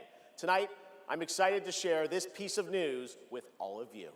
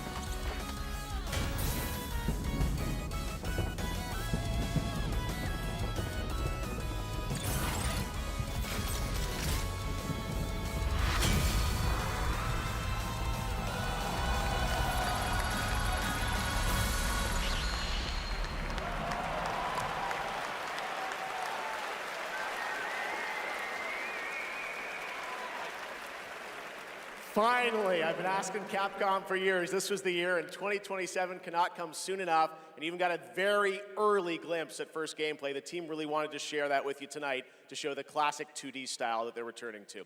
Coming up, Game of the Year, but first, an exclusive new look at the Super Mario Galaxy movie coming to theaters next April.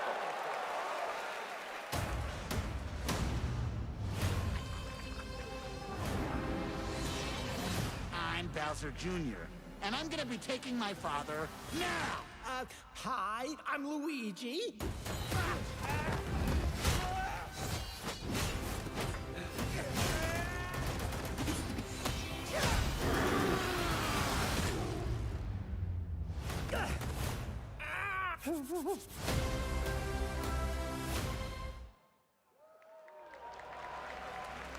I trust you'll be able to rid us of this crucible. The light, who traverses time.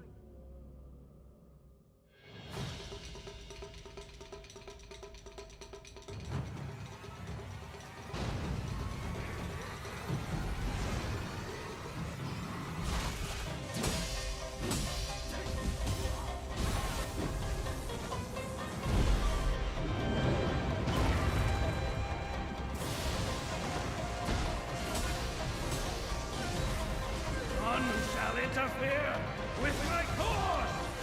Become a Spirit Stone!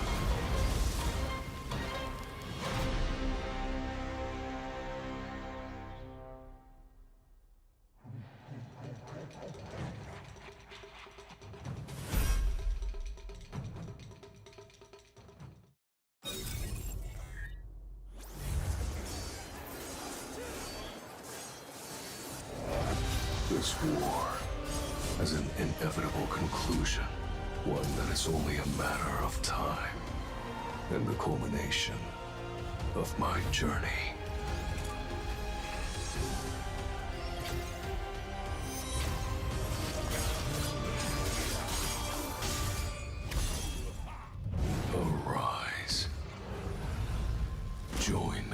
in shadow.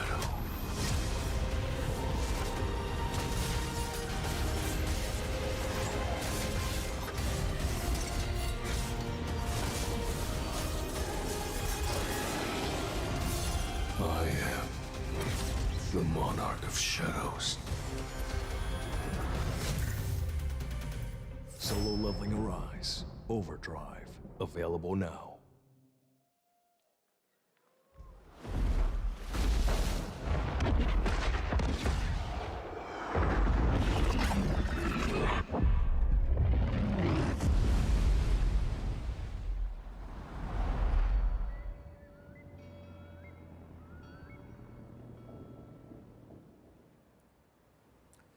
You know, sometimes our last reveal at the Game Awards is a teaser for something years and years away. But not tonight. Our final world premiere comes from 61 members of the team that built Apex Legends and Titanfall.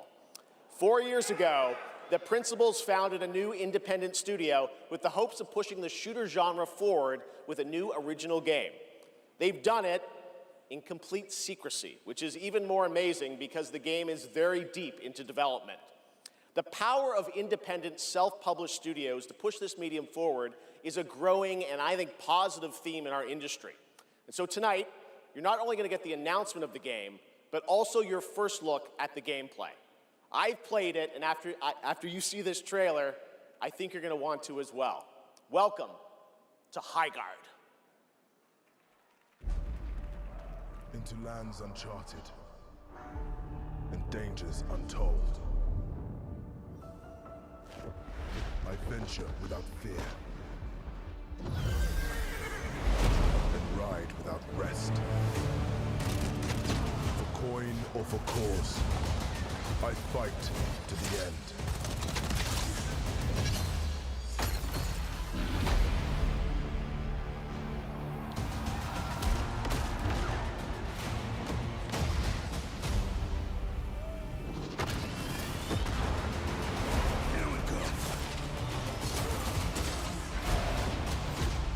Bringing the heat.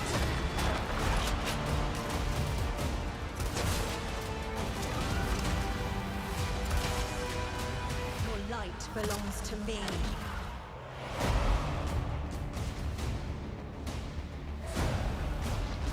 Moving in for the attack. Shield breaker forming.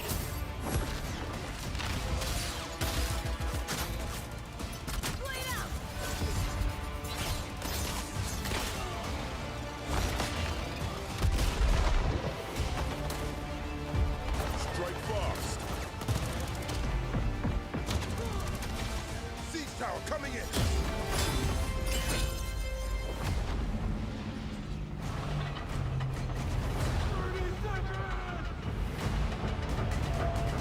The enemy is on gate.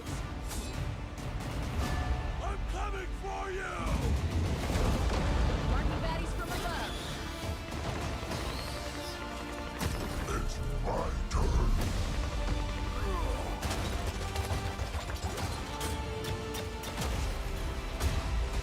I am the coming storm.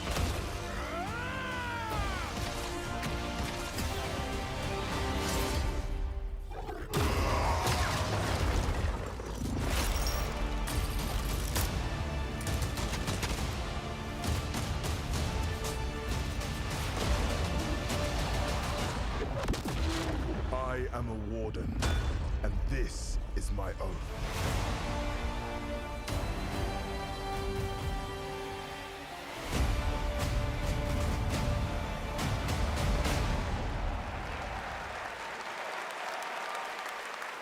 Pretty crazy, that's right. Highguard launches in just 7 weeks on PC, PlayStation, and Xbox. It is insanely fun to see, fun to play, as you saw in that trailer. And now it's time for our final award. Last year, Astrobot took home Game of the Year, and so the tradition goes, this year we're lucky to have that game's director present Game of the Year this year. From Team Asobi, please welcome Nico Doucet.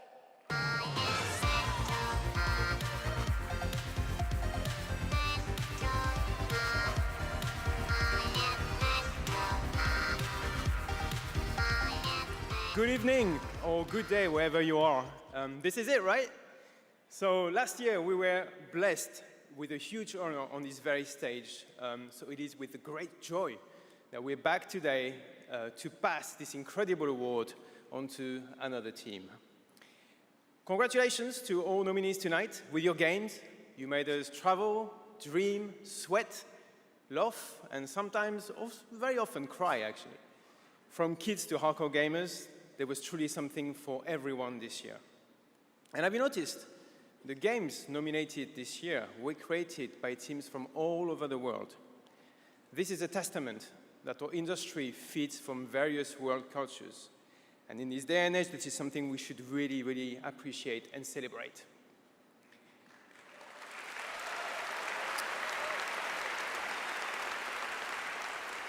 And also, each of these games had amazing music. So without further ado, please enjoy the nominations for Game of the Year, courtesy of the Game Awards Orchestra. Maestro, take it away.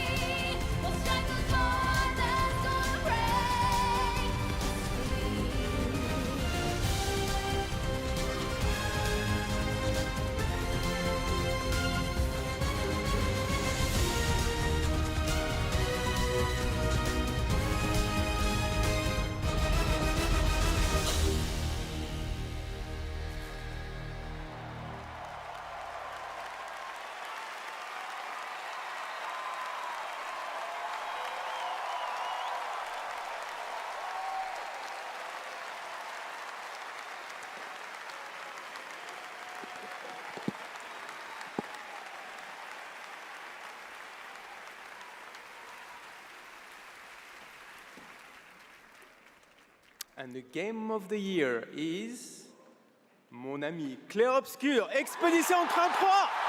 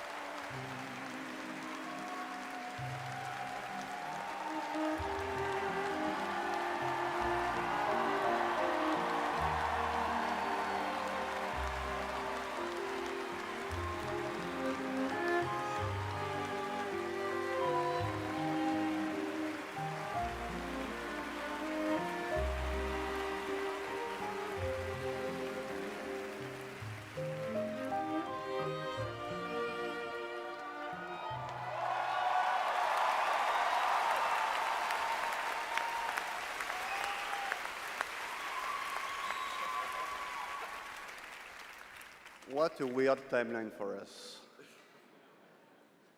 This was supposed to be a joke, the Beret and Narnia. I have no idea what's happening. Well, I want to thank first the incredible team at Soundfall Interactive. They are not watching from home as we brought literally everybody here to celebrate with us, so I love you guys.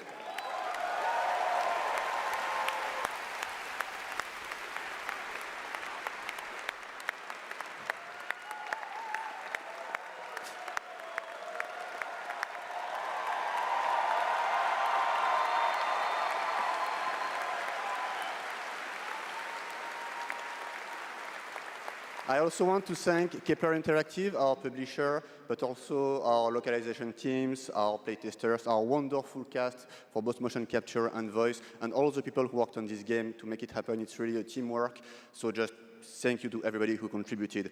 And also, I want to extend a thanks to the unsung heroes of this industry, the people who make tutorials on YouTube on how to make a game, because we had no idea how to make a game before, so thank you.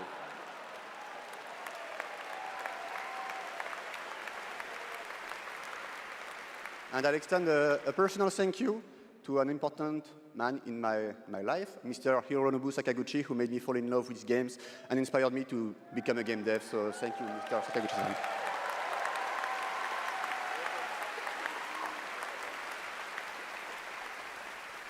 And finally, just a massive thank you to the players for all your covers, your fan art, your endless arguing about which ending is a good one. That's wonderful to read. Thank you so much. And I think that actions are worth more than words. So if you remember, we promised some content a few months ago. So I'm very happy to say that it's releasing now. And you can just go home and play. It's free. New weapons, new quests, new boss, so just the cool stuff. So just thank you so much. You changed our lives. You changed the studio's life, and it's really wonderful. So thank you, and for those who come after.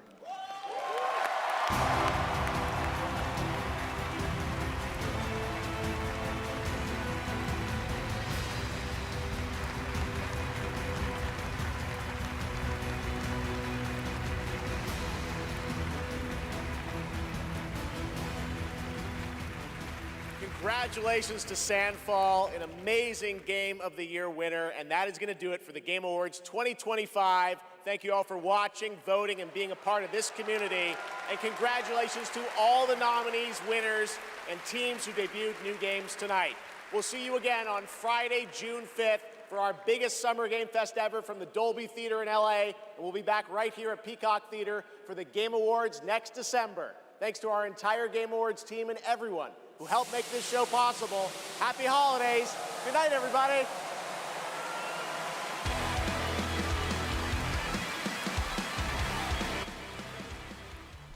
Ladies and gentlemen, that was the 2025 Game Awards. Now it's time to break down all the biggest reveals, announcements, game trailers, and more. I'm your host, Damon Hatfield, along with co-hosts Aliak and Nick Limon. Woo! That was a long run of a lot of trailers, previews, world premieres. Lots of world premieres. Just a sort of an onslaught. But there's definitely a lot to talk about. Let's jump into absolutely one of the biggest reveals of the show, Star Wars, Fate of the Republic. spiritual successor to Knights of the Old Republic, which was directed by Casey Hudson. Now he's returned. I'm very excited, although we should point out this has got to be in the earliest stages of development because this studio was only founded in July of this year. I mean, they've canceled a whole Knights of the Old Republic remake before we got this, so I could only assume this is at least 3 years away at this point. But it does feel nice to see Casey Hudson back at home, kind of full circle. It's real nice. It feels nice to have a Star Wars game back. Double? We'll get to that. No, I mean, I love Star Wars. I love Knights of the Old Republic. I'm feeling good about this. I really like this trailer. You know, it's there's so many sci-fi games, so when it's not immediately obvious what it is, you start with, is this going to be intergalactic? Is this Exodus? But then halfway through, I think it's because like the red light that our character wanders into. I was like, well, maybe is this Star Wars? Is this going to be Star Wars Eclipse? Right. No, it's something completely different. Yeah. It's the thruster, and it's also like the thruster, the joystick that they use. I was like, that's very Star Wars adjacent, so it's got to be something Star Wars. Plus the cape. I mean, that's a beautiful thing about something like the Old Republic, though. It allows us to kind of separate ourselves from the established Star Wars iconography. So many things. And, you know, I mean, Knights of the Old Republic is when I was introduced to just there being normal swords in the Star Wars universe. I was like, why would you ever want one of those? But turns out they're pretty good. Yeah. I know, Alec, you haven't played Knights of the Old Republic? No, I have not. I've had a lot of people be like, you have to play this game. You don't understand. So I guess they didn't get KOTOR, but they got, what, FOTOR? F-O-T-O-R. This looks incredibly beautiful. Just looking at the cinematic, it just looks so colorful. It looks like the way I want a Star Wars game to look like. So I can't wait to dive into the Old Republic with this one. But that also means you're not familiar with the story of Knights of the Old Republic then, right? Not like in a nerd-like way. So what you should do is try and play it as soon as humanly possible before the internet spoils an incredible story for you. Okay. Because it truly is like, I didn't see that coming. It's one of the best Star Wars stories, in that game. And there's a remaster of it too. It's pretty accessible. But I'm wondering. So it's this new studio. I don't think did they announce a publisher? No. Okay. I don't think so. But that Casey Hudson was just as a new studio was able to get the license from Lucasfilm to make a new Star Wars game. I think that says something. Oh yeah, 100%. I mean, he was the face of Mass Effect for better and worse. Like I think that he was someone who took a lot of unfair criticism, especially during the Mass Effect 3 era. But honestly, I associate him with some of the greatest RPGs ever made, let alone space RPGs. So this just feels right. Who owns Knights of the who owns KOTOR? Well, I mean, in theory, was it in Saber Interactive doing Knights of the Old Republic? Yeah. So aren't they also part of like Embracer Group or something at this point? They're just this entity that I assume this giant amorphous entity that owns a lot of things that I don't truly know what they own, but that feels like the right bucket to cast it into. I'm just wondering if there could be any connection to KOTOR. Oh, I mean, it has to be at this point. Think so? I'm just curious if any of the established storylines from KOTOR will come back, if we will see, anything related to Darth Revan or anything of that nature. And I think this is also coming on the heels of them announcing a Star Wars Knights of the Old Republic 2 remake with all of the cut content that, what's the Fallout New Vegas studio name? Oh, Obsidian? Obsidian, yes. The Obsidian Star Wars Knights of the Old Republic 2 with all the cut content that was then fan modded back into the game. Yeah. So that's coming on the tail end of that. That was announced like a week ago, I think. I think it was maybe an announcement that it fell apart or something. I don't. Really? Yeah. I wouldn't hold our breath for that one. Okay, Star Wars: Fate of the Old Republic. That sounds great. Looking forward to playing it 2032, whenever that's done. But we will get to play a new Star Wars game much sooner than that because they announced another game, Galactic Racer. Yes. Pod racing is back, baby. Sebulba's back, baby. Is back. This is so wizard. And it's coming in 2026. And it's from Fuse, which is former Criterion devs. I mean, as soon as they said Criterion and you see a pod racer, you're like, Yes, duh. yes. Why have they never done a pod racing Burnout before? It all makes so much sense. Just the high-speed intensity. Yeah. And again, everyone knows that the best part of Phantom Menace is the extended pod racing sequence. So being able to enjoy that in high fidelity. The Darth Maul lights. Okay, that one's pretty good too. That's true. That one's pretty good too. I love the pod racing in Phantom Menace. So I was excited to see this in as a new game, but not in Jakku now. So it's like going back into a different planet and doing pod racing. That's really cool.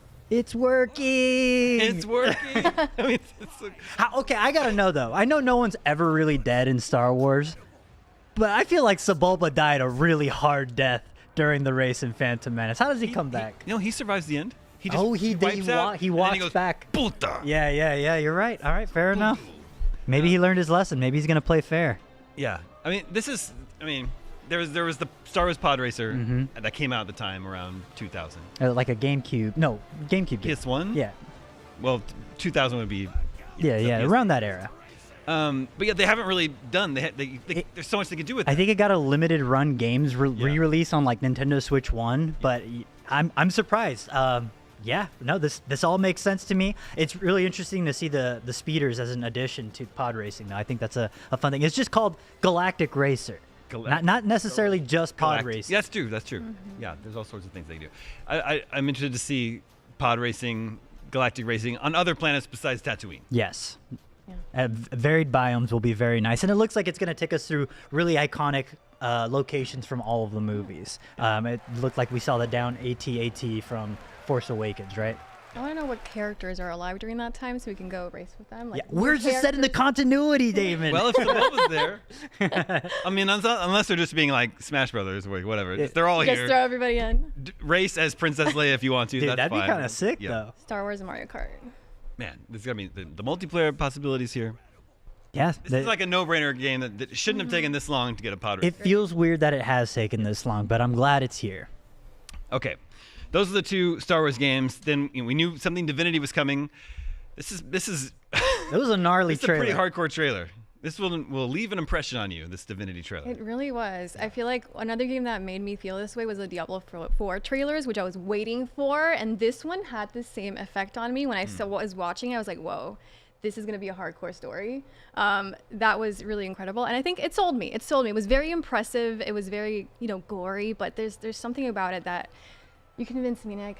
I'm going to go play Divinity. You got to check it out. Start with Baldur's Gate 3, I would suggest first before you jump into this, because I think you only got like one of these games in you a year. And I think starting with their most recent outing is probably the thing that makes sense. But this was a really fun trailer to watch with the rest of IGN in our giant atrium that we have, because everyone was just like, oh my gosh, is this The Witcher 4? Because it looks like they're about to have the conjunction of spheres in the sky. And then it looked like, something like Lords of the Fallen with the guy's crown on his head. But I'm just really digging like the folklore of it all. It feels very Wicker Man in its kind of establishment and setup, and then just becomes more and more hellish as this progresses. The thing I'm most excited about, though, is just once again Larian returning to a world that they fully own, and they have full say over how the course of the history of this world unfolds, because with Baldur's Gate 3 they are tied to kind of an established universe of what Faerun is as a Dungeons and Dragons entity. With this, they just get to have fun, and I'm really excited to see what they do with their origin characters this time around, because Divinity Original Sin 2 had pre-written characters that were incredible to play.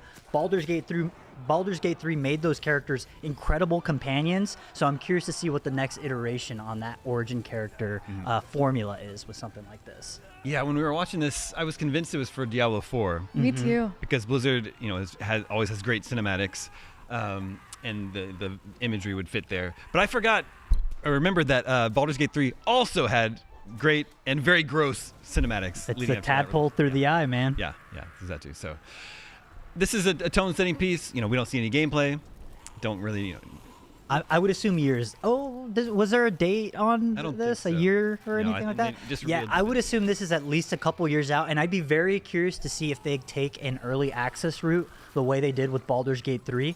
I would argue that the reason why, oh my goodness, just vomiting directly into the pig pen and having the pigs eat the vomit, just crazy all over. But I'd be very curious to see if they take that early access route, because I would argue that the early access route is why Baldur's Gate 3 was so successful. The game went through numerous iterations from early access all the way through release, and the game changed fundamentally and for the better, I would argue. Characters just completely changed their arcs and UI and things like that. So I hope they take that route, because it's the Miyamoto quote. I can't remember right now. Delayed game is eventually good, but a bad game is forever bad. But not from Miyamoto. Actually, not the Miyamoto with an asterisk. Yes. Quote.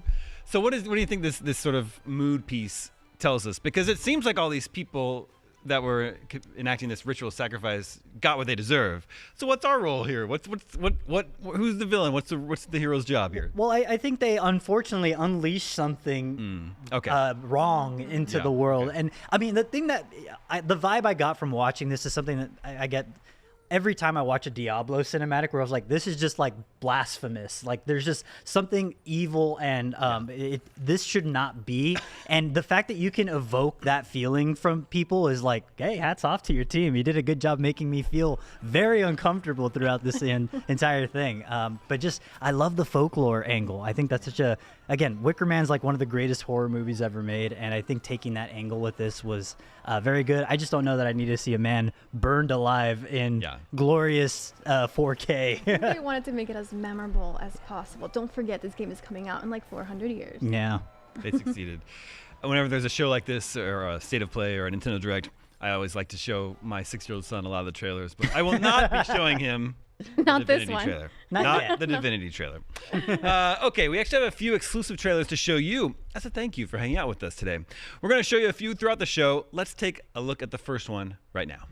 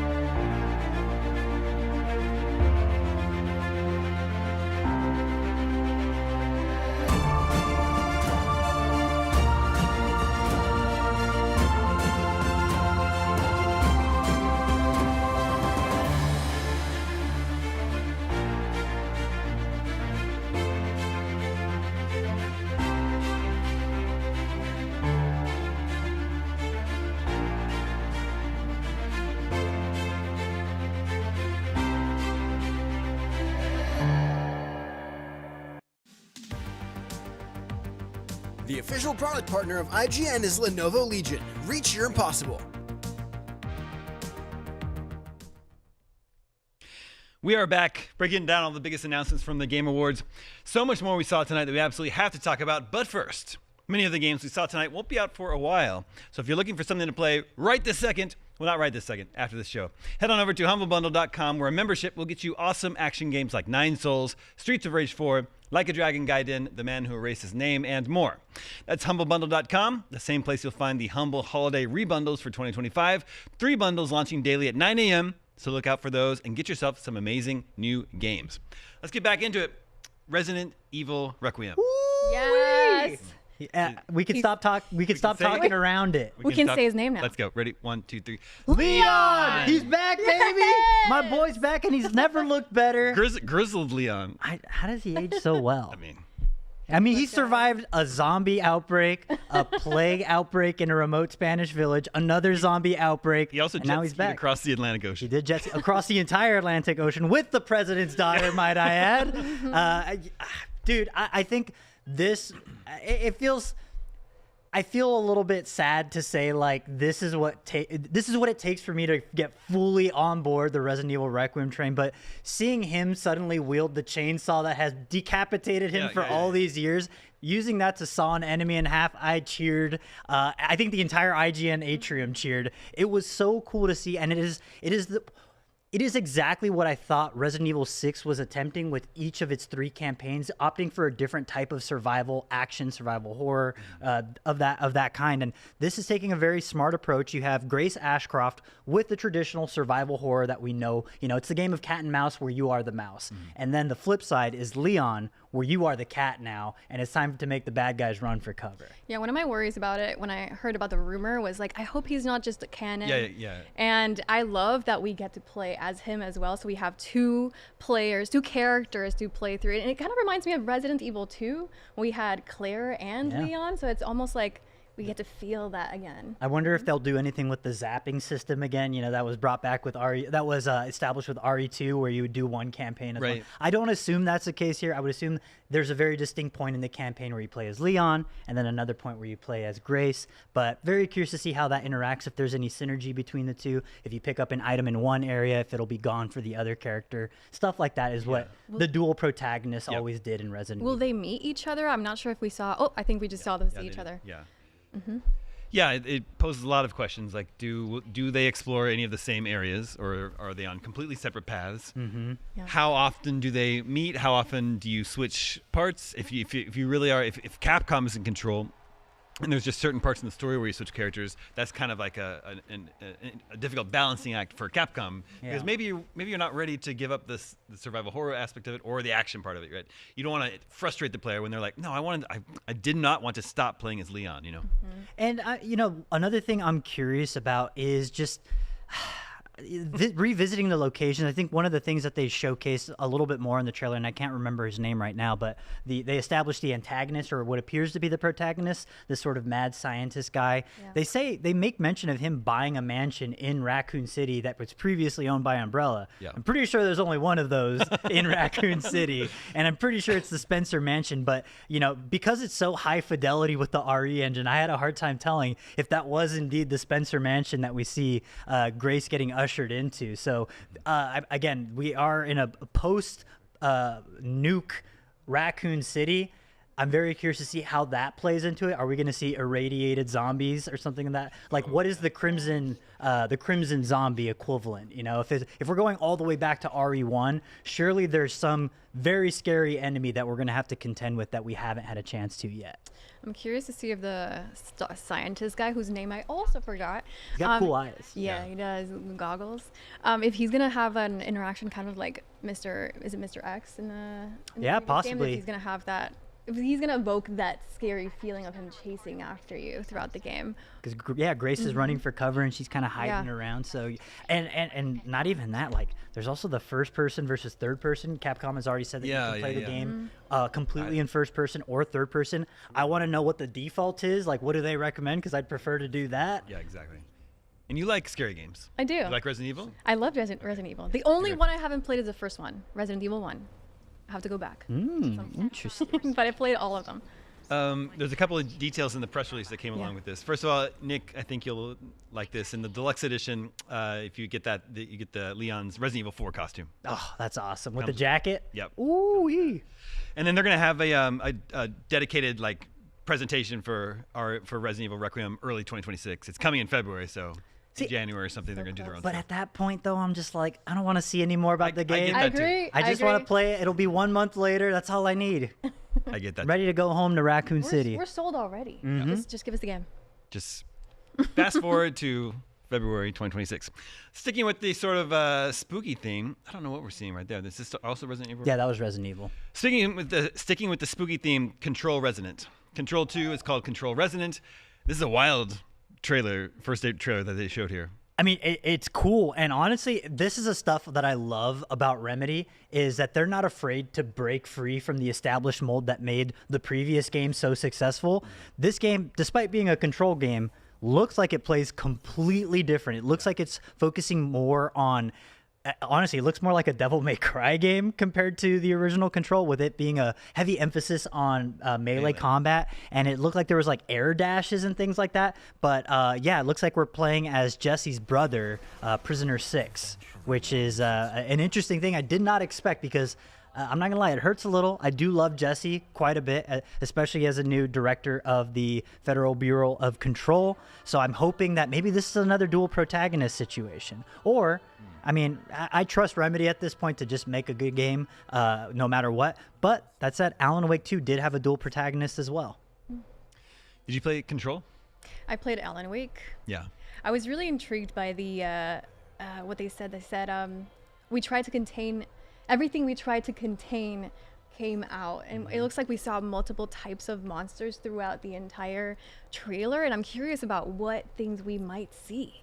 Yeah, I mean that's part of the beauty of the Federal Bureau of Control. It was, if you're familiar with the internet terminology, that like the SCP Foundation, where there's this idea that there's this imaginary organization that is responsible for capturing and containing all the things that go bump in the night, and there's all these strange objects of power scattered throughout the universe that do very different, distinct, specific things, and now they're all let loose on what looks like to be New York. One thing that's interesting about this trailer, though, is it looks like Prisoner 6 is working in collaboration with the Bureau, the faceless entity that Jesse's kind of reporting to throughout the entirety of Control. So they always seem like a bunch of scary folk. I'm very curious to see why they're using a prisoner to do their bidding, and what that means for Jesse at this point. He has an interesting tool at his disposal, this like sort of staff that can transform into different types of weapons, it looks like. I mean, it looks like the yin to the yang of Jesse's gun, right? Where it's just like this piece of metal, the stainless steel metal that kind of magnetizes and morphs into have different capabilities and attributes. So seems like a right fit. Yeah. It's been a while since I've played Control. Was there any hint that Jesse had a brother? Yeah. Oh, that was like the through line through it. I don't even the game kind of begins with her entering the Federal Bureau of Control looking for her brother, and then it's revealed that he is this very high profile thing that's been captured by the Bureau of Control. And there's like a whole Alan Wake DLC. There's a lot about her brother specifically. Okay. We also got another look at Lego Batman Legacy of the Dark Knight, which continues to look great. But it is a little bit of a situation like you were just saying with Resident Evil, like I'm already sold on this game. Just give me the game. I think this is one of those instances though where every time I see it, I'm delighted because I'm like, yeah, I don't really spoilers for like a thing that's showing arcs of like very standard Batman stuff. The one thing I want to know is Absolute Batman in there? If you're not reading Absolute Batman, one of the greatest Batman runs currently ongoing right now, check it out. Hopefully that costs. I'm a little worried that they're showing a lot of the jokes from the game. I don't want them to tell me the jokes. I just want to laugh when I play. But it just looks so fun. Every time I watch the trailer, it just brings a smile to my face. I mean, all of the characters look amazing. And are those the Claire Obscure guys? We saw a lot of villains on the trailer, and I was wondering if you guys spotted any new ones. I saw a lot of the characters that I like. I think we saw Penguin, we saw Two-Face. We saw Robin. Was Robin on the trailer? I don't know if Robin was established actually as being like a playable character. It looks like he's playable at least. Plus the Catwoman playing as a cat. That's very cute.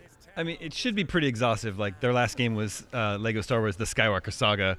Every single Star Wars movie in the Skywalker Saga, every character imaginable. So I would think it's gonna be something similar. Just throw everybody in there. Yeah. And if you haven't already, check out our YouTube, because Max and Brian at Gamescom this year interviewed the developers, and they basically played like a game of yes or no of, is this Batman costume in it? And the developer was very candid. I did not expect them to answer as many of those questions as they did. So if you want a sneak preview of all the different costumes that are going to be in the game, check that out for sure. We also got a release date. That one's coming May 29th, which is hilarious because that is 3 days after when GTA 6 was supposed to arrive. They're just waiting. WB just... Oh, I guess if nobody wants this release date, I'll take it. Okay, we got plenty more to talk about from the Game Awards, but first, some brand new trailers we can't wait to show you. Check these out.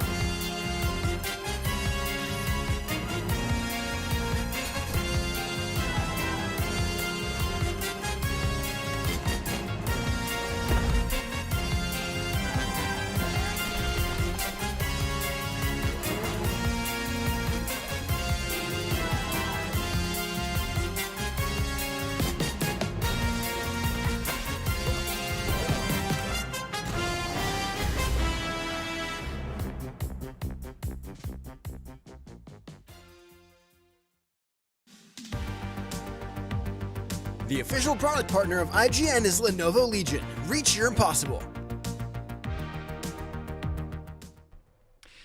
You're watching IGN's Game Awards post-show coverage. Now, let's see what the folks online are talking about using our Lenovo Legion 7i, a laptop for everyone. The Lenovo Legion 7i features a GeForce RTX 50 series GPU, latest generation of Intel Core Ultra processor, a sleek glacier white design, thermal innovation for improved performance thanks to the Legion Cold Front Hyper, and Lenovo PureSight OLED display for low latency and breathtaking colors for any task. Our first tweet comes from... This one comes from my boy Hayes Madsen over on Blue Sky, who says, I absolutely cannot wait to get my hands on Phantom Blade Zero. After what I've played and seen, it's easily one of the most fascinating games of next year. Incredibly ambitious. And Hayes, I could not agree even more. Again, every time I see this game, it just, I can't believe it exists. Was this you, Nick? This is my alternate persona. This is my alternate persona. I had to get in the show somehow.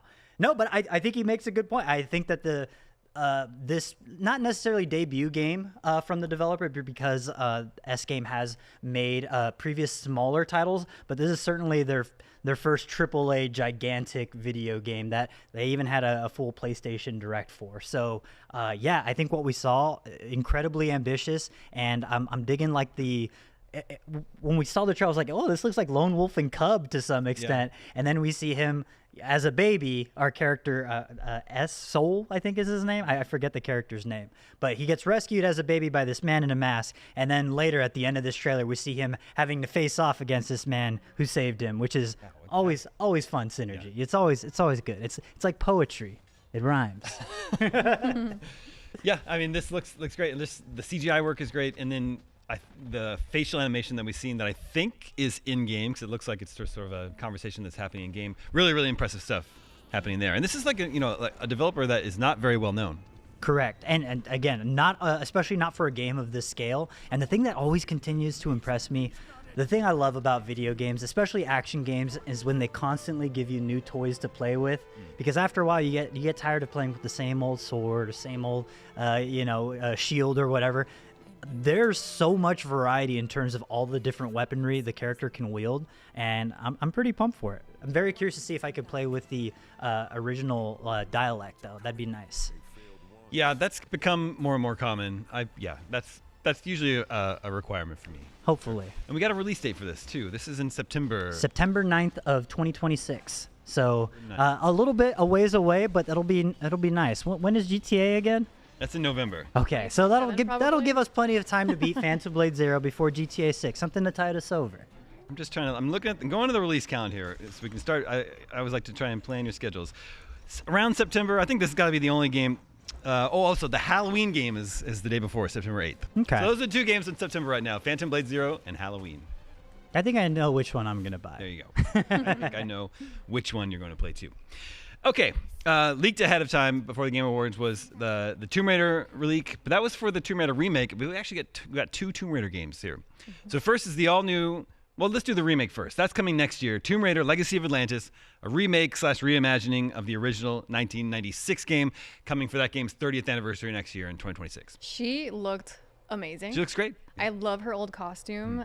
She just looks incredible. I loved everything that I saw, and I'm excited to jump into the world of Lara Croft in her, original game for the first time, remade for 2026. Certainly easier to play, I would assume, now in 2025. Just jumping across the chasm is going to be a little bit easier, I think. Did she do all these acrobatics in the first Oh, game yes. too? So that's the because that was so different. Is when she she goes up the thing and then she does like a handstand. I loved it so much. Yeah, it's so stylish. It's very iconic from the original. It's so cool, and I'm glad that they did that. And then as soon as you see the dinosaur print in this, I was like, oh, the dinos are back, let's go. And then she has like a Max Payne move where she can dive backwards, shooting 2 handguns. Looks great. There's the swan dive that looks exactly like as it did in the original game, and then the swimming. When she's swimming, it's just like I remember these scenes. And now you probably won't get trapped in a weird angle underwater and drown to death. No, and this also means Unreal Engine 5, we can lock the butler in the freezer. This is all I want. Thank you so much for making this happen. Letting me know. Crystal Dynamics. It's got a voiceover where Lara is talking about it like she's telling an old tale. Like I remember the first adventure I ever went on or whatever it was. So I don't know. It'd just be interesting to see that move. I love this. It's so cool. Much. The way the camera tilts too. It's nice. It's a nice touch. Yeah. I never realized what was missing from newer games until I saw this. Just unnecessary acrobatics. It does actually look like the 2013 Lara though. You think so? I feel like they split the difference. Yeah, it's like it feels like she grew into this. Yeah, exactly. Like, She's like 18 in that game. But also just seeing this, I'm like, this is like the Mummy, Indiana Jones type stuff, and I'm like, just give me more of that. Games need more giant ball chasing you down a corridor. Yeah, easy. And it's great that this is coming next year. We won't have to wait too long. And then they got you with the 1-2 punch. Yeah. Because in 2027 we got what's the name of it? Tomb Raider Catalyst. Brand new game. Adventure. Yeah. I'm very excited. I cannot wait. Also, pretty bold move for them to just come out swinging. 2 games, 1 year after the other. Baller move, Crystal Dynamics. Well done. I mean, I love it because I feel like lately we've gotten a lot of remakes, and it's good to have a remake and then be like, yes, remake, but also a new game. Yeah, exactly. Yeah, it'll be interesting to see. There was that trilogy, the reboot trilogy, 2013 to 2018. Now we get a remake of the first one. What's this new game going to be like? Yeah, I mean, what are the learnings they have with the remake, and what are the things that they want to change and adapt for the new game? I saw some weapons there. I saw a bow. What else did we see from weapons? I mean, we have her infiltrating yet another tomb, living up to the namesake here, and it seems like we got a glimpse of our protagonist as well. Yeah, I mean, she seems much more confident and sure of herself. In that original trilogy, like we said, she's very young. She wasn't an adventurer yet. She had to sort of grow into that role. Yeah, I mean, notably, she has her first kill in the first game, and it's actually like a very serious moment. She was like, "Oh my gosh!" Well, I mean, it happens pretty early on in the game. Yeah, you had 12 years. 12 years. Someone at Embracer was like, "You're not doing enough with Tomb Raider because we got these 2 games, we got this live-action Amazon show coming." So, is Phoebe Waller-Bridges? She's like the showrunner. Is she still showrunning it? Yeah. Okay. Hey, I like Fleabag. Sure. And Sansa Stark is Lara Croft. Oh yes, that's right. She got like all like jacked for the role too. Cool. So 2 Tomb Raider games revealed, and then there was a new Yakuza game was revealed. Wait, hold on. I don't think you can call it that legally, Damon. You can't see it, but there was an asterisk on the Yakuza. No, it's called Gang of Dragons, and it's from the creator of Yakuza? Yeah, it's from Nagoshi Studios. Toshihiro Nagoshi. Yeah, I mean, he's only made a Super Monkey Ball and Yakuza, and it's like, well, I guess I'm not doing Super Monkey Ball anymore, so let me make another Yakuza.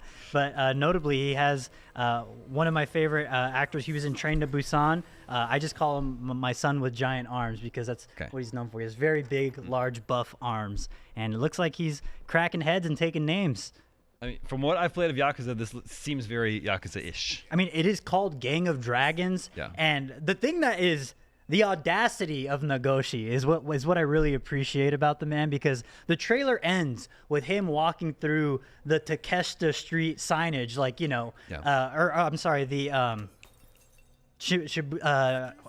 Kabukicho, the Kabukicho gate, where I was like, dude, that's just Kamurocho. Are you allowed to do that, Nagoshi? But then again, I'm not going to question a man with big arms or a dude like Nagoshi. So, hey, it looks like he's going to have a fun time doing it. So go for it, man. Because I thought there was also that sort of like spin-off from Sega with Project Century. Yes, Project Century. But that one is from RGG. Right. Yeah, which is actually Yakuza. I thought that might be this at first, but no, this is its own thing. Seems more Yakuza than Like a Dragon. Mm-hmm. Right. I would assume so, yeah. More of like an action brawler, dramatic crime noir thriller, I would assume. There's probably some sort of land heist going on, some shady Yakuza dealings. And hey, it looks like there's a drivable car, maybe? Yeah. And guns. That's not a thing that you typically see too often in Yakuza, although... explosions. It definitely looks more action-packed than a standard Yakuza. More action movie. But there it is. Yeah, there it is. Fun trailer. Definitely something that I'd want to look more into. All right, coming up soon, we've got a look at something special from our friends at Cracked. Later, we'll be talking to the developers of action-adventure game Bradley the Badger. But first, we've got another brand new trailer for you. Check it out.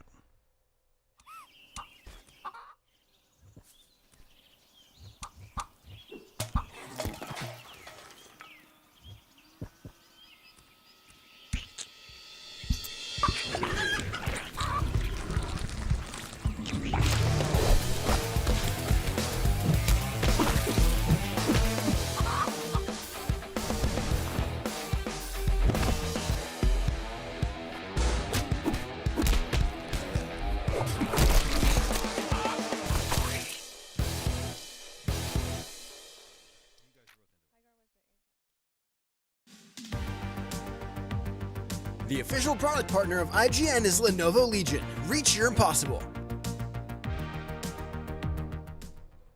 Well, that just about wraps up our 2025 Game Awards coverage here on IGN. Before we go, I want to get some final thoughts from the panel on how the show was. Let's start with you, Aliek. How was the show this year? I loved it this year compared to last year. Although last year I will give it points because of Witcher, because I love Witcher. But I feel like it started strong with Star Wars, and then we ended with some really awesome games. I mean, we'll talk about High Guard later, but I'm excited to see a new first-person shooter come into the world of FPS games. So I loved it. Although I will say though, we didn't get anything from Hideo Kojima, so I was expecting. And he was even there. Wait, he wasn't? I thought he was. No, he was there. He was, yeah. So I expected to see something from Fizzent or specifically OD. That's what I really was looking for. But I'm just really happy we got a new Star Wars game. Yeah, I feel off balance. They show Kojima, and there's nothing. he didn't even get to the stage. What's going on, Jeff? No, I thought it was a fun show. I will always be a little bit sad when I don't see a Final Fantasy. I was in the smallest, deepest recesses of my heart hoping for Final Fantasy VII Remake Part 3, just to I know it's coming, but I just want to see it already. Yeah. I was actually a little bit surprised by the overall lack of JRPGs. We saw a lot of gacha games, which is for a certain audience, but not necessarily myself. But happy for you if you're happy about that. But yeah, overall, some pretty solid games. And to Aliek's point, from ex-Apex devs / Titanfall devs, I'm very excited, especially since they are doing a similar launch cadence. It feels like Apex Legends kind of showed up one day and kind of shadow dropped, and it feels like High Guard's about to do the same thing. It's coming out in like 7 weeks, I think Jeff said. So late January. Very excited to jump into that. Yeah, let's talk briefly about High Guard. So that was his last big reveal this year. It seems to be like a fantasy shooter, fantasy shooter with guns. Yeah. And horses. And rideable horses. It kind of seems like instead of jumping out of a plane, you are riding into battle on the horses as your like initial let's get into position thing. But the one thing that really got my attention was I wouldn't necessarily it doesn't seem particularly like a hero shooter, although each class or character does have their own distinct ability. It reminds me of something like Apex Legends with their ults, or even something like Valorant. And I think the beauty of something like Valorant is all of the ults have some sort of like area of denial effect to them. So it forces you to think a little more strategically. And based on what we saw in this trailer, it looks like the impression I got is the multiplayer match unfolds in distinct phases where you kind of get wide open space and it gets narrower and narrower into more arena-based combat as you kind of meet in the middle where you have two literal Mortal Engines looking tanks kind of just colliding against one another. So I'm very curious to see what the overall gameplay loop is like, and it certainly looks distinct and like something I've never really seen before. So that's got my attention. Plus, coming from the caliber Apex Legends, Titanfall, they know how to make a game that feels good to play, and I can't wait to play yet another good feeling first-person shooter because we need it. Yeah, I'm specifically interested in how this theme is going to attract competitive players. I think we talk about Apex, there's a lot of competitive players in there, and also Titanfall too. So seeing a medieval fantasy theme, I think, is something that some people might be shocked at. At least I was a bit taken aback. I didn't realize that this would be something I would be potentially trying out, but I'm intrigued by it. I'm curious about how competitively people will adopt this game, and I know there's some people who love hero shooters, some who absolutely don't, but this looked like a really fun blend of a lot of things we've seen from different shooters. And I mean, they said it, they wanted to create a new breed of shooter, and it looks like they're doing so. They say anything about when this is coming? January 27th, I want to say. It's like, it's 7 weeks out, free to play as well. Yeah. So very exciting. I will for sure be checking it out day one. Hopefully no one's as good as they are at Apex at this game, because now I look at Apex Legends gameplay, I'm like, yeah, I'm not doing any of that. That stuff's crazy. It's releasing so soon, January 26th. So. Oh, yeah. A Day of Kings. Soon. All right, that's High Guard. Good show this year. Good show. 2 Star Wars games that are a surprise. 2 Tomb Raider games. Surprise Lenny Kravitz. Lenny Kravitz, villain in 007 First Light. That's great. I love it. Resident Evil Requiem's looking great, and the Divinity trailer was real gross. We actually have a few more of our own surprises to show you, so let's get right to it with some brand new looks and deep dives at some amazing things heading your way soon. Roll it.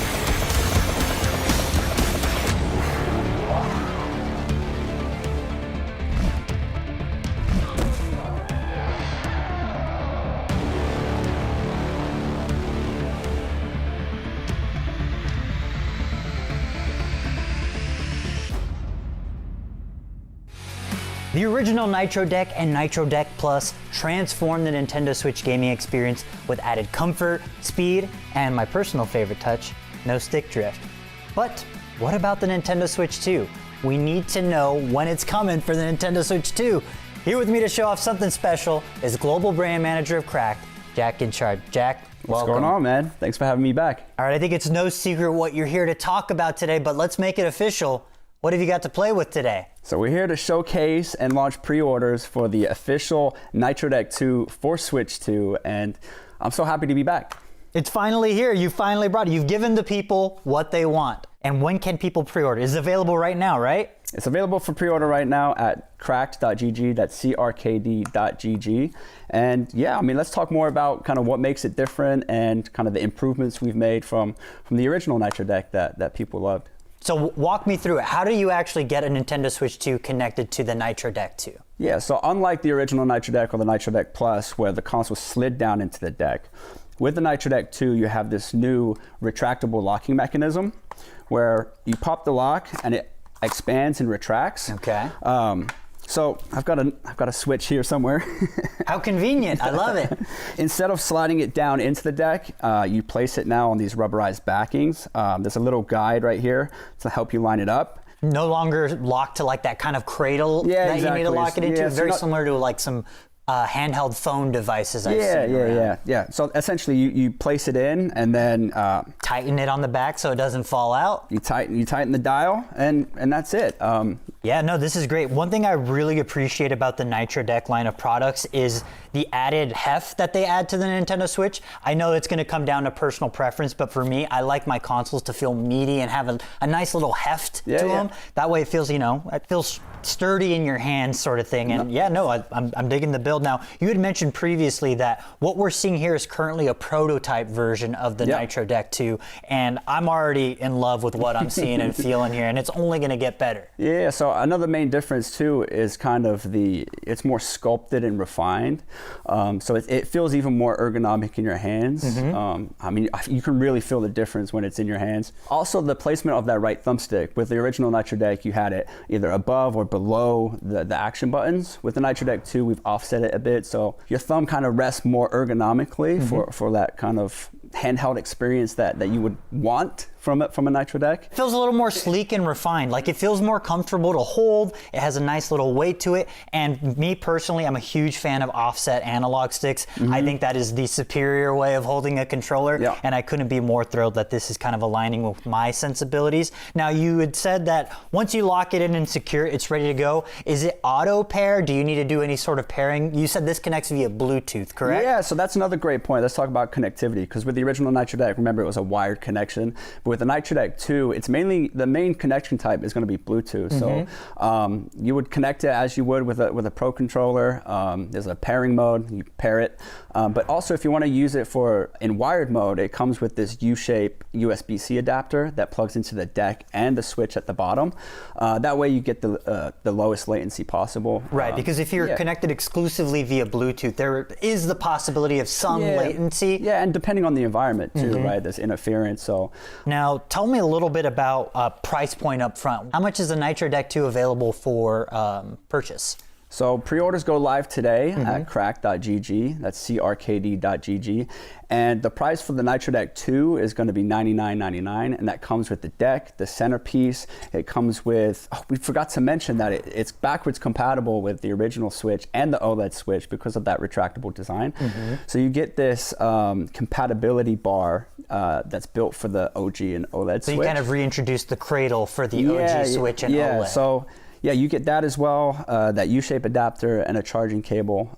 And also separately, we're launching pre-orders for a hard shell case that you see right here, and that'll be $39.99 as well. I love it. I'm digging the design, and I love the little rubberized tips right here. It's looking clean and looking classy. Over the last couple of years, we've been listening to the community, we've been making improvements. So taking all the feedback that we got from the community and trying to put it into the Nitro Deck 2, trying to think about what people would want in the Nitro Deck 2. I think we've encompassed all of that in this device, and I'm really happy, I'm really proud with this, and I'm super excited to bring it to gamers. Yeah, it's feeling good so far, but would you mind actually walking us through? So you said you guys have been listening to the community quite a bit. Yeah. Could you talk a little bit about how you and the team have iterated on the design of the Nitro Deck and Nitro Deck Plus with 2, based on feedback, guidelines, anything people might have been saying? Yeah, so let's run through it real quick. So like I said before, it's a little bit more sculpted and refined, so it feels more ergonomic. So with the original Nitro Deck and the Nitro Deck Plus, we introduced Hall effect thumbsticks, which essentially eliminated stick drift, right? So what you have in the Nitro Deck 2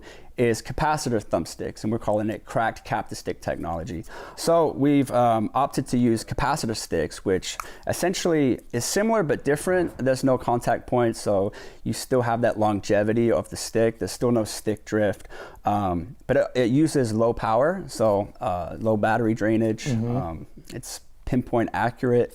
So you still have kind of all the benefits that you would get from Hall effect, but you don't have that kind of risk of getting magnetic interference when using it with the console. And you can also adjust the thumbstick. One of my personal favorite touches. I love it. You can also adjust the thumbstick resistance with this resistance ring right here. If you turn it all the way to the left, it loosens up the thumbstick. If you turn it to the right, it tightens it up. And that's just personal preference too. Maybe you want the right one a little bit more snappy for aiming. You want the left one looser for moving around. So it's just like little features like that, going back to kind of listening to the community and trying to make and continue to build on what we've already built. Another improvement that we have is the display stand is made out of metal now. That's classy. Yep, and we've also added an extra remappable button up by the trigger. I don't think I've ever seen that before, but that's such a smart decision. Talk to me about that a little bit. Yeah, so with the Nitro Deck Plus, you saw like the side buttons for the original Switch, but with the Nitro Deck 2, we opted to do an extra button on the bumper. We call it L2. So by default, it will be your bumper button, but you can remap these buttons just like any button on the Nitro Deck, whether it's on the deck itself or within the Cracked app. So you mentioned that the cap-to-stick technology has a low drain on the device's battery. Does the Nitro Deck 2 feature a battery? So yeah, the Nitro Deck 2 does have a battery, but it's not for the reason that you think. It doesn't charge the Switch 2 console itself. It's more there for battery usage for like Bluetooth pairing and low voltage stuff like connecting to the Cracked app for firmware updates and customization. But yeah, it does have a battery. Because the Nitro Deck 2 is a Bluetooth controller, can you also pair it with like a mobile phone? Yeah, that's a great question. So you see these three right here. Obviously, you've got Switch 2 in the middle. You've got the OLED Switch there, but it's also compatible with the original Switch. And you also got this middle plate. Now, you don't need to use the middle plate to use it as a Pro controller, but essentially you can use this as a Pro controller for your PC, Android, iOS devices, which include smart TVs and tablets. So yeah, you're not really only getting kind of a handheld upgrade for your Switch 2, you're also bridging the gap between the generations of the Switch console, but also having the multi-purpose of using it as a Pro controller for other things as well. So it's cross-functional. Not only is it cross-gen, it's also cross-console. Right? Because so not only do you get obviously the Nitro Deck 2 compatibility with the Switch 2, you get the Switch OLED and original Switch, plus you can use the Nitro Deck 2 as a standalone controller. If you have some buddies over and you need another controller, you can pick it up and use that, or you can connect it to a PC, mobile device, things like that. You got it. That's awesome. All right, so we have the new cap-to-stick technology, the ability for the Nitro Deck 2 to kind of work as a standalone controller in addition to being cross-gen.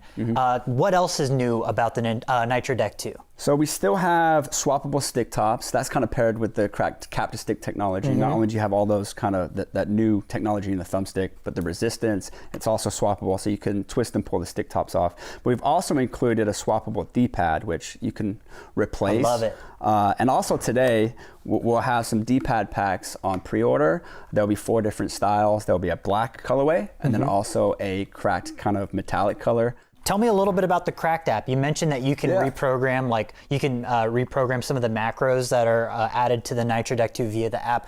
Tell me about it. How does it work? Yeah, so there's kind of two parts to the Cracked app. We've built the true collection system, so every single one of our products is compatible with the Cracked app in that sense, where you can touch your mobile smart device to the phone, it recognizes it, you can register it to your collection of Cracked products, and then from there, you have Cracked Control. So since the Nitro Deck 2 has Bluetooth, you can connect via Bluetooth to Cracked Control to adjust the customizable features like button remapping, firmware updates, and things like that. Now, before we round things out a little bit, I just want to clear up something that might lead to some possible confusion. If you're looking to pre-order the Nitro Deck 2 right now, you might notice a difference between the black here. Could you talk a little bit about what's available via the pre-order versus this? Yeah, so for pre-order today, you're going to have Smoke Black, which is kind of a smoky black translucent front cabinet. And we're also going to have a white edition, which very similar to what you see here. The only difference is that the thumbstick base is going to be like this cracked metallic color. But yeah, you're going to have Smoke Black and white available for pre-order today. Looking real classy. Now, I gotta ask, is there any plans for additional color variants, colorways? Because I know that the purple retro look was super popular with our audience, as well as the kind of gray retro look. Any plans for anything special in that regard? Yeah, so we're launching with Smoke Black and white as our main SKUs that will be kind of stable SKUs going forward. But I mean, we're looking at maybe collections in the future, but right now, for the foreseeable future, it will just be white and Smoke Black. So you may see some cool collections maybe halfway towards the end of 26. We'll have to have you back to talk about those as well. But Jack, thank you so much for joining me. Thanks for having me back, man. It's a pleasure. The Nitro Deck 2 is available for pre-order right now in the smoky black and white, so make sure to check it out. Where can people find it again? At cracked.gg, that's crkd.gg. There you go. And for more on all things Cracked, stay tuned to IGN.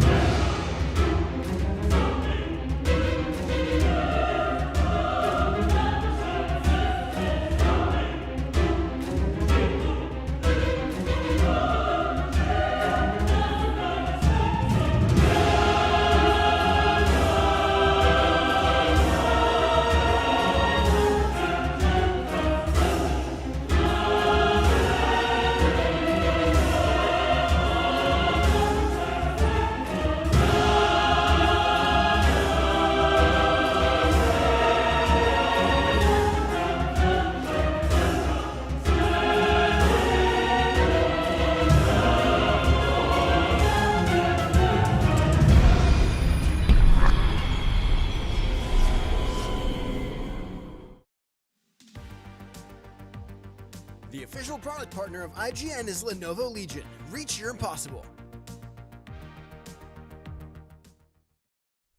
At the 2025 Game Awards, an all-new 3D action-adventure game was revealed. Here to tell us all about Bradley the Badger are Christian Cantamessa and Davide Soliani, co-founders of developer Day for Night and co-directors of Bradley the Badger. Welcome. Thanks a lot for having us here. Congrats on the big reveal. I think the game looks awesome. Thank you. The two of you, this is your first game as Day for Night Studios, but you both have very impressive resumes in the games industry. Christian, you were lead designer on Red Dead Redemption and Manhunt, plus you have credits on numerous other games, GTA San Andreas, Middle-earth, Shadow of Mordor, Shadow of War, and Rise of the Tomb Raider. And Davide, you were creative director on the two Mario plus Rabbids games, plus you worked on Just Dance, Beyond Good and Evil, many more. So a lot of experience between the two of you. Tell us how Bradley the Badger came together and why this is something that you wanted to collaborate on. Okay, I'll start. Yeah, let's go. So this whole thing came together because we've been friends for 2 decades and a half, maybe more. We started out in the games industry together at Ubisoft Milan in the late 90s. And we've been in touch ever since. We've been talking about what each other was doing. And when one fateful day in October, which was my birthday in 2023, Davide, after wishing me happy birthday, asked me the classic question, what are you doing? How are you feeling? And I sort of went off on how I really thought it would be great to do something together, and I missed the old days when it was just a small group of people doing something exciting, and he kind of mirrored exactly my thoughts. And it was the exact junction in time for us to start something together. Because back in the days when we started in Ubisoft, when we met in Ubisoft, actually, Christian started before. But the teams were composed by 20 people. So it was like a small warm family. And then everything changed in 27 years. So my last team was like 480 people. So it was quite huge. And I'm sure the same for you at Perfect Dark. Yeah, big teams, big, big responsibilities with big budgets. And so it was, the impetus behind it was to kind of go back to the beginning in a way. And it all started from that phone call, then after that, we were riffing on ideas at that point already. How did you settle on a animal mascot 3D platformer? I think that the start of it all was sort of like what kind of game we felt like we could do together and what kind of a story we could do together. A big passion for me is storytelling. I've designed games and gameplay mechanics, but for me it's always been a medium to tell a story. And Davide is the master of like player first game mechanics. And so it was always like, what can we do that has what you're a genius in and what I can contribute. There is also a bit of what we loved when we were younger, like games from Rare, games from Nintendo. So I believe that Bradley is that kind of colorful and joyful mascot, but then the mechanics and the story are something completely new and innovative. It's funny you mentioned games from Rare because in this trailer at the 8-second mark early on, he's got a banjo hanging on the wall. Not just a banjo, but also a kazoo. Oh, I didn't notice the... It wasn't just a banjo. There's a small reference. There's like a whole gamography from Rare in some of those shots. Yeah. Yes, we are huge fans of Rare. They're amazing now, but in our heart, really, there is the Rareware of the 90s. Games that we grew up playing, but also games that were there while we were making games. We were doing Game Boy Color games, and we were playing Banjo-Kazooie and Conquer Bad Fur Day, and we were like, okay, we might as well just call it quits and go home. Made us. Plus, our composer is Grant Kirkhope, so it was making perfect sense. Yeah, that's great. Yeah. So in a way, we see ourselves as spiritually inspired by the Rare of that era. And then the gameplay here is kind of, is it a game within a game? Bradley's aware he's in a game, and you're sort of parodying other games. Tell us about what makes the gameplay unique here. So there's the story angle and there's the gameplay and the game mechanics angle, and both make the game fairly unique. The story is that, yes, Bradley finds himself in these strange game worlds that to him are completely alien. That's definitely not his village, and that's definitely not the sort of adventure that he's used to. And for us, these obviously are parodies of other games, because this whole game is a satire of the games industry and of the games that we play. So there's a little bit of industry satire and a little bit of gaming and game content sort of parody.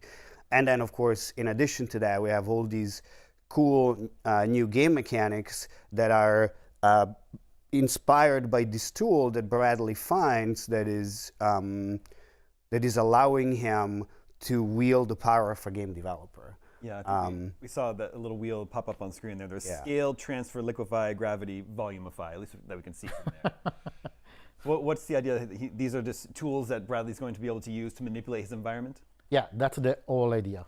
Players will be able, through these powers, to modify some elements of the environment around them and solve puzzles their own way.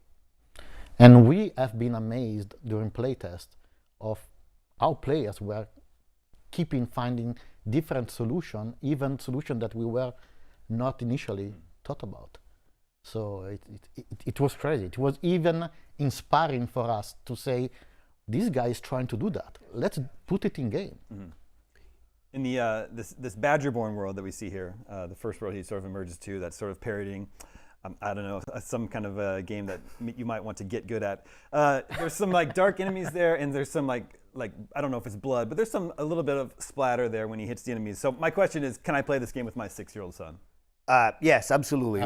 We want to tell a story and make a game for all ages, and we're very much inspired by Pixar films and movies like the Lego Movie, Wreck-It Ralph. So really something that kids and young adults can enjoy for the content, for the mascot, for the gameplay, and then an adult can play it and find deeper meanings, outer layers, inner layers, and sort of like get some of the jokes that maybe a kid would just not immediately understand. Plus, I will say that also our art director, which is Fabio Prochet, it's a great art director. It comes with a huge background from Disney, and he did a fantastic job at designing Bradley and putting this mascot from the 90s in words that are truly realistic in a way.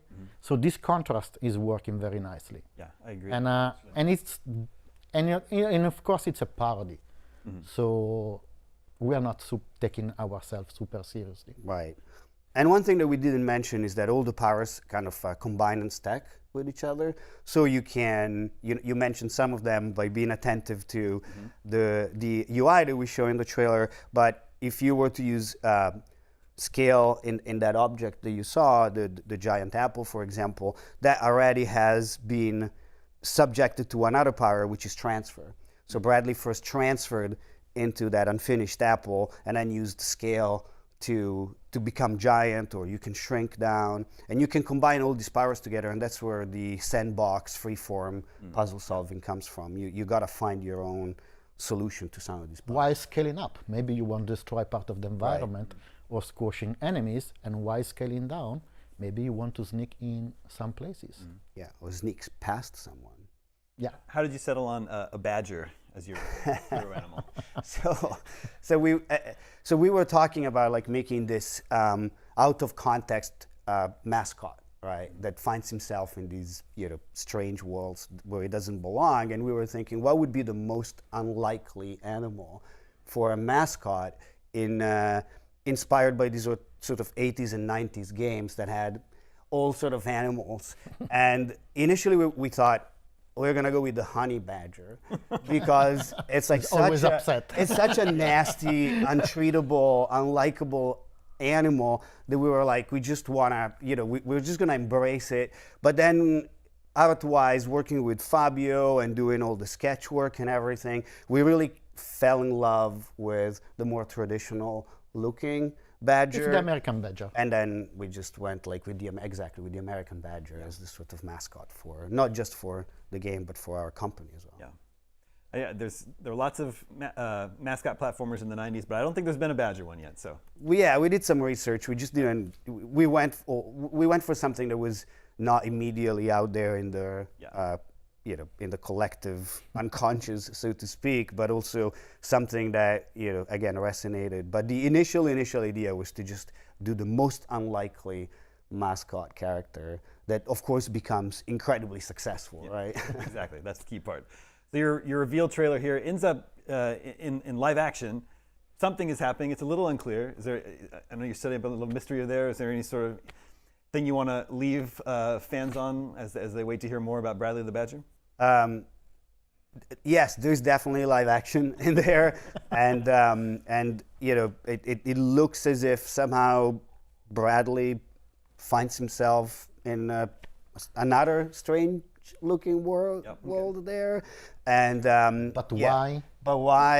And who's this strange person that he meets? That all those questions will be answered. But why they're meeting? I think one is screaming. It'll be interesting because of course everything ties together. This is a bit of a tease, but it's also just not there just for a trailer. It's a story that develops along with the game, and it's completely attached to the game. So each word has a correspondence in what is happening in live action, but for now we cannot say more than that. And if maybe people pay attention to every single frame of live action and every single frame of the game, maybe they'll find even more connection. Maybe, who can say? It all looks very cool. When are me and my son Kingo going to get to play Bradley the Badger? It will be out when it's ready. So we need to wait a little bit more because we venture in this journey because we want to do something like we like to do things. So we don't want to rush it. We cannot say the date now. It's coming. But it's coming. I promise you and your son that the game is coming. We just this is a labor of love, and we just want to put all the love that we and our team has into this project, so that when it comes out, people are going to be hopefully as excited about it as we are. I'm excited. It really does look cool. Can't wait to see more. Viewers, for more on Bradley the Badger and all things video games, stay tuned to IGN. The official product partner of IGN is Lenovo Legion. Reach your impossible. Well, thank you all so much for hanging out and watching the Game Awards with us tonight. And as always, a big thank you to everyone working behind the scenes here at IGN for helping us cover live events all year long. We'll see you all real soon. From all of us here at IGN, thank you and good night.